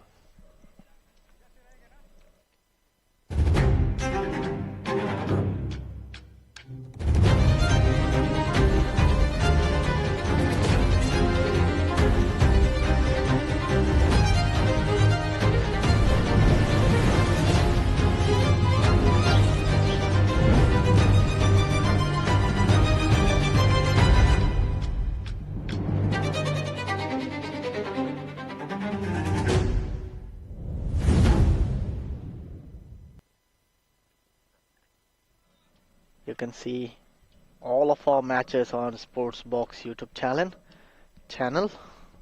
Beg your pardon. And our broadcasting partner is Eurovision. Sorry, Sports Vision. Sports.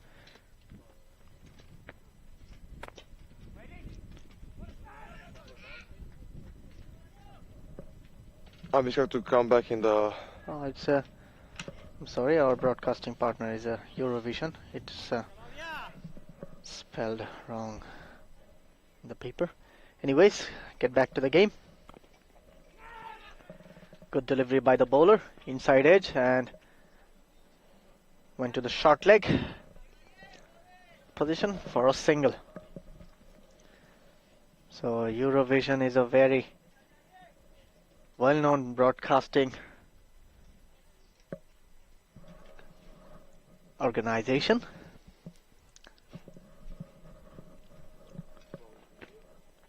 Once again, flighted delivery. It was full, it was straight, but just manages to miss the stumps. Went to the keeper. Another dot ball. Yeah, that ball misses the stumps by an inch, I reckon. Very close. Again, played in the gap to take the single.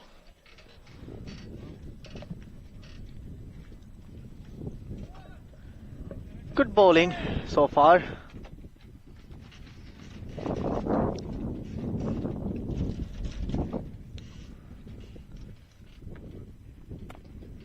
Once again, back of length delivery. The batsman tried to push it away on the onside, but only manages to get it back to the bowler. Another dot ball. Cut away towards the deep point fielder. Only for a single.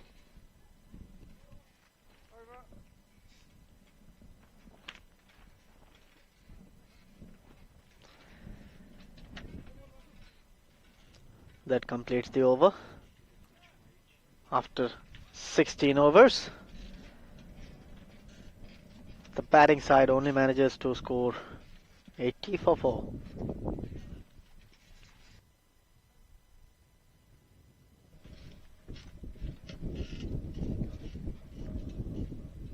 For Tom to continue his second over from the pavilion end. Had a pretty good first over so far, taking a wicket. As we can see on the graphics, only 4 overs left in this match. Lovely bowling from Pratham. He has already bowled 1 over and taken 1 wicket. Now he is coming back into the attack from the pavilion end, and he is up against Alan Talker. Coming again to bowl his second ball, a fight ball. And they're taking the single, they're running. Well played by Alan, giving the strike to Joshua. Good commitment showed by the bowler. He went after the ball and fielded off his own bowling, restricting the batsman for a single.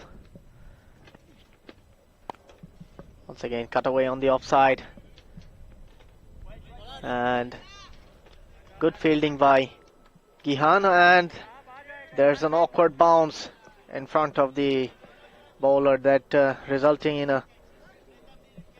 an overthrow on the bowling end. Yeah, it should have been backed up by Shahab in my opinion there.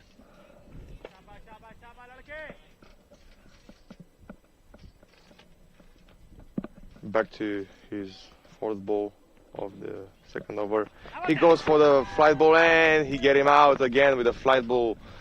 Good stuff by Pratham and Rohit, the wicketkeeper, doing a great job there, securing the fifth wicket from Israel. Beautiful ball by Pratham using the flight ball there. Absolutely. Good bowling from Pratham.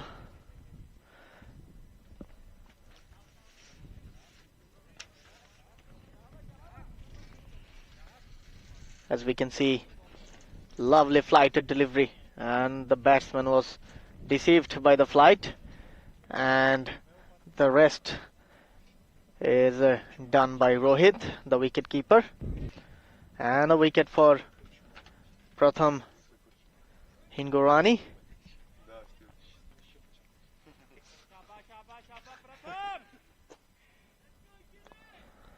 The new batsman comes onto the crease, Giri Hilkowitz.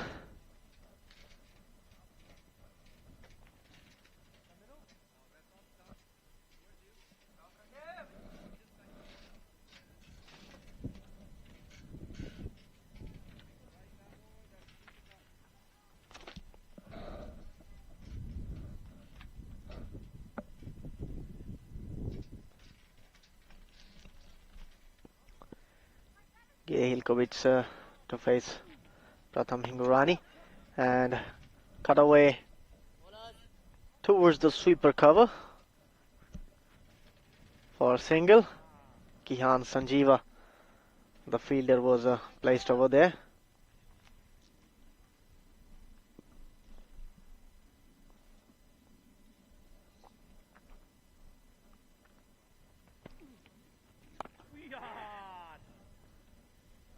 Once again a flighted delivery and push towards the cover for another single to finish off the over.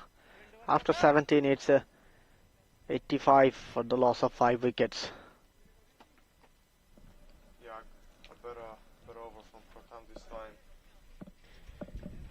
Taking his second wicket, Pratham, a better over from him this time. Doing a great job with the ball in the hand. 3 more overs to go. What do you think? Israel's gonna pass through 100, or they're gonna get stuck under? I don't know.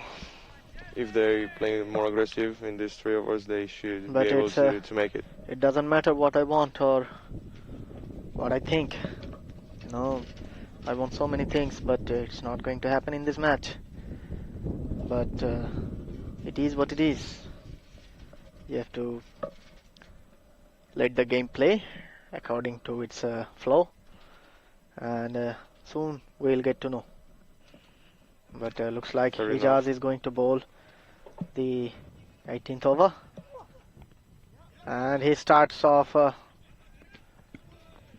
with a sloppy one, but got away with it. And Umer, the fielder at the fine leg, stopped it, and maybe saved 3 runs for his side. In the end, a single nonetheless.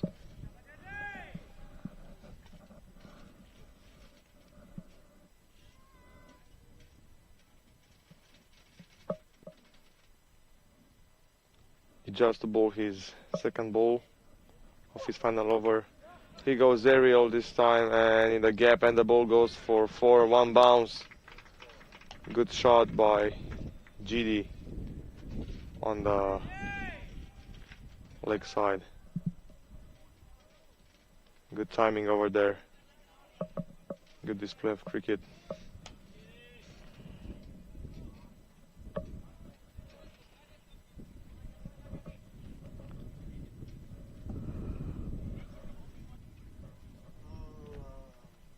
He's coming again to bowl his third ball. Again, same shot on the leg side, same result. 2 bounces, 3 bounces, 4 runs. Again, he couldn't get the line correct, and he's getting dispatched again on the leg side. Looks like he's changing his fields. So far, he has been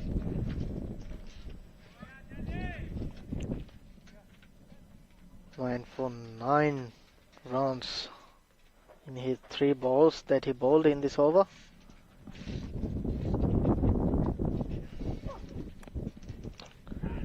A better ball this time, inside edge, running down to the third man and fine leg, and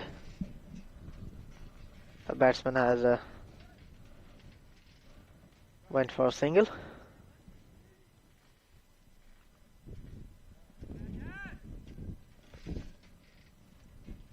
And from so far I can see is that Israel is gonna hit the 100 up soon enough. Maybe in the next over.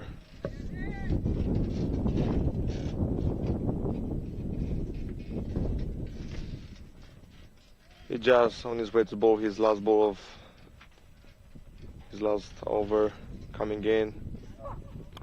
And again he gets picked up on the leg side, on the offside, beats the infielder, and the batsmen are taking a couple, and end of the over.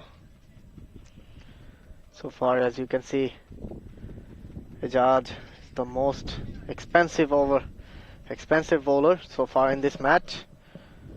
He completed his quota of 4 overs, and he has given away 35 runs and taken only 1 wicket.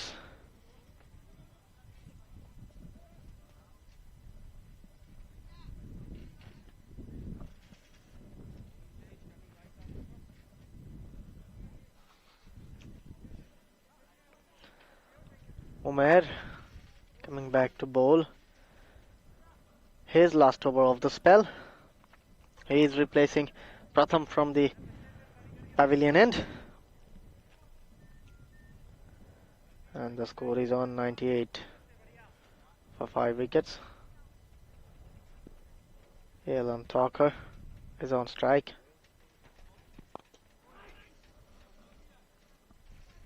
Chipped away into the mid wicket for a single.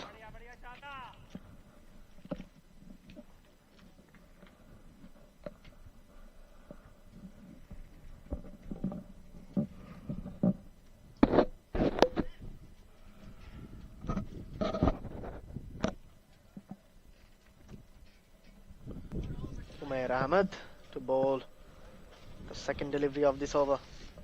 He's running in, and once again picked up nicely from his pads for a boundary. And that brings the 100 up for Israel, hitting this milestone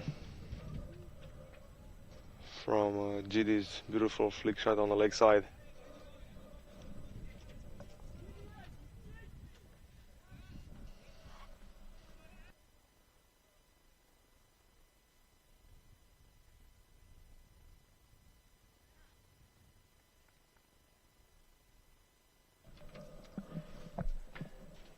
Umair Ahmed is coming to bowl the third delivery of this over. And he gets him with the inside edge, gets the reward, He has been sent off. the perfect comeback.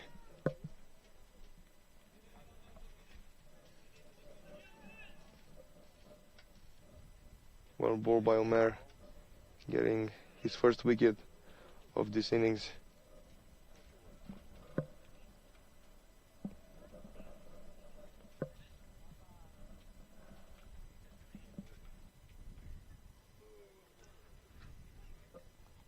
To come back again is Eden to face the 3 balls remaining eventually in Umair's last over.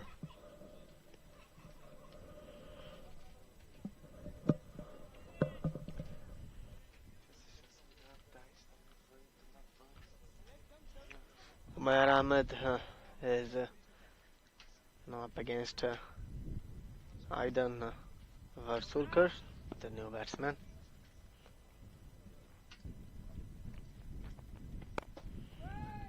And it's a good delivery by Umair.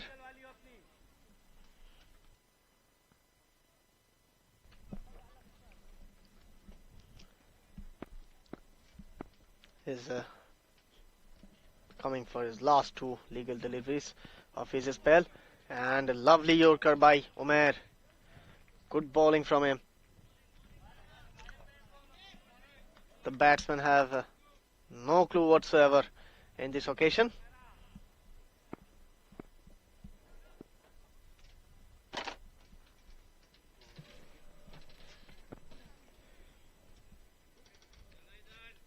And he bowls a second dot ball to third dot ball in a row to finish his last over. Good spell by Umair, and that brings us to the last over of the first innings.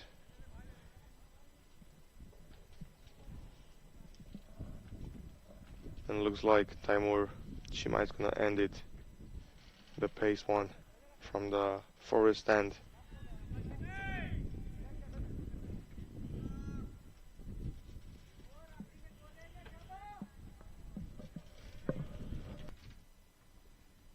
Taimur comes back into the attack, replacing Ijaz from the forest end.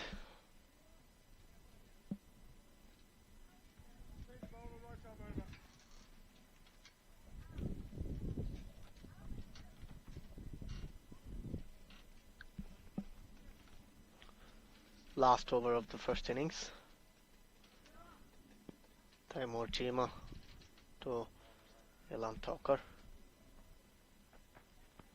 Good ball, and only managed to push it to the midfield, mid-wicket area for a single.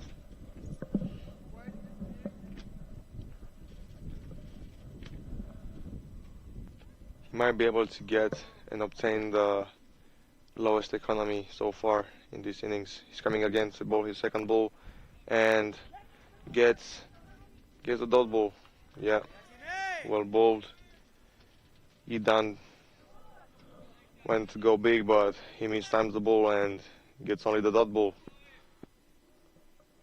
Taimur to bowl his third ball. A slow one. He skies the ball, Umair is under it. He's gonna catch it and he's dropping it, unfortunately. They're going for a double, and there is the run out. Umair is getting again the chance to prove himself, and he does so. Well done.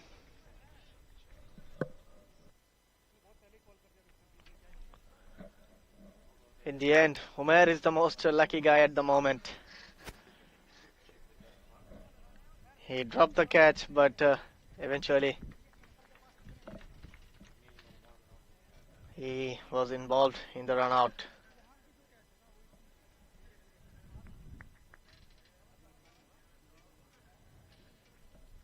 as you can see in the replay.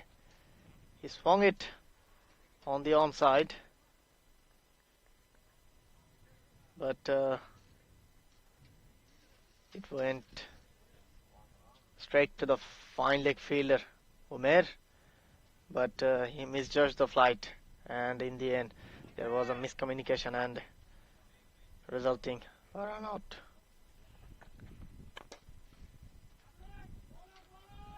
Driven straight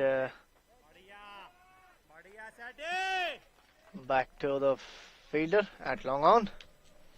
Yeah, good stuff by Sadvik there, keeping only a single on the scoreboard. Timur on his way to bowl his 5th ball of the over. He's coming in. Blows a slow ball, yeah, good stuff by him.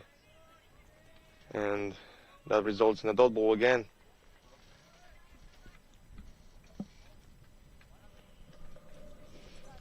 Last ball of the innings coming up. Rosh bang.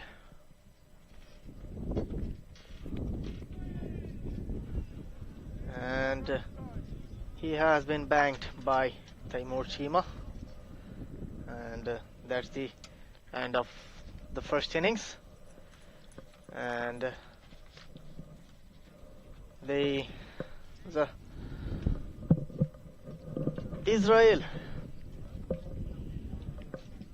is on 106 for 7 after the 20 overs, and Romania, if they want to win this match, they have to chase it down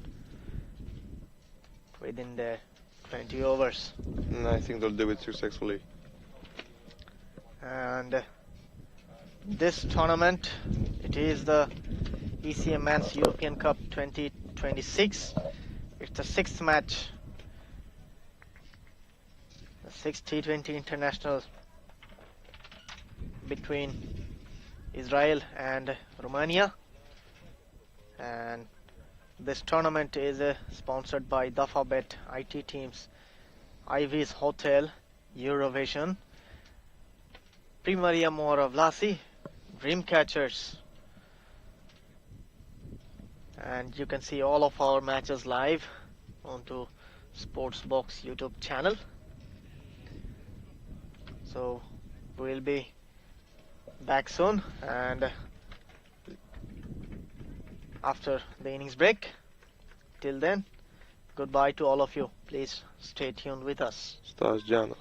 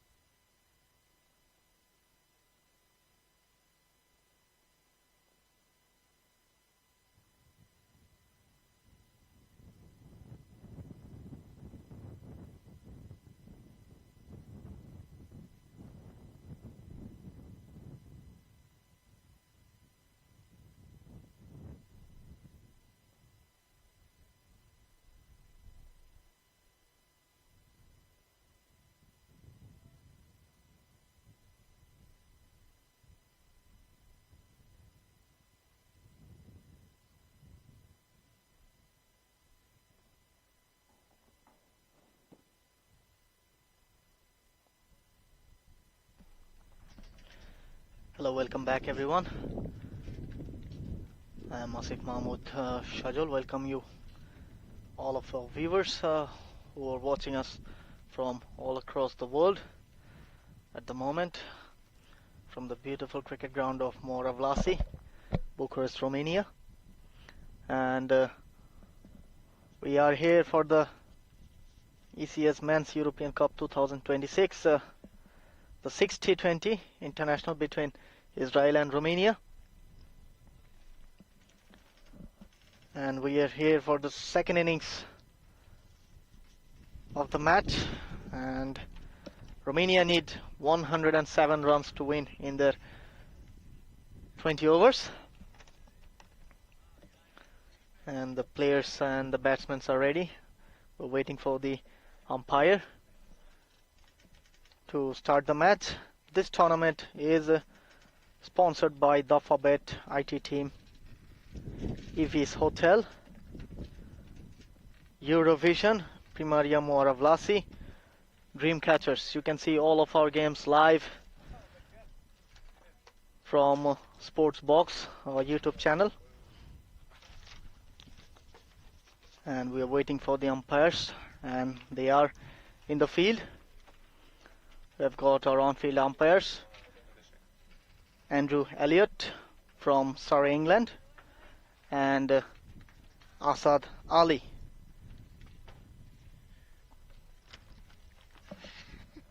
So far, it's a very slow half innings, I would say. In 20 overs, they have only managed to score 107. And alongside me, I have Luca Petre. Good to have you back, guys. Back with the second innings, where Romania is batting and Israel is fielding. We shall see if Romania is going to do the same as they done yesterday, finishing the game very fast in within 15 or 13 runs. Over, sorry. I wish so, because it's not a big total, and so far as we have seen, it's a very good wicket to bat on. The outfield is quite fast, so it should be walking through the path for Romania and secure a victory in this match. And we have the informed batsman from Romania, Taranjit Singh, on strike, and on the non-striker we have Rohit Kumar. And Taranjit Singh will face the first ball of the innings, and he will be up against Niv Magavkar.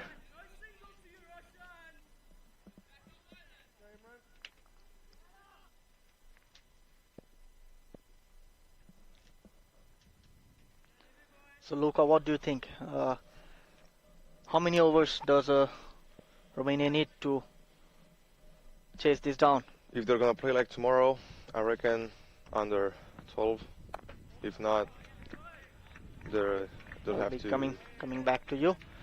It's first ball have been bowled and well negotiated by Taranjit Singh. Tomorrow is never coming. It's I think you wanted to say like yesterday. Yeah, correct.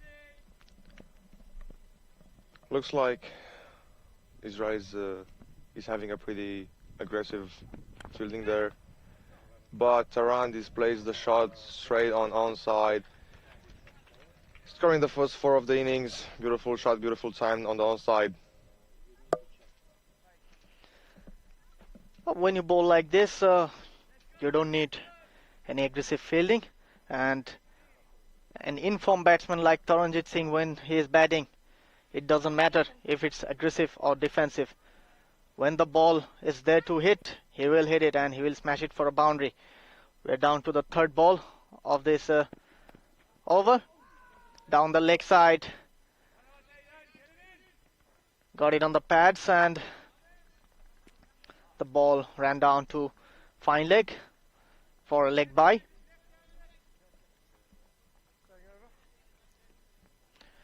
Rohit Kumar will be facing his first delivery of the innings.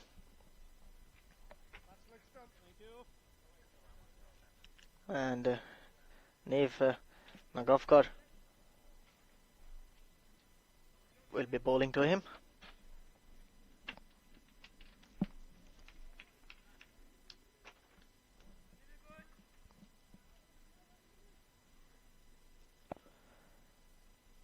We are all set for the fourth delivery of this over. Once again down the leg side and pulled away beautifully by Rohit Kumar. A lovely boundary to start off the innings from him. A good shot, good pickup shot. It was a hit me ball, a nothing delivery I would say, and equally well played by Rohit Kumar, just helping it on its way for a boundary. 9 runs so far. 2 more deliveries to go in this over. He's coming in to bowl his 5th ball. A wide ball, well kept by the wicket keeper.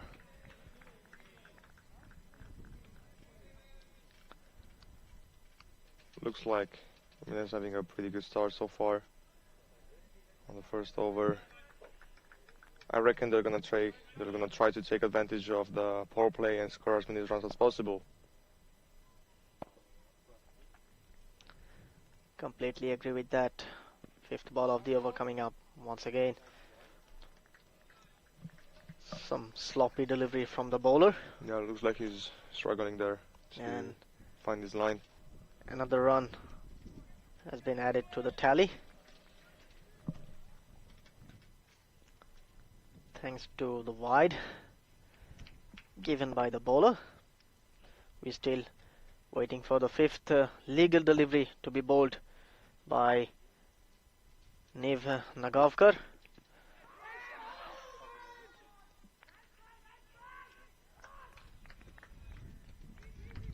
Outside the off stump, the batsman went for an expansive drive. A big shout of catch, but the keeper couldn't glove the ball.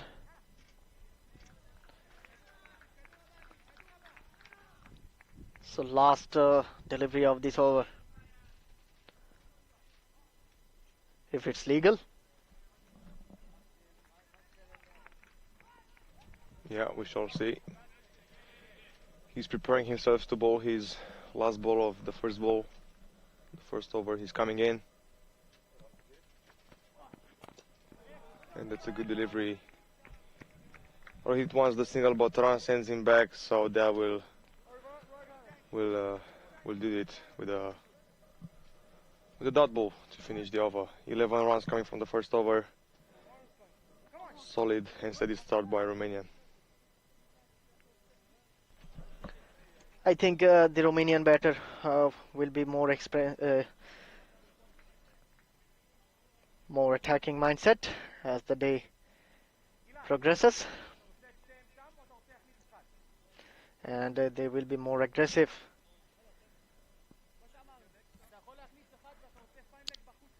Ilan Talker, the new bowler, introduced into the attack. And he will be up against the informed batsman Taranjit Singh, who has smashed 60 odd runs last match he played. A very well composed knock. He would like to replicate that again, and he does it. Helped it for 4. It was a short pitch delivery, and he was equal to the task. Just pulled it away behind square leg for another boundary. Looks like they want to finish it on a hurry, and they want to use the field restriction to their advantage.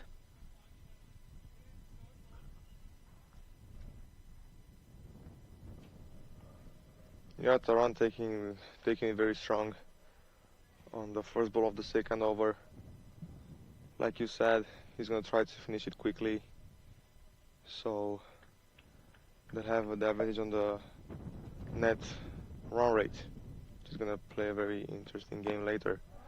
This time a dot ball, a better comeback from Talker. A better ball brings him the dot ball. You're absolutely right, Luca. Taran tried to hit it through the covers, but eventually mistiming it. Once again, pulled away. It's coming towards us, but looks like it wasn't timed that well. And there was a run-out opportunity, but they made it safely in the end. And a couple of runs added to the scoreboard. And the scoreboard moves on to 17. Still 3 balls to go in this over.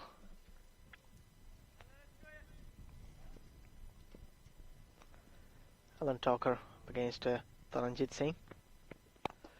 And it's a half volley onto the offside, and it has been beautifully played by Taranjit Singh over the mid-off fielder, and it went all the way for a boundary.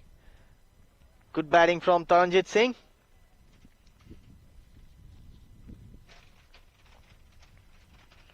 And Alan Talker is taking some hits at the moment.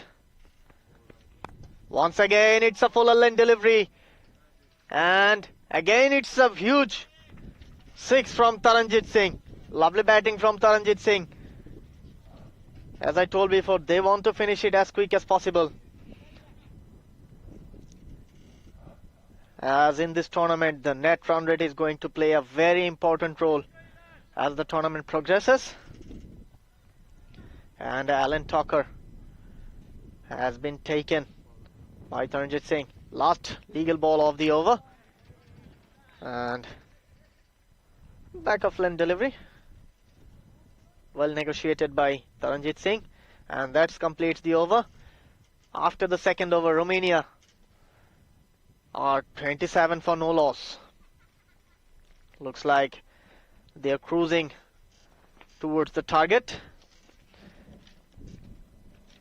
80 more runs needed in 108 legal deliveries.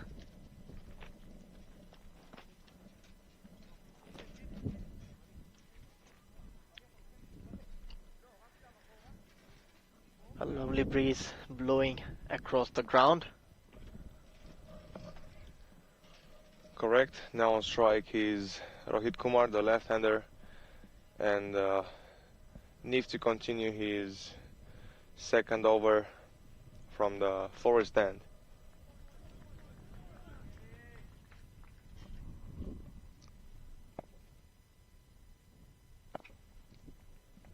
Rohit on strike.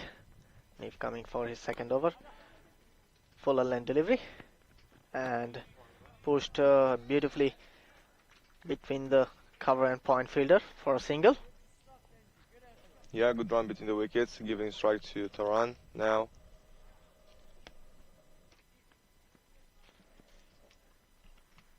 Taranjit Singh is now back on strike. The danger man was batting at over 200 plus strike rate.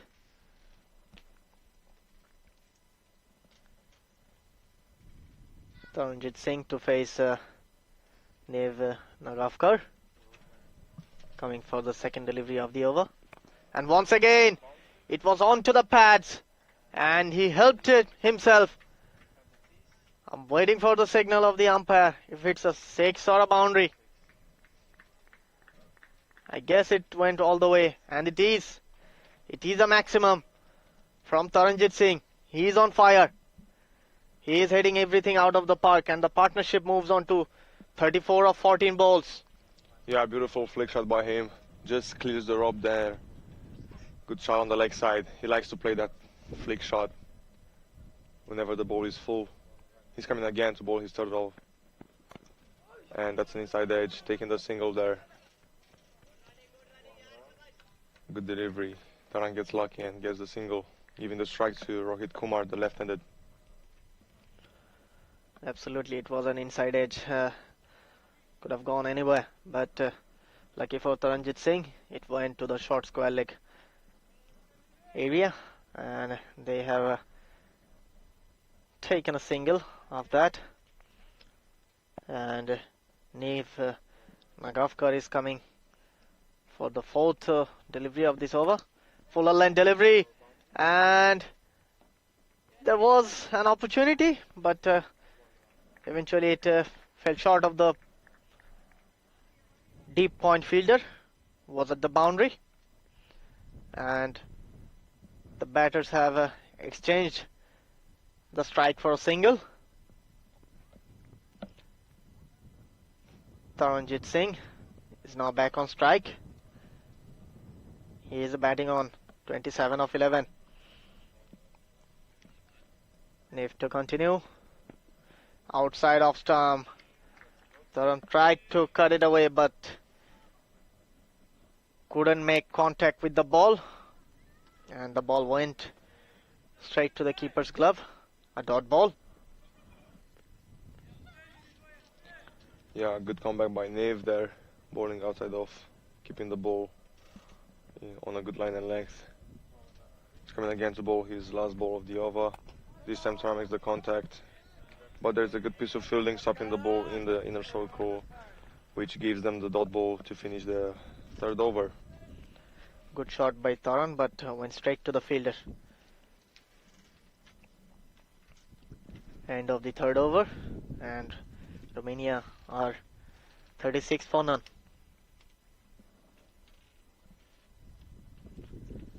Taranjit Singh, he is batting on 27 of the 13 deliveries he faced, and on the other hand Rohit Kumar on 6 of 5.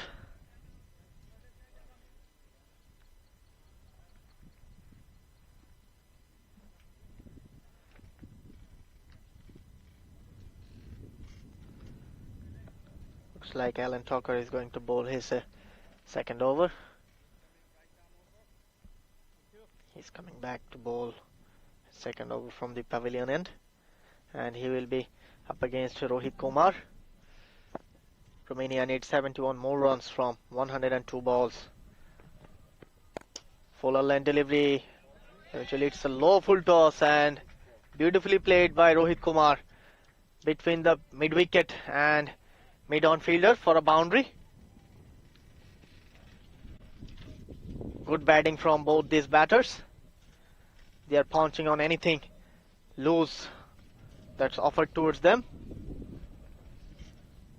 Good batting, and the scoreboard moves on to 40 in just 3.1 over. He's coming again. Once again it was a fuller length delivery, and Rohit Kumar tries to go over the infield, but in the process he was beaten, and the ball went straight to the keeper.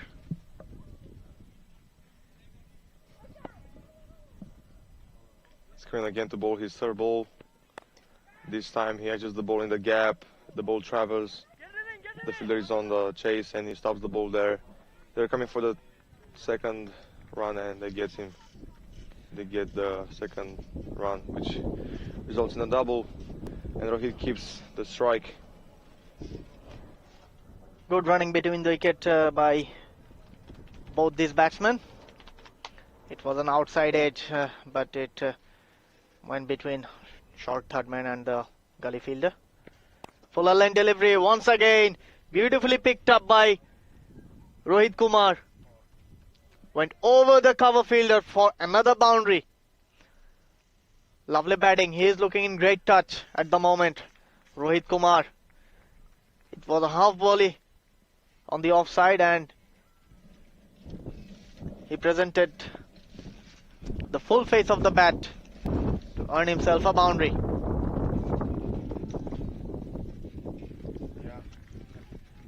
A good comeback from Ellen this time, keeping the ball on the offside on a fuller length, dotting the ball.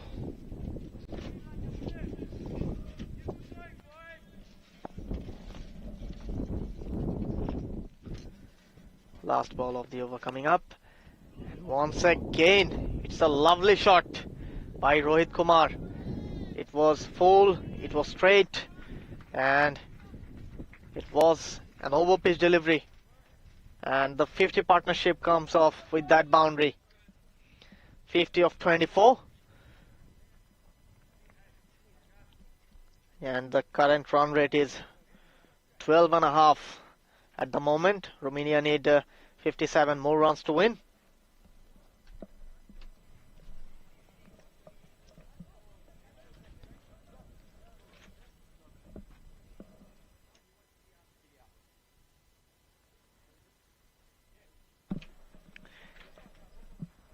And it seems like we might have a first change in the bowling. A new bowler is coming up.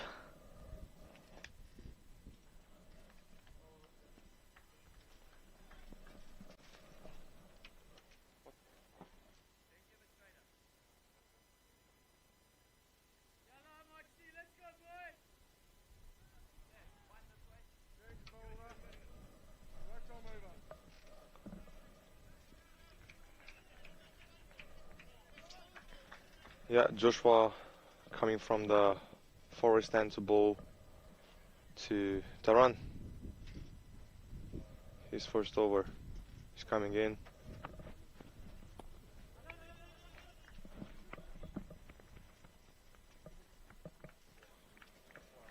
Taran takes the single, plays on the offside, guiding the ball and giving strike to Rohit this time, the left-hander.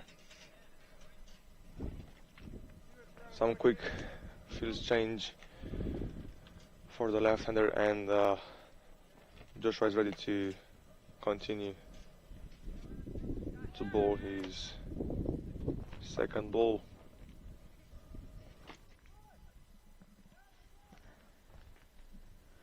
You're absolutely right, Luca.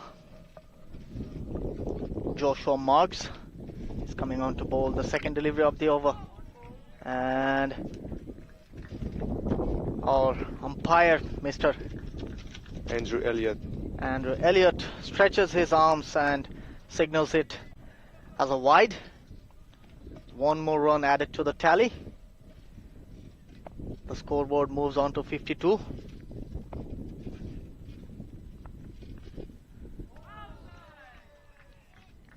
Rohit Kumar is trying to guide the ball in between the third man and point fielder, but on the both occasion he couldn't make contact with the ball, and it went straight to the keeper. Dot ball.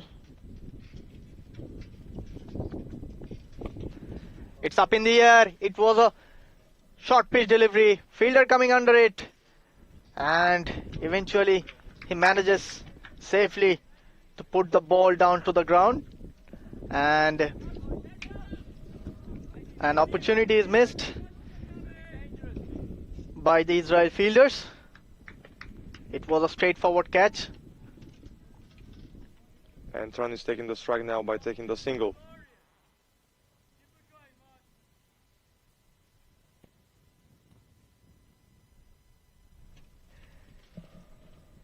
In comes Joshua Marks. He'll be up against Taranjit Singh. Punched away on the back foot. Thought of taking a single.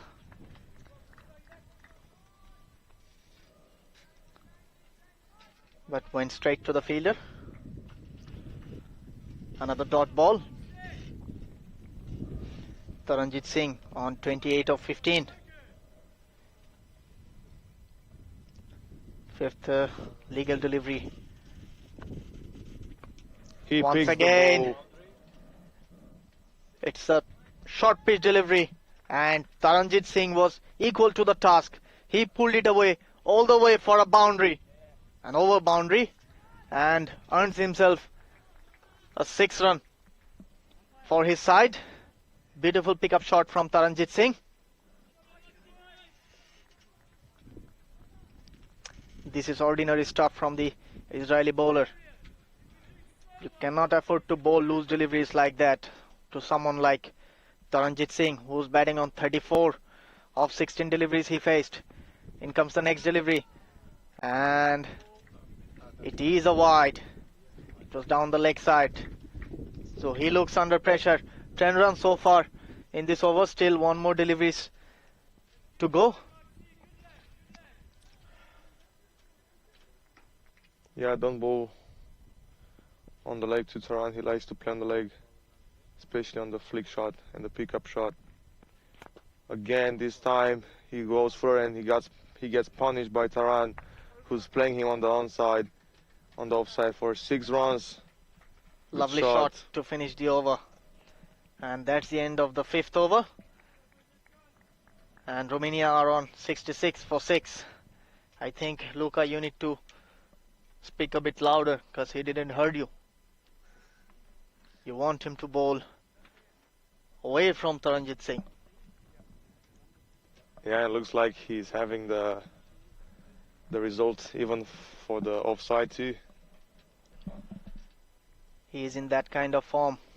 At the moment, Taranjit Singh moves on to 40 of 17. And on the other hand, Rohit Kumar is also bowling pretty well. Sorry, batting pretty well. Rohit Kumar at the moment, 21 of 13. And we have a bowling change in the pavilion end. GD Hilkovitz.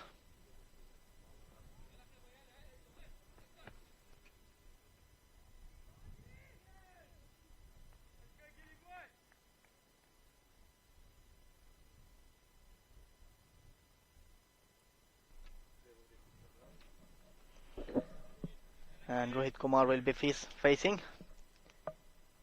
GD Holkovitz.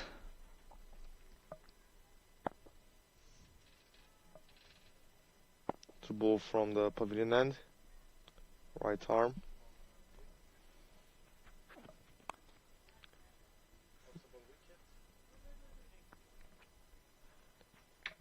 There was a chance there, but he's dropping the ball. Rohit hedges the ball to the fielder, but he couldn't help it to the ball. And they're not taking the single anyway, which means that Rohit is still facing the second ball of the over.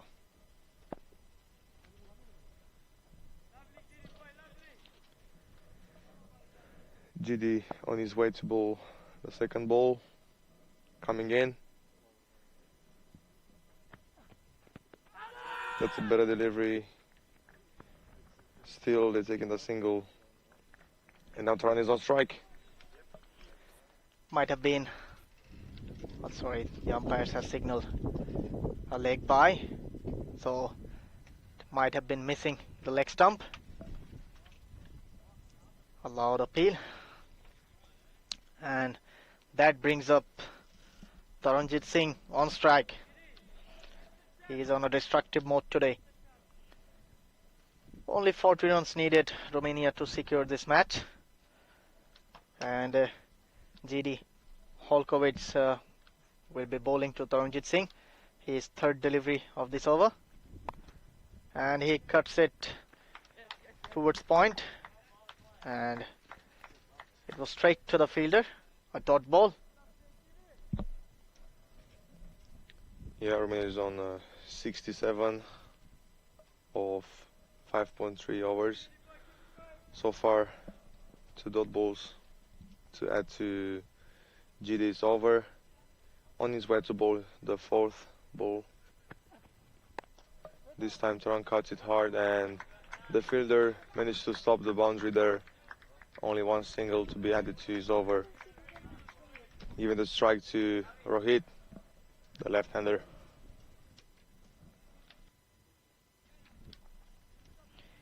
Rohit Kumar comes back into the strike.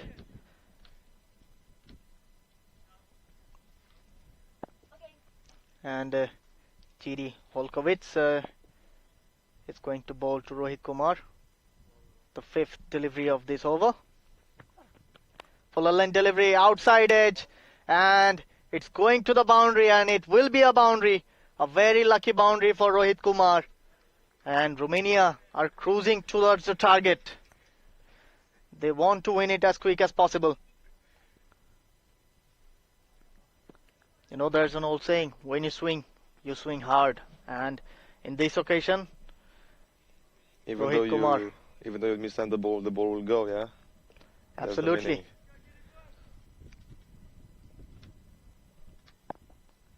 Rohit Kumar moves on to 25 of 16. Last ball of the over coming up. Fuller length delivery. And driven straight to the cover fielder. Dot ball to finish off the over. After 6 over, Romania are 72 for no loss.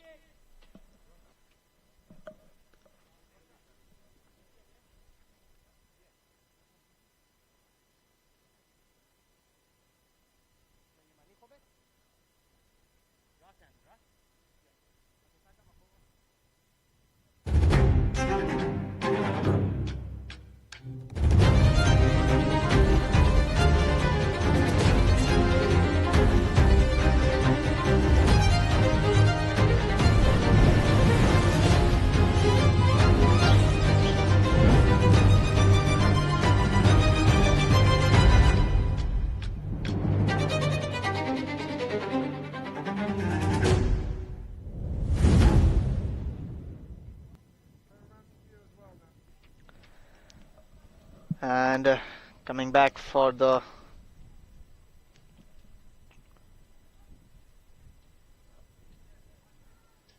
over, and Taran will be facing.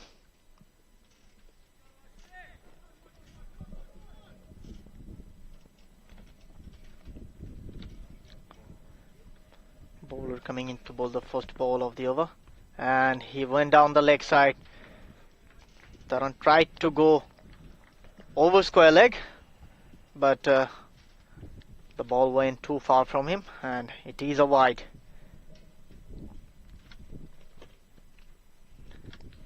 Taranjit Singh, and we are again waiting for the first delivery to be bowled in this over. Once again, back of line delivery. Taran tried to push the ball into the gap and steal a single, but the fielder was equal to the task. He restricted them to a dot. Yeah, he tried to went hard on the leg side, but he couldn't make the contact with the ball, so he gets only the wide. This time he goes high in the air. The fielder goes under the ball and takes the catch, and Taran is out.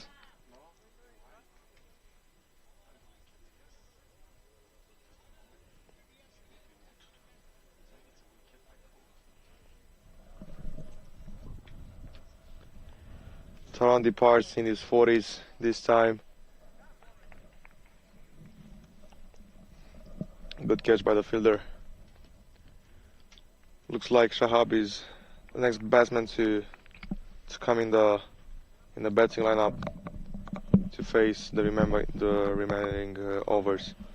Looks like he tried to go big, but he mistimed the ball, and the fielder takes the catch.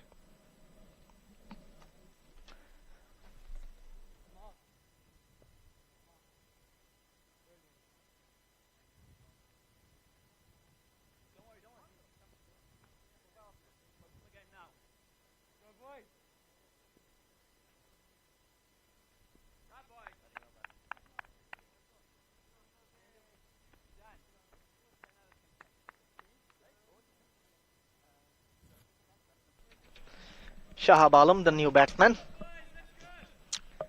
and Taranjit Singh departs after scoring a very well made 40, and Romania loses their first wicket after 73 at the 6.2 overs. So the power play is finished, and 5 fielders are allowed out of the inner circle. And Joshua Marks is coming in to bowl his third delivery of the over, and he is up against Shahab Alam. Once again, fuller length delivery. He smashed it towards the mid of fielder for a single. And we have, as we can see, the field is we have deep mid wicket, long on, long off, and a sweeper cover patrolling the boundary.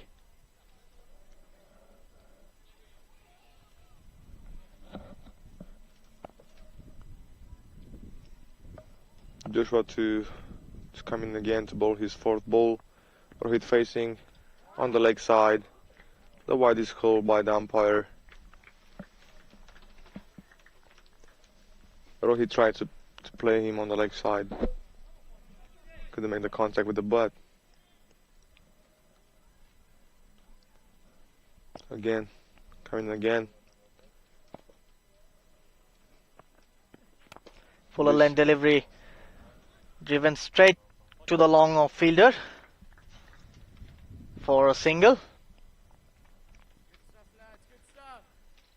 31 more runs needed to win the match for Romania, and the current run rate is 11.40.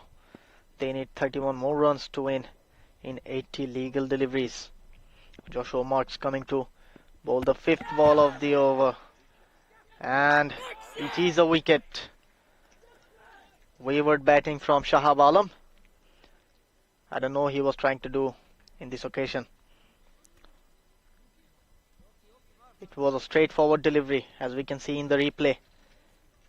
It was a very harmless delivery, but he tries to go big, and his feet went nowhere. He tried to use more power than timing. In the process, he loses his wicket. New batsman in the crease, Avishka Chandrashiri, and Joshua Marks picks up his second wicket. Romania loses their second wicket, and in the same over they lost their two batsmen.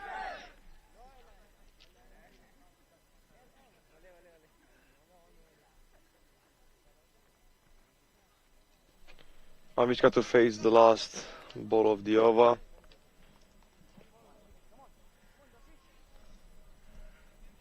Two wickets coming from the bowler from this second over. Good comeback from him.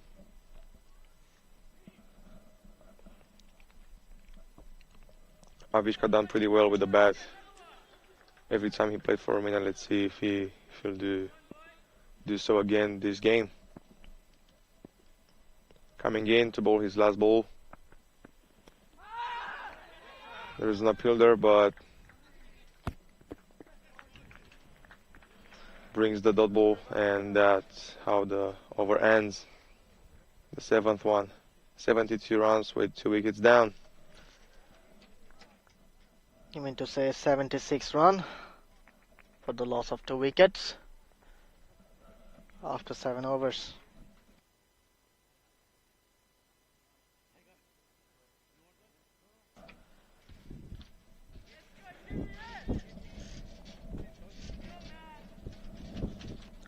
Rohit Kumar will be on strike, and he will be up against G.D. Holkowitz. We are onto the 8th over of this innings. Still 31 more runs needed to win in 78 balls.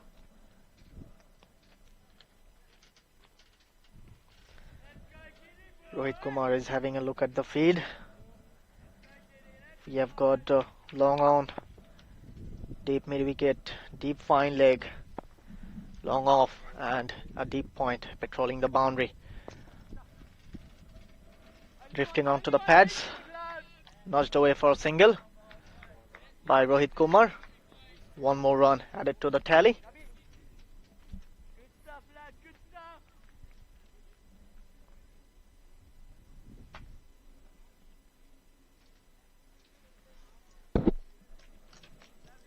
Avishka back on strike. GD bowling from the pavilion end now. His second over. A very good previous over, only 5 runs conceded on that over.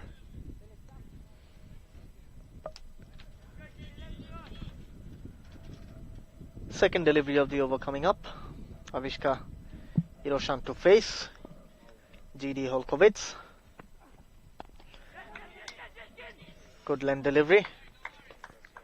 Hit straight to the bowler, but by the time he collects the ball, the batsmen have crossed for a single. In comes Rohit Kumar on the strike.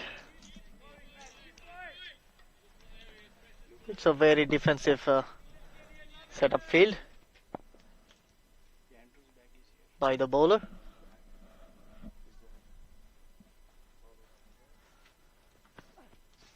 Fuller length delivery, drifting onto the pads. We have to wait for the umpire's signal if there's any bat involved. Looks like it was the pad, not the bat, Imran says. Or actually, He might have No. got some inside edge correct. Looks like it was the bat. on that. And it looks like our umpire Andrew is doing some fitness work. He has to move around Yeah, from he has to change square leg the to end. point every time the batsman is changing the strike. Fuller length delivery, swung away on the onside. It was in the air for a while, but it fell short from the deep point fielder, resulting a single. Romania moves on to 80. They need 27 more runs to win from 74 legal deliveries. GD Hilkovitz to Rohit Kumar. Swing and a miss. It was way outside the off stump, and Rohit Kumar tried to go over the cover. In the process, loses his shape, and the ball went straight to the keeper.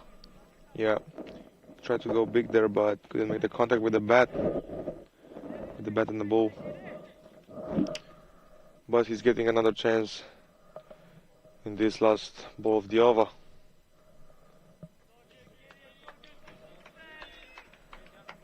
The batsman was not ready at the moment.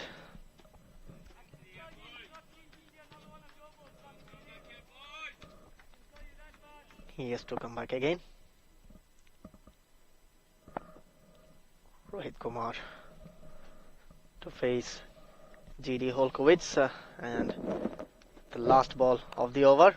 Once again, outside edge, running down to the boundary. There's a chase on, but eventually the ball wins the race. And another lucky boundary for Rohit Kumar. He moves on to 32 of 22, and that finishes the over. After 8 over, Romania are 84 for the loss of 2 wickets. The required run rate has come just down to 1.92.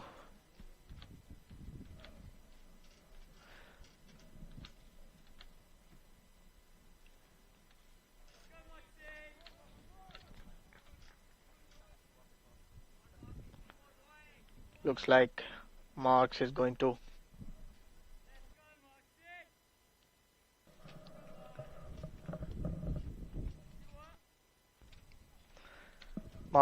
bowl his third over from the forest end, and he is up against Avishka Hiroshan.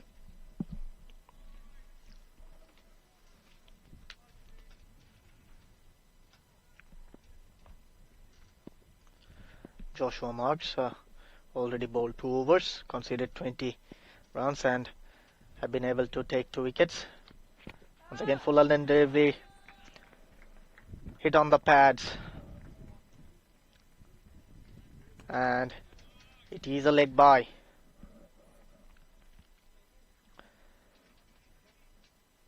That brings Rohit Kumar on the strike.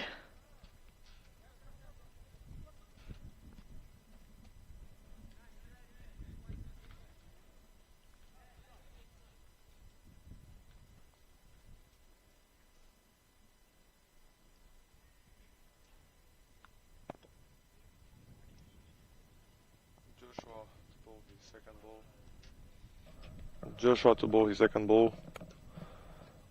Played beautifully by Rohit on the offside. They'll try to go for a double and they do so and they get it. Good running between the wickets by the two batsmen. Lovely shot by Rohit Kumar, but it was hit straight to the fielder at deep point. A fumble allows them to go for a second run, and Rohit Kumar comes back into the strike.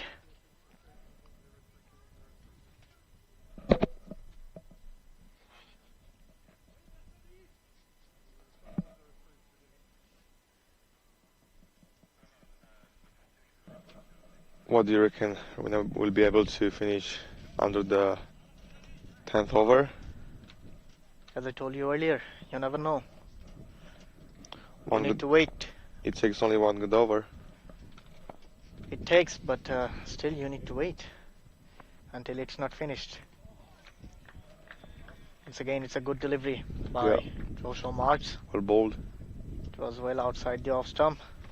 Rohit Kumar was going, had a hard swing at it.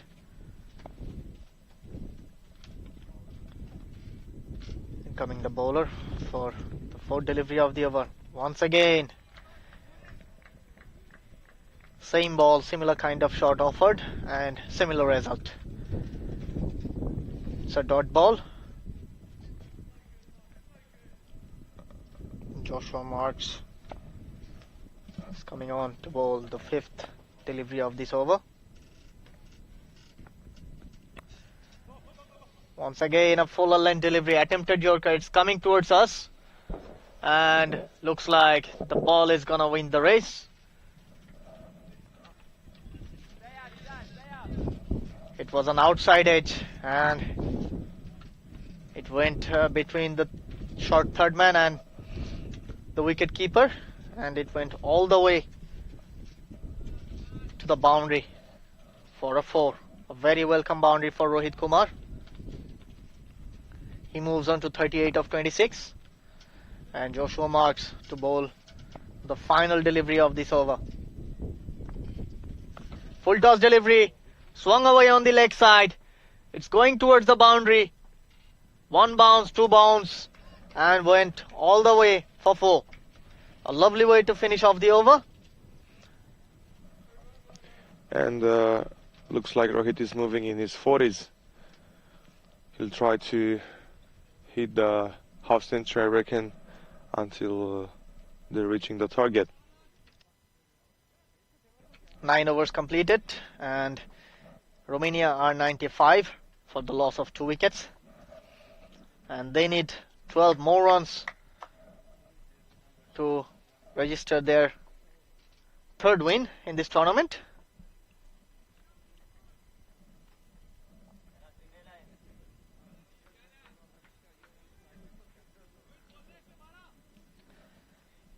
Looks like it's Nif to continue from the pavilion end. 12 more runs needed. Romania would like to finish it as quick as possible.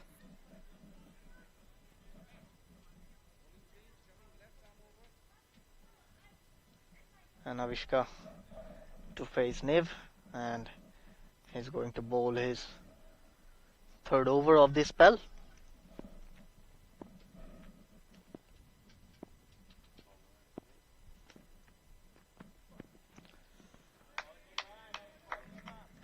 A good delivery.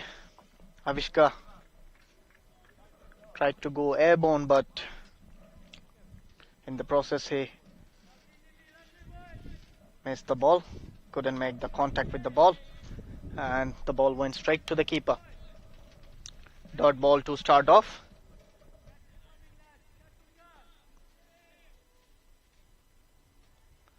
and Niv Nagovkar to bowl the second delivery of this over.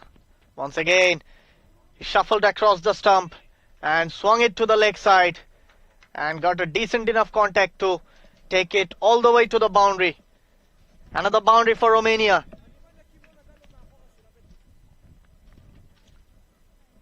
And the scoreboard moves on to 99. They need only 8 more runs to win. 4 balls left in this over.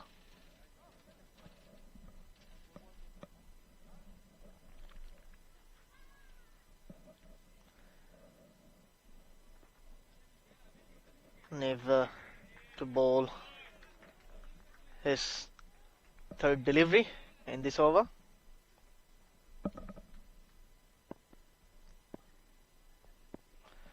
And Avishkai Roshan is all set to face. Once again swung away on the leg side. It's up in the air and it has been held by the short third man fielder. It was a good delivery, as you can see in the replay. It was a fuller length delivery. The Avishka this time tried to go over mid wicket, tried to use more power than timing, and in the process he loses his composure and only managed to top edge it to the third man fielder, who takes a comfortable catch, and Romania loses their third wicket.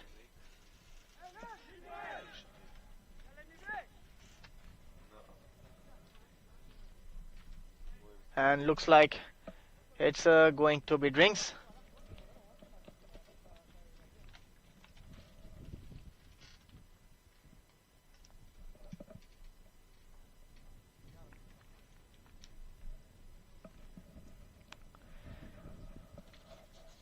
As the players are having some refreshment, we'd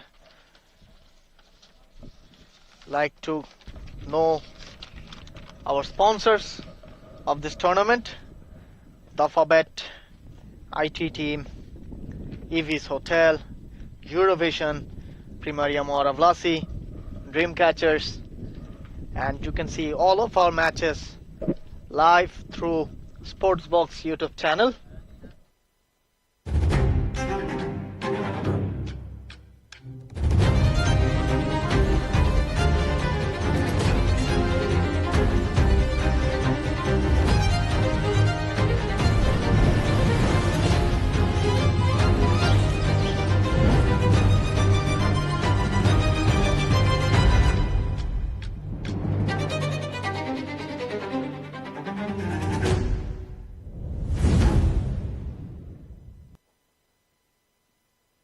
And we are back again after the drinks. The players are ready. Umer is the best one to enter in Avishka's place after he got caught by the fielder. He goes aerial with the first ball in the gap. They're gonna look for the double, and they do so. And they get a double with a little bit of luck. If there was a direct hit, I reckon... there was a miscommunication in the middle. Yeah. Almost they're dodging each other. Correct. And in the end, no damage done for Romania. An impressive shot to start off your innings. And Umer went over the cover. It was a wideish delivery, but he manages to score 2 runs of that. And 5th delivery of this over coming up. Umer is on strike. Fuller length delivery once again. He had a go at it, but it went straight down to the deep point fielder for a single. That brings Rohit Kumar on strike. 1 ball left in this over. Can Rohit Kumar finish it in this ball? 5 runs needed. Can he hit it with a flurry? Let's see if he's gonna take out the risk. He's coming in. He tries to go big, but mistimes the ball and takes the single there. Only 4 runs to be made by Romania to win the game. After 10 overs is 103. 4 runs needed to secure the win.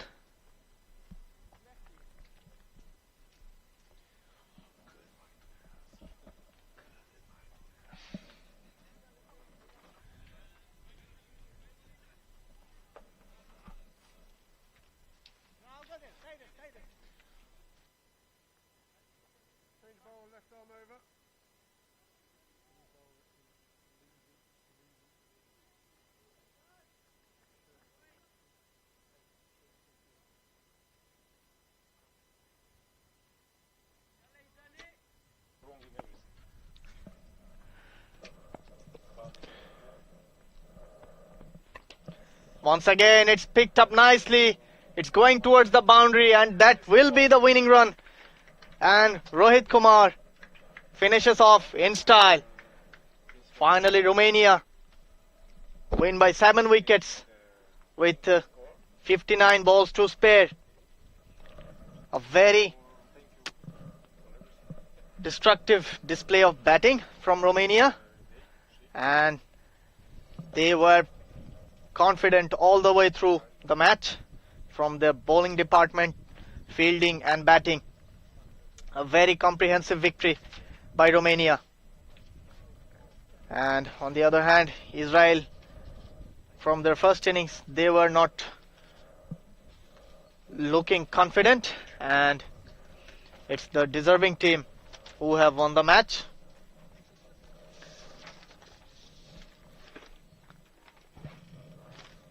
Players are shaking hands with each other.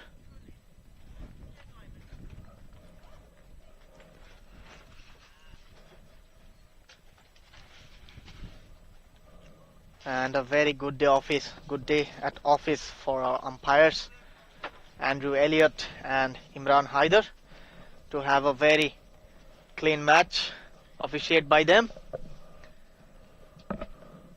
And that's all from Moara Vlasiei Cricket Ground in Bucharest, Romania.